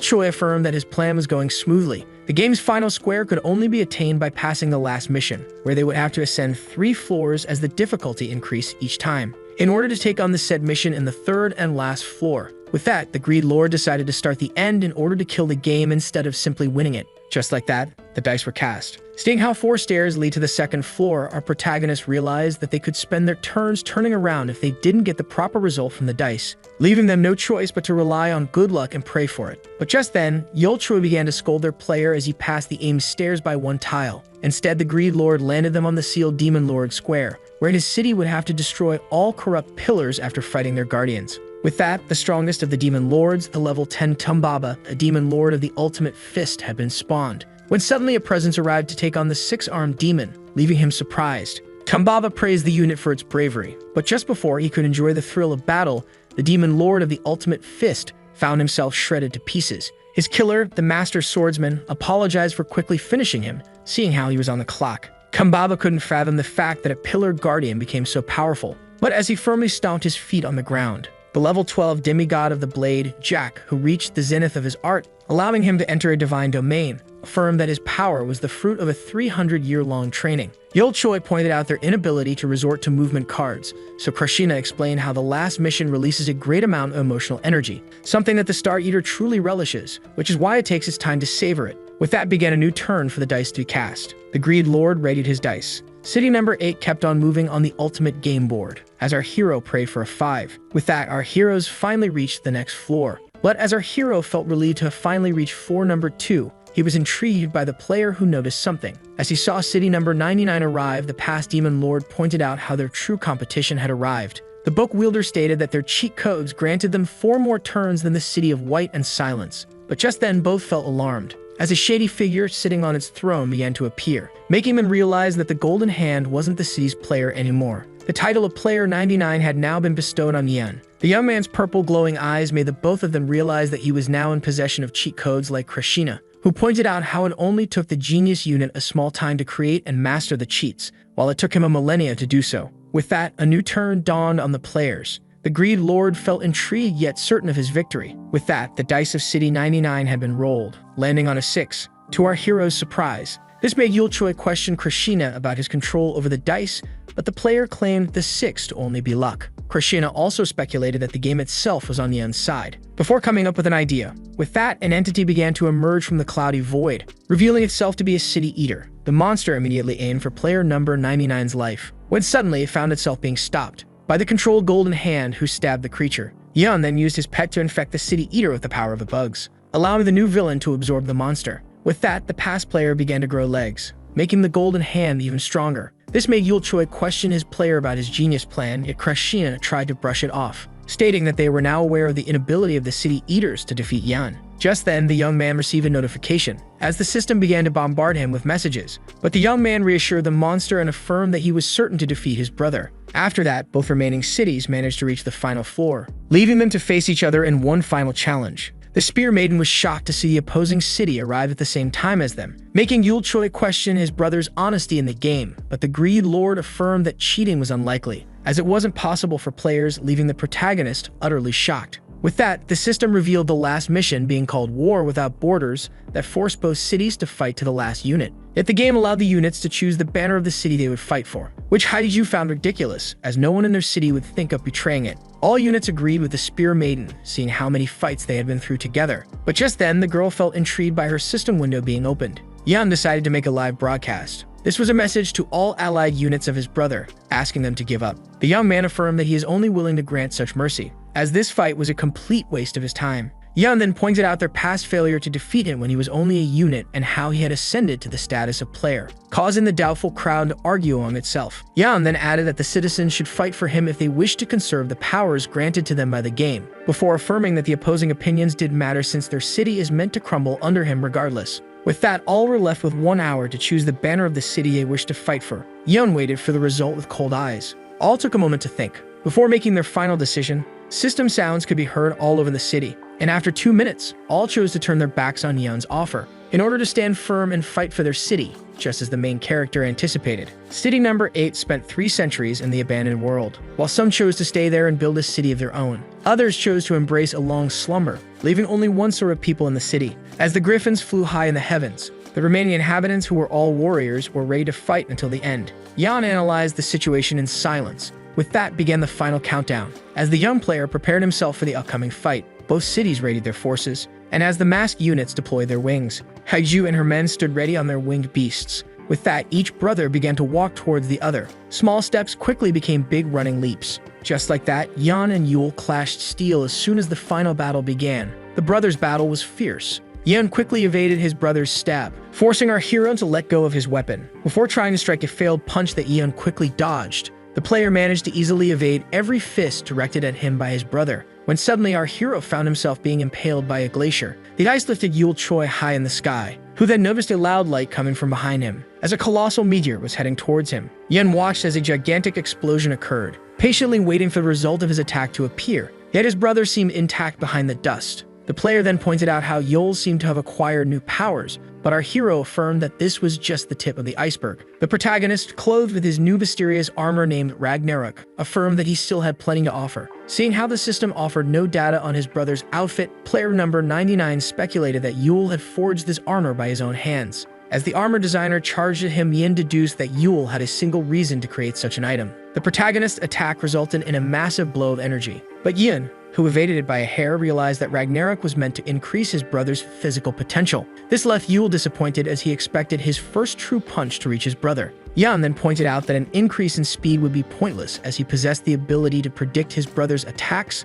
leaving him speechless, before calling out his brother on the fact that this wasn't the only available trick, leaving his brother in a tough situation. Meanwhile, thunderous clouds began to form, as the storm-summoning epic staff known as the Umbrella of Unsa, whose power and attack range were relative, was opened as two were about to fight thousands. Dusik decided to start the fight, as his partner charged up his gauntlet, determined to protect his home at all costs. And so, by combining the power of the said gauntlet along with the Umbrella and Staff of Unsa, a combined attack was unleashed. With that, a giant thunderous tornado had been created as the attack storm and thunder had been unleashed. At the same time, Hiju found herself surrounded in the sky. Yet the dragon avatar wouldn't be discouraged by this much, as she flipped her ride over while disintegrating the opposing masked soldiers, when suddenly, Hiju felt alarmed as 4 spearmen reached for her back, and so the Maiden of Flames quickly countered them all, before dealing with each and every one of her winged attackers, burning 2 of the white masks in her path. Yet Hiju was well aware that this fight wouldn't be child's play, as she faced men armed with the legendary Ice Spear of Dragon Slaying, a weapon of the Dragon Slaying Knights especially effective against fire dragons.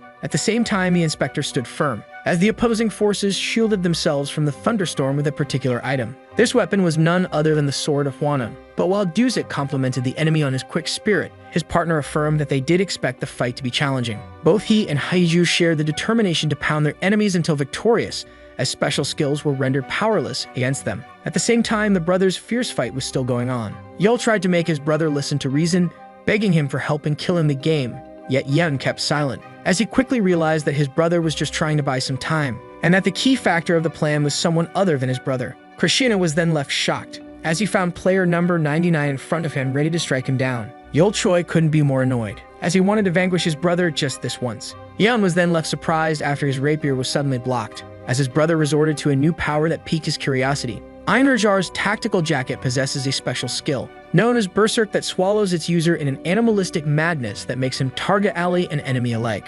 As his outfit began to swallow him, our hero began to think of how his armor could enhance Berserk, and despite not affecting his uncontrollable rage, it does allow him to reach the pinnacle of physical stats allowed by the game. Yeon was left speechless in front of the bestial transformation, as his brother managed to tear down a piece of his armor and destroy his rapier. Yul let out a fierce roar, before striking his brother, sending him flying to the ground. This caused a trembling inside the city to occur, making the soldiers mistake it for an earthquake. But the lieutenant was well aware that this was the sign that marked the beginning of the ultimate battle, before reloading his gun as the enemy approached. With that, an immense number of horse riders charged in their direction. Zhang quickly requested an assault before sharing the enemy coordinates. Upon receiving the data, the Cardinal ordered the activation of the ice ammunition along with a spell that differentiates allies from foes. With that, missiles of ice spells had been fired, dealing great damage to the attacking squadron of riders. The lieutenant then ordered Air Force 8 to commence their attack, as they prepared to bombard the enemy with their thunder bomb. But just then, enemy air forces arrived at the scene.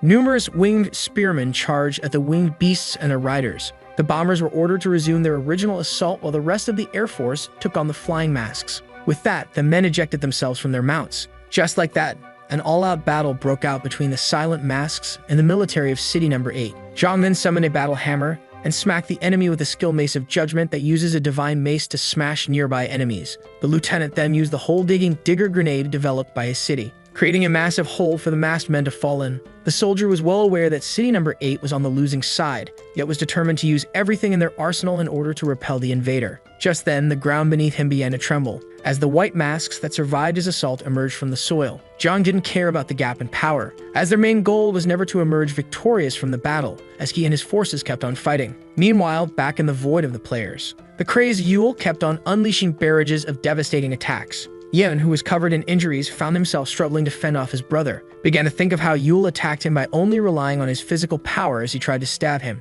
But the broken blade completely shattered upon impact to the player's misfortune. Just then, the beast found itself intrigued as a teleportation ticket had been used. Before noticing a light shining from afar, Yen, who pulled out one of his cards, called out his brother for making his physical power reach its zenith, before pointing out how he was still a part of the game. Yule quickly charged at his brother once again, resulting in a great explosion. The head of the beast remained filled with power, only this time away from a severely injured Yule, who found himself armless. This sudden damage was due to the power of Yen's card, known as Aegis Shield, that returns any physical damage to the attacker, yet the shield was still susceptible to magic attacks. Despite his injuries, the pain didn't affect our hero's bloodthirst, as he began to reattach his severed limbs and grow a new helmet. Yule then charged once again at his brother, who would have pointed out the absurdity of the attack if his brother could understand him. But just as the beast charged at the young man was startled by a voice coming out of nowhere. Just like that, both brothers were caught up in a great explosion. This use of magic intrigued player number 99, as the caster was neither player number 8,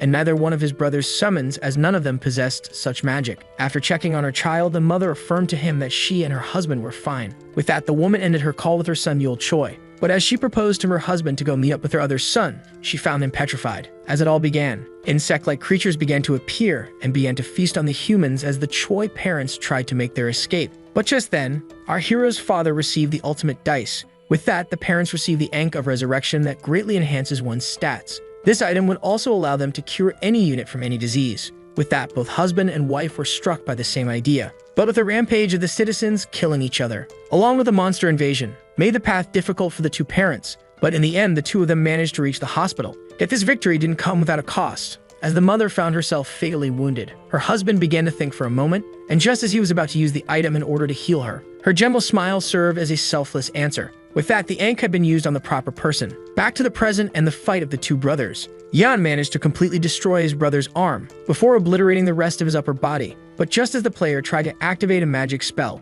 Yule, who immediately regenerated, began to bite off his staff, before detonating himself, putting Yan in a tough spot. The young man then affirmed to his regenerating brother that defeating this form was rather challenging, but his pawns were easy to terminate. But Yule affirmed that his allies were no pawns but human lives. Yan revealed that it didn't matter, as inside and outside of the game, the weak end up being the plaything of the powerful, as the better choice was always to bend the knee to the strongest, at the risk of one living an insignificant life. With that, the inspector ordered the retreat, before ordering the police guild to cover the citizens and hold their ground. Dusik then threw one of his opponents away, before ordering their new recruit to contain himself, as a massive cloud of poison began to form. The user then sucked it back into the orb. Kim Chul decided to restrain himself in order not to defy his superiors. With that began the fallback. According to Dusik, both cities seemed evenly matched, but the truth is that the opponent was slowly gaining the upper hand, making him question how long they could hold their ground, as he hoped for the intervention of their own player. With that, Krekshina decided to act, as his goal was now in reach. The upcoming maneuver would be his last act. The Greed Lord would now either slay the Star Devourer or die trying. With that, player number 8 chattered himself into numerous cheat codes. Back to the fight of the two brothers, Yin felt alarmed, as Yule revealed that he never planned to defeat city number 99. With that, the final move began, as game piece number 8 began to transform, while its outer shell began to shatter. Just like that, a giant cheat crystal that aimed to slay the game had appeared just as Yule had planned. Yoan couldn't believe it, as the entire enemy game piece became a bug, as he realized that Yule and his allies were trying to access the very files of the game. But the player affirmed that they should have first deleted him before trying to delete the game. Just then, Yoan dodged his brother's quick attack, leaving him utterly shocked. With that, Yen began to dodge, parry, and counter every strike from the beast. The player affirmed that he was now familiar with his brother's attack patterns, before using the skill Soul Strike in order to damage his brother's spirit, making him worthy of Yule's praises once again. But as he summoned the defeated cities, our hero affirmed that he didn't expect less from him. With that began Yule Choi's last move in order to determine who the best genius is among the two of them. Yam was left disappointed as his brother decided to use this simple-minded human wave tactic. But as he proceeded with his plan and restored the defeated cities to their original scale, the protagonist affirmed his will to embrace simplicity. With that, Yem stood silent in front of a wall of fallen cities, as he realized that his brother was trying to waste enough of his time for Krishna to corrupt the game. With that, Yin summoned his epic rank orb named Long Live the King that allows one to control those of an inferior level, with the quantity of minions varying with the user's level. Just like that, the orb was activated. Yahello was well aware that the orb possessed two modes, first being automatique, making the soldiers act according to their master's programming, with the second being manual, that allowed the orb's wielder to make the soldier submit to his current will. Yul Choi felt satisfied as he finally forced his brother to reveal his true strength. The mob boss was thrilled to fight again, as for him, no human life should be on the strings, earning him an odd look from the samurai. But when the first asked the second about the reason behind this glare, he affirmed that they were in the same boat. Just then, the old man began to reflect in silence on how Yul Choi asked them to join their cause and how he wanted to decline, as the game turned out to be a paradise. But then the samurai turned his gaze to the careless children happily playing, and so he unsheathed his blade, as he was more than determined to give his children free will, as he was ready to sacrifice himself in order to get them away from the game's control. The spear gravely injured a warrior, as the masked army began to gain the upper hand. The mob boss ordered the men to stand their ground, while the samurai was shocked to see that 5 masks were enough to push them. All moves were being observed and controlled by Yin, who began to manually command his units. The genius then dodged his brother's bestial flesh, before using his hand to impale Yul's body and launch a powerful spell through it. But Yul's spirit was protected by a robust shield. Our hero found himself struggling to keep up with his brother. Yan began to think of how he familiarized himself with this strategy, as Yul always resorts to it. The protagonist had a habit of reducing losses to a minimum in order to go all out in the endgame. Just then, the Spear Maiden noticed that other game pieces joined the fight, and with that ordered everyone to adopt the offensive approach, marking the start of their counterattack. With that, the lieutenant reached to his helmet in order to activate his skill that can only be unleashed once every mission, Holy War, that can only be used when the Helden set is complete. Holy War allowed one to provide every member of the guild with holy equipment sets, along with a blessing that greatly increases the guild members' stats.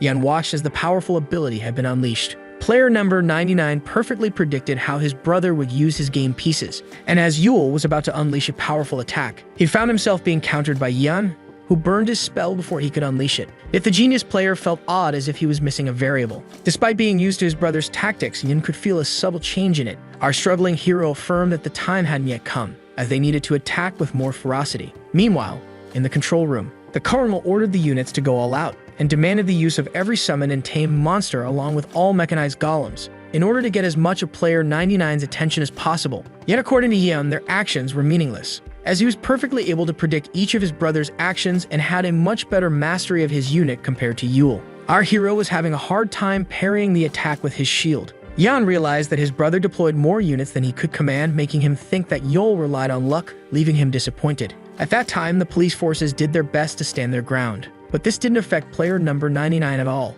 as he kept on overpowering his brother. Our hero began to think of how his brother never reached his limits before, making player 99 unable to predict the outcome of this exact moment. Yet Yin would simply surpass himself after reaching his limits, but he would undoubtedly freeze for a short moment due to this new sensation, making it city number 8's only hope for victory. Meanwhile, Hiju successfully blocked 2 masked specimens, and despite the struggle, managed to overpower her 2 opponents, leaving Yan alarmed as Yul began to think of how the real challenge was to perceive the said short moment. Back then, all opposed his crazed plan. All began to scold the tactician as he planned to fight and overwhelm his brother, who overpowered him in every category, as Yul tried to explain himself, affirming that this was their only hope against him. But our hero was rapidly left confused as the soldier ordered him to solely focus on his brother. The lieutenant stated that he and the rest of the units shall overwhelm Yan, yet Yul affirmed that they would only get killed. But the soldier affirmed that since they were all fighting for a miracle, they should opt for the strategy with the best chances. The said lieutenant was giving it his best on the battlefield.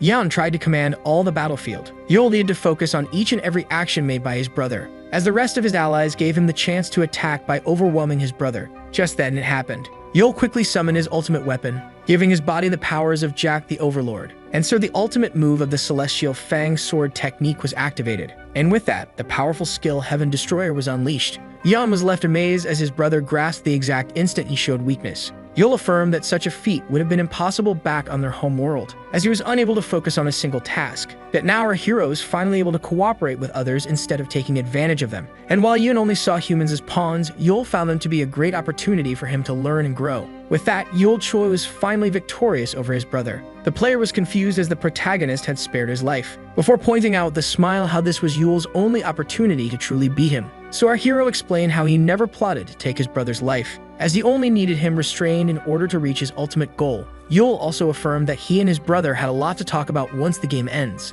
In order to make someone an overlord, one of two conditions must be met. The target must either fear the book wielder or share a deep bond with him. With that, the book began to absorb the defeated Yan. Despite our hero's inability to foresee his brother's actions, there was at least one fact he was certain of, which is that Yan deeply cared about him and their parents. Our hero pictured that his brother wanted to use the power of the game in order to create his utopia. But a world crafted by a single man is no place for men to live. Yul was certain that his brother will one day open his eyes to this truth. With that being settled, our hero could now focus on slaying the Star Devourer. The protagonist began to walk towards the odd entity, which was none other than his second overlord, who even became bigger than multiple game pieces combined. Just then, Yan's orb began to lose its effects, freeing the original player 99. Yul asked the serpent to guard their city. Just then, a bright red ascending light was seen on Haiju's side of the map, as well as the military side, and police force battlefield. With Yan gone, the masked soldiers began to regain their true selves. The bright red light could be seen from anywhere in the city. As it made its way towards the gate,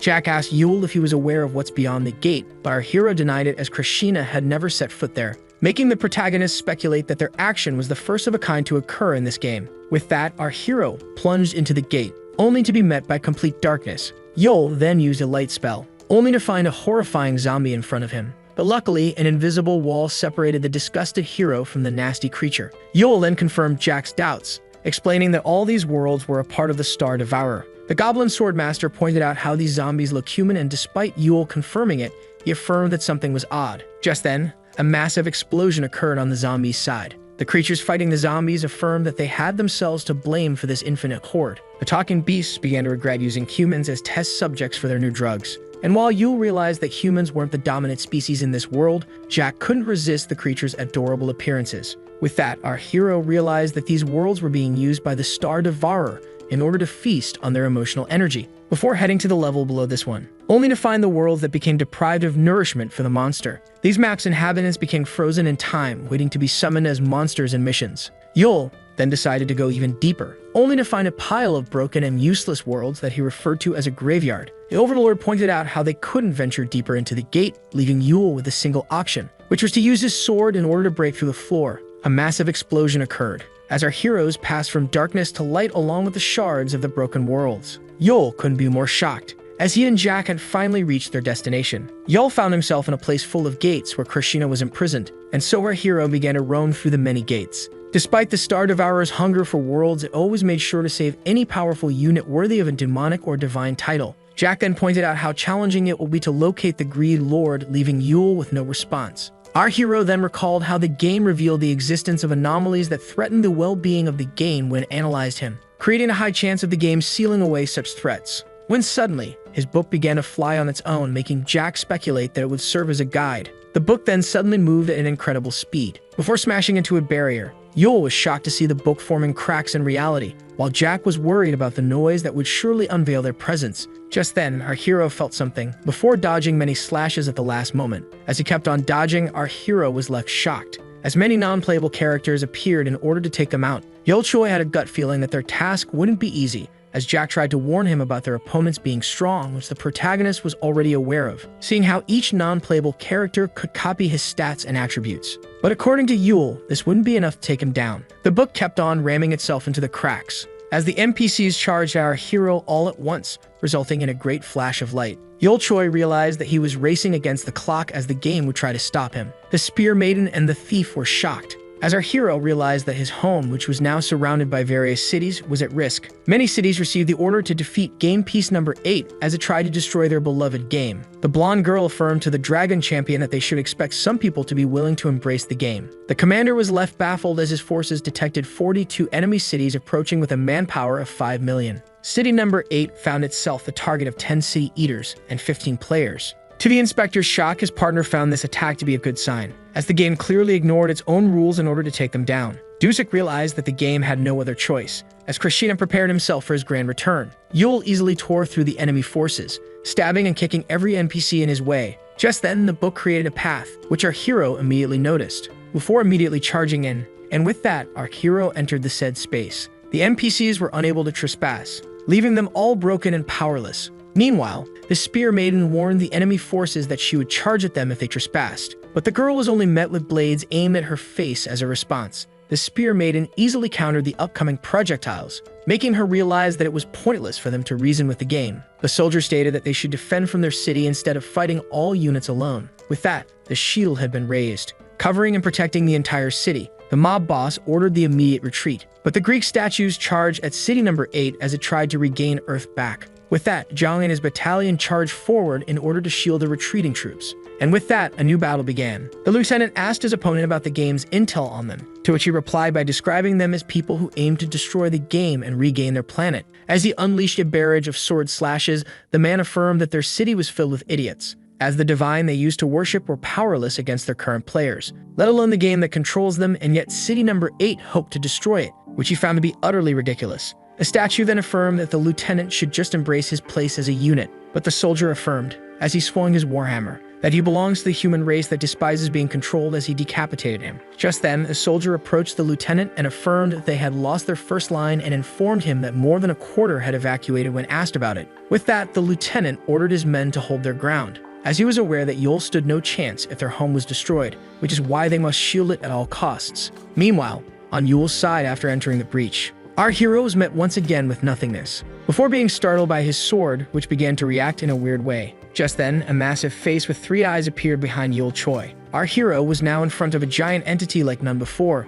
This massive giant was no other than the true form of the Greed Lord. Krishna felt relieved by the unit's arrival, before ordering Yule, who was still shocked by his true size, to unshackle him. The past player affirmed that the unit's sword was the key to his freedom, but Yule only gave him a silent look as he began to think about it. The protagonist wanted to know about the Greed Lord's past and real motives before destroying his seal. Krishna was intrigued by the young man's reaction to an unpleasant response, so our hero explained that he would terminate him along with the game. This angered the Greed Lord, who was certain that Yule couldn't accomplish anything without him, but our hero affirmed that he only arrived here by doing the impossible. With that, the two of them were left to face each other. Meanwhile, on the Spear Maiden's side, Haiju unleashed a powerful attack, thinking of how they could take on the enemy forces despite their great numbers. But this wasn't the major issue, as the Golden Hand and Great Serpent were unable to fight all hostile entities by themselves. Just then, a player decided to use his cards, before finally choosing one. This card was the legendary Durfreishut's magic bullet that targets the enemy's strongest pawn with an undodgeable shot. But just then, this player found himself being slashed in half, as a gigantic sword appeared on the battlefield. Just then, a hand broke through the void and grabbed the blade, marking the arrival of the Greed Lord. This intrigued the girl, as their player was supposed to help Yule Choi against the Star Ear. With that, 3 entities stood united against numerous foes. Just then, Krishna began to recall Yule's question. As the players prepared themselves to attack, he began to think of how he wanted to regain what was stolen from him as he quickly began to move his sword. With that, all opposing players were destroyed in the blink of an eye, as Krishna was only here to fight for his freedom. Long ago, the Star Devourer shattered Krishna's home world and turned him into the man he now is, but this didn't come without its benefits, as the game made him come to a revelation regarding the countless worlds consumed by the game, making him realize that he wanted to roam space freely and see what lies at the far ends of the universe, which is why the game decided to keep him as a prisoner as he tried to free himself from its control. Jack was shocked to see that Krishna didn't want to slay the Devourer by himself, so Yule revealed that he didn't seek revenge, which is why the Greed Lord opted for a tactic that would give them better chances. Since Krishna was familiar with the players and fallen players, he always tried to shield the city. Yule was now responsible for fighting an alien creature with unknown abilities as he held the key in his hand. The protagonist then inserted the final piece into its place. Jack then pointed out how Yule was their best chance at taking down an unknown being that outclasses them all, but our hero stated that he flattered him too much. But as the gate appeared in front of them, Yule Choi was determined to meet everyone's expectations, and so our hero began to open up the gates. But just as he opened it, the protagonist was quickly pushed away by a liquid that he at first pictured as water. But just then he realized, letting out a loud laugh, leaving Jack confused, making him struggle to explain the situation to the Overlord. As he began to cry, our hero thinks of how this liquid was in fact concentrated emotions. As an angry expression drew itself on its face, Yule Choi deduced that the Star Devourer lives on emotions. Emotions so concentrated they became a liquid with a physical form, but just as he began to think about their consumer, a giant entity barged through the cheek gates, with a face as though overwhelmed by anger. Our hero realized that this immense monster was the true form of the game. The creature was covered in eyes. Yule was shocked by the monster's true form, as it looked like a whale or a certain type of micro-creature. The hero quickly realized that he couldn't perceive the beast as passive-aggressive or even alive at all, as despite seeing, Yule felt like he was staring into the void. when suddenly an intense sensation overwhelmed the young man. As the emotional pool made him lose control over his emotions once again, Jack asked him to get his feelings under control, which the protagonist found to be quite challenging. Yul understood that he must act in order to prevent himself from fading into this pool of emotions. With that, Jack was left shocked. As our hero figured out the solution, the creature was then quickly attacked. Yul, now in his astral form, explained how feelings were originated from the brain, which is why our hero decided to detach himself from his brain and flesh in order to keep a hold of himself. The protagonist then felt intrigued by the Overlord's confused expression after inhabiting his body. To Yul's surprise, Jack explained that his attack didn't damage the beast, making the protagonist feel as if a crucial detail escaped him. Just then, bright spots appeared on the star devourer, right before inflicting damage to Yul in soul and body. The protagonist was shocked to see the monster use magic and weapons. Just then, the cosmic predator began to glow in different spots, unleashing a storm of spells and weapons upon Yul's spirit and his body, bombarding them with powerful attacks that seemed to be infinite. Just then, a light appeared above the monster, as Yul decided to unleash an all-out attack from the high ground. But to his misfortune, his attacks phased through the beast once again. Yul was shocked to see that his attack that aims for specter types didn't work, aside from the said target not possessing a presence. But our hero was mostly shocked about the Greed Lord's power that didn't affect the monster at all. Just then, the protagonist spotted the monster targeting them, unleashing once again a tempest of blades upon our hero. Yul speculated that the key for victory must be of a childish simplicity, as he decided to assume that the beast was on a different plane due to its lack of presence. In other words, Yul Choi should focus on getting the both of them into the same dimension. Just then, the Greed Lord's blade began to vibrate, as well as the rest of the cheat codes, including the one used as support for City Number 8, making Haiju speculate that this was an earthquake as all began to tremble. Krishna then felt alarmed as it was his first time witnessing the cheat key acting so oddly. Back to Yul Choi and Jack's fight, our heroes tried to unleash a powerful attack, only for it to phase through the emotion feaster once again. With that, Yul and Jack would have used every single attack within the game to kill it, only to fail miserably as the beast readied another attack. Just then, Yul noticed that his sword was reacting to the beast's light. Before being bombarded once again by a storm of spells and weapons, the young man then informed the old goblin, who struggled to defend them, that he had a plan in mind. Yul survived this wave of swords because of his shield. The beast was about to unleash yet another attack, but Jack stood ready with the sword of Krishna. The blade began to react oddly, just like last time, confirming Yul's suspicion about the cheat key reacting to the game's light. But since this was just a theory, our hero decided to put this to the test. Yul Choi seemed baffled, as he found himself in a completely different place, before snapping back to reality, leaving our hero completely shocked by what he just witnessed. Just then, a great explosion occurred, and the beast was finally struck, leaving him marked. Seeing this made our hero realize that a part of the monster began to exist in our dimension, upon being struck by the cheat key, leaving Jack motivated. With that, our heroes began to counterattack. Yul began to think of how they didn't possess enough bugs to slay the game and speculated that he could harm the monster by using magic on its exposed parts, when he was suddenly struck by another vision, intriguing our protagonist, as he only sees them when a piece of the cheat key comes in contact with the emotional parasite. This made Yul think that the cheat codes were in fact the fallen worlds trying to get the beasts into their plane of existence. Our hero was fully aware that the cheat codes on his blades weren't enough to slay the game. Just then, the monster opened its mouth, unleashing a monstrous energy blast similar to no other. But fortunately, Yul and his overlord managed to dodge the disintegration. With that, our hero had no choice but to flee the scene as Jack asked him for a strategy, and so they dashed towards the crack, before quickly getting out, alarming all of the NPCs, only for the game to emerge from its domain in order to chase them while consuming some of the non-playable characters. The beast tried to suck the units in. Yul began to wonder about the fallen worlds who were the origin of the cheat codes,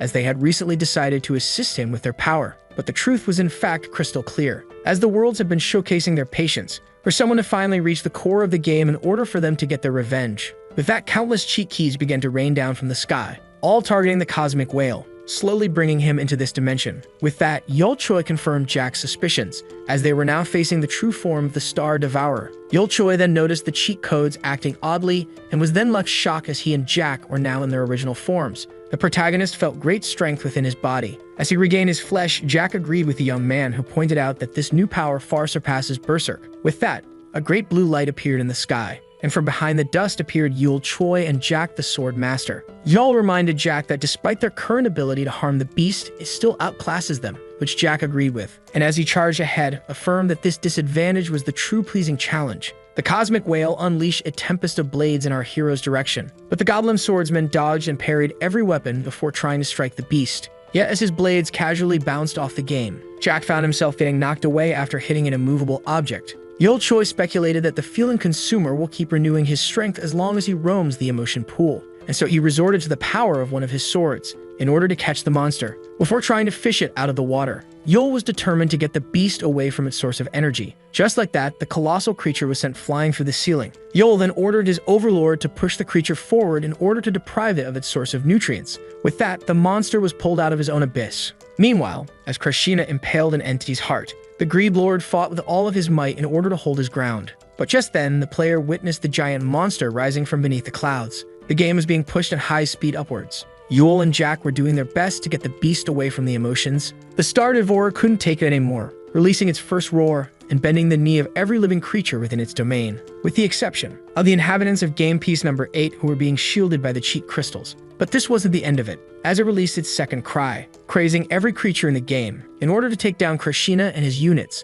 the lieutenant pointed out how the beast even turned their allies into foes. But despite their bad luck, the soldier decided to see it through to the end. But just as he was about to assault his crazed allies, all began to fall to the ground, leaving the man completely shocked. This sudden collective pass-out even confused the great monster. So Yul Choi explained to the Star Devourer how the plan was never to mindlessly kill him, as he needed to take his powers for himself in order to restore their lost planet. Seeing how the cheat codes could bend the rules of the game, Yul directly connected his blade to the beast in order to access its status window. The protagonist then revealed that he and City Number 8 spent 3 centuries in the abandoned world in order to craft a tool that could hack into the game. This item that can currently only affect units would soon be able to command players after gaining enough power. With that, the whale charged at the 2 units, leaving them alerted. Jack and Yul tried their best to block the monster's massive body, and just as Yul began to think that he reached the end of his path, a fierce blue blast struck the Star Devourer. Yul was left confused, only to find the Spear Maiden and Lieutenant flying to his rescue. Hiju affirmed that they should fall back, which Yul Choi agreed with. Before using the emergency escape code, the protagonist wanted to know how the both of them got out of the city, so Hiju explained how the Greed Lord lent them his power, which confused him, as Krishna supposedly gave him his entire supply of cheat crystals, only to find himself surrounded by an immense number of the said crystals. The Greed Lord hoped to use these crystals to abandon our heroes in case of defeat in order to live and fight another day. But in the end, this entity was player number 8, which is why he decided to use all of his resources, as this was a unique opportunity. Yul Choi felt oddly glad that Krishna planned to leave them to their doom until the very end. As the cosmic whale let out a fierce roar, Haiju stated that the protagonist should focus on draining the creature of its power while they fight it, making Jack eager to witness her progress. Yul Choi expressed his gratitude, as he would now rely on them for this one final battle. The lieutenant activated his shield, surrounding himself with a powerful barrier, only to find himself easily tossed around by the beast. With that, Jack and his pupil charged at the monster, unleashing a powerful tempest of cuts and slashes upon it. But they quickly realized that their attacks were completely powerless, which is why they decided to just keep the beast away from the protagonist. Just then, the Star Devourer let out a powerful roar, making 4 city eaters launch an assault on its biggest threat. But the entities found themselves quickly slashed by Krishna's blade, who protected its best unit. With that, both book owner and book wielder realized that the game couldn't be directly controlled, as their tool only allowed them to manipulate it through the system. With the deities and demons being unleashed, the Colonel ordered the citizens to keep their composure and slay the entities one at a time, in order to shield their home from harm. With that, all charge ahead, in order to take on the fierce monsters ahead. The Great Serpent Krishna, along with the 2 inspectors, did their best to fight off the attacking players, while Jack and Heiju tried their best to distract the strongest creature, as the Greed Lord tried to resort to his crystals, as the cheat sword welled deep inside the monster. Yul was trying his best to put an end to it all, as City Number 8 found itself covered in flames and tainted by the pile of corpses of the units. The sword was almost out of cheat keys. Yul, who was close to his goal, realized that his resources weren't enough, as Krishna was out of cheat crystals. All tried their best to hurt the monster, but just then, the last cheat crystal was fully consumed, before Yul Choi could put an end to the beast, making the Greed Lord speculate that his last move resulted in a failure. But despite all odds, our hero decided to embrace hope, as he planned to use the energy siphoned from the beast to restore their home world. When suddenly the protagonist found himself in front of the cosmic predator. Before being swallowed whole to everyone's horror, Yul realized that the Star Devourer had devoured him, and that he would be fully digested once his cheat energy ran out. In the face of the end, Yul Choi decided to strike the monster from inside one last time, when suddenly a voice coming from the book affirmed that this would be his most illogical decision yet. Just then, a hand emerged from the book summoning various items, before explaining that when objects of different worlds collide inside the game with high enough energy, an error is born. Yet after analyzing the collision, one could use the correct formula to select the correct item set with the exact speed and energy. Just like that, Yeon revealed the secret to create a cheat crystal. This amazed the young man, who speculated that his brother used these errors to free himself from the book before asking him if he was trying to battle him.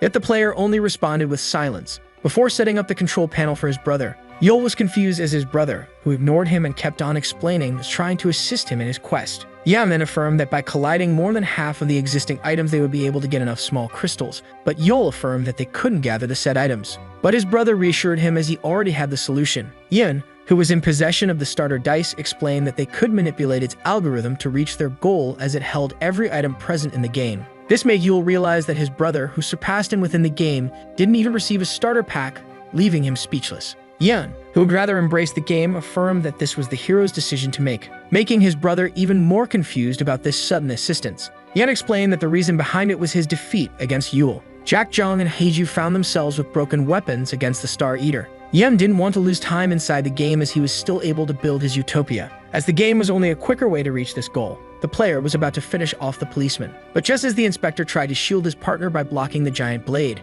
he was left utterly shocked, as they were now both in a completely different place. And while the first assumed it to be a trap, the second had his doubts. With that, Duzik used his umbrella to gain altitude. The sight left him speechless, as they had returned to their original home world. All were shocked as the status windows ceased to exist and phones began to function once again. All felt relieved, while the lieutenant was left unsure if this was part of Yul's great tactic. Keiju pointed out that neither the protagonist nor Jack were anywhere to be seen. As the plan was being put back in place, Yul thanked Yeon for his help, leaving only one task ahead. As our hero was backed up by his brother along with his two overlords and the Greedy Lord, he will now try to put an end to the Star Devourer once and for all. Krishna advised all to be cautious, as Jack explained how injured beasts tend to be violent. With that, the monster prepared itself to launch a powerful attack. All stood on their guard and ready for the blast. But to their surprise, the game became stone-cracked. Yul couldn't believe his eyes, as two small Star Devourers appeared as the children of the great creature. The two newborns then began to channel their energy. All expected a devastating attack to occur.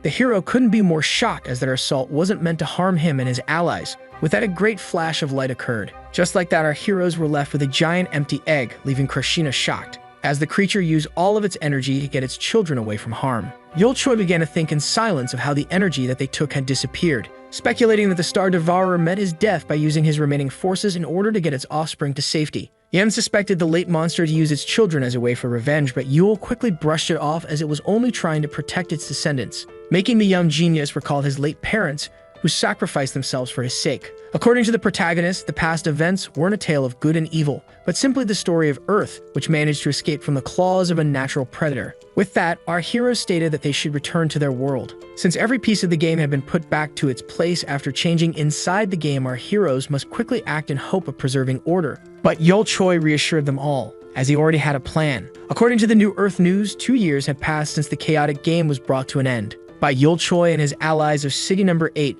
who were now immortalized in the Wall of Heroes. The reporter explained that City 8 was renamed Acidal, which the past unit confirmed, affirming that the game reinvented the borders that separated cities and countries around core cities, with Acidal being the most important of them all. The reporter then pointed out how some despised the heroes for their victory, which the man confirmed, referring to them as the outcasts of paradise that mistook the game for a utopia. This group believed that people could be reincarnated within the game, but the said reincarnation is but a code within the game, making these people ultimately deprived of life. Yet some didn't care about this detail, as the arguments were expected to last longer. With that, the duo decided to see what the other heroes of City Number 8 were doing. Meanwhile, in the first felony division of the solar system, the man expressed his annoyance with the outcasts of paradise, as they were only getting more and more out of hand. Despite relating to their pain, Kim Chol was well aware that the path of violence wasn't the real answer. As the man turned into a dragon, he proposed to proceed. With that, the police descended upon the riot. The Black Bear of Storms, Lunsok Seo, threatened to attack any individual that didn't comply.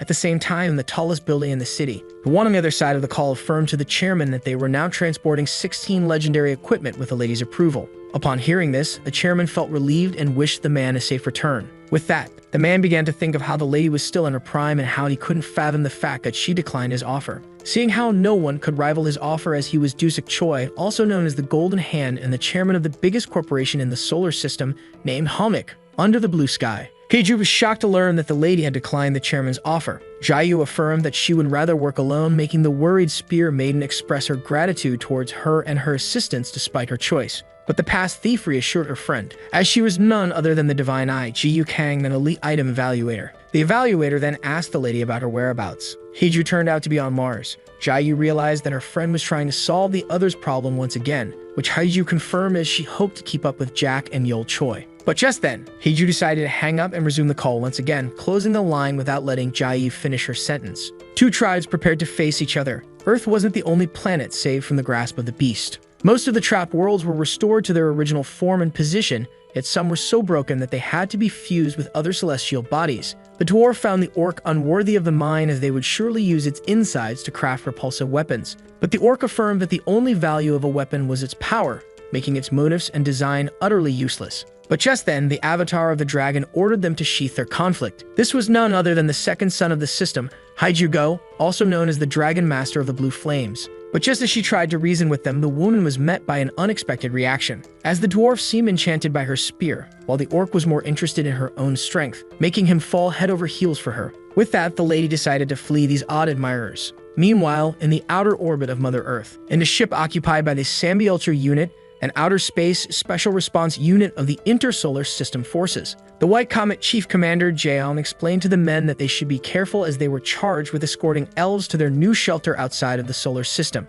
With that, the interdimensional warp began, at the same time on the moon with the Choi brothers and the Greed Lord. Yule wanted to know if the entity would be going away. Krishna affirmed that despite his love for this universe, he sought a greater goal, as he wanted to see what existed beyond the Star Eater in order to observe the universal ecosystem. But Yule still couldn't understand his urge to leave, seeing how they had liberated numerous universes. But the entity affirmed that it wanted to explore the unknown, before pointing out the possibility that there might exist a creature that preys on the almighty game while regaining his true size, making Yule beg him to stop with the scary theories. Krishna affirmed once again that he was driven by his thirst for knowledge. With that, Yule had no room to argue, yet one major issue remained, as his own brother Yan chose to leave with the Greed Lord instead of staying with him. Yan then asked his brother if he was able to protect himself from him as he tried to prey on his land, but Yule assured his brother that he misunderstood his concern. Yan explained that family meant the world to him and how Yule wasted his chance to bring their parents back to life. The protagonist revealed that he tried to revive all who fell in the game, yet he was powerless to do so.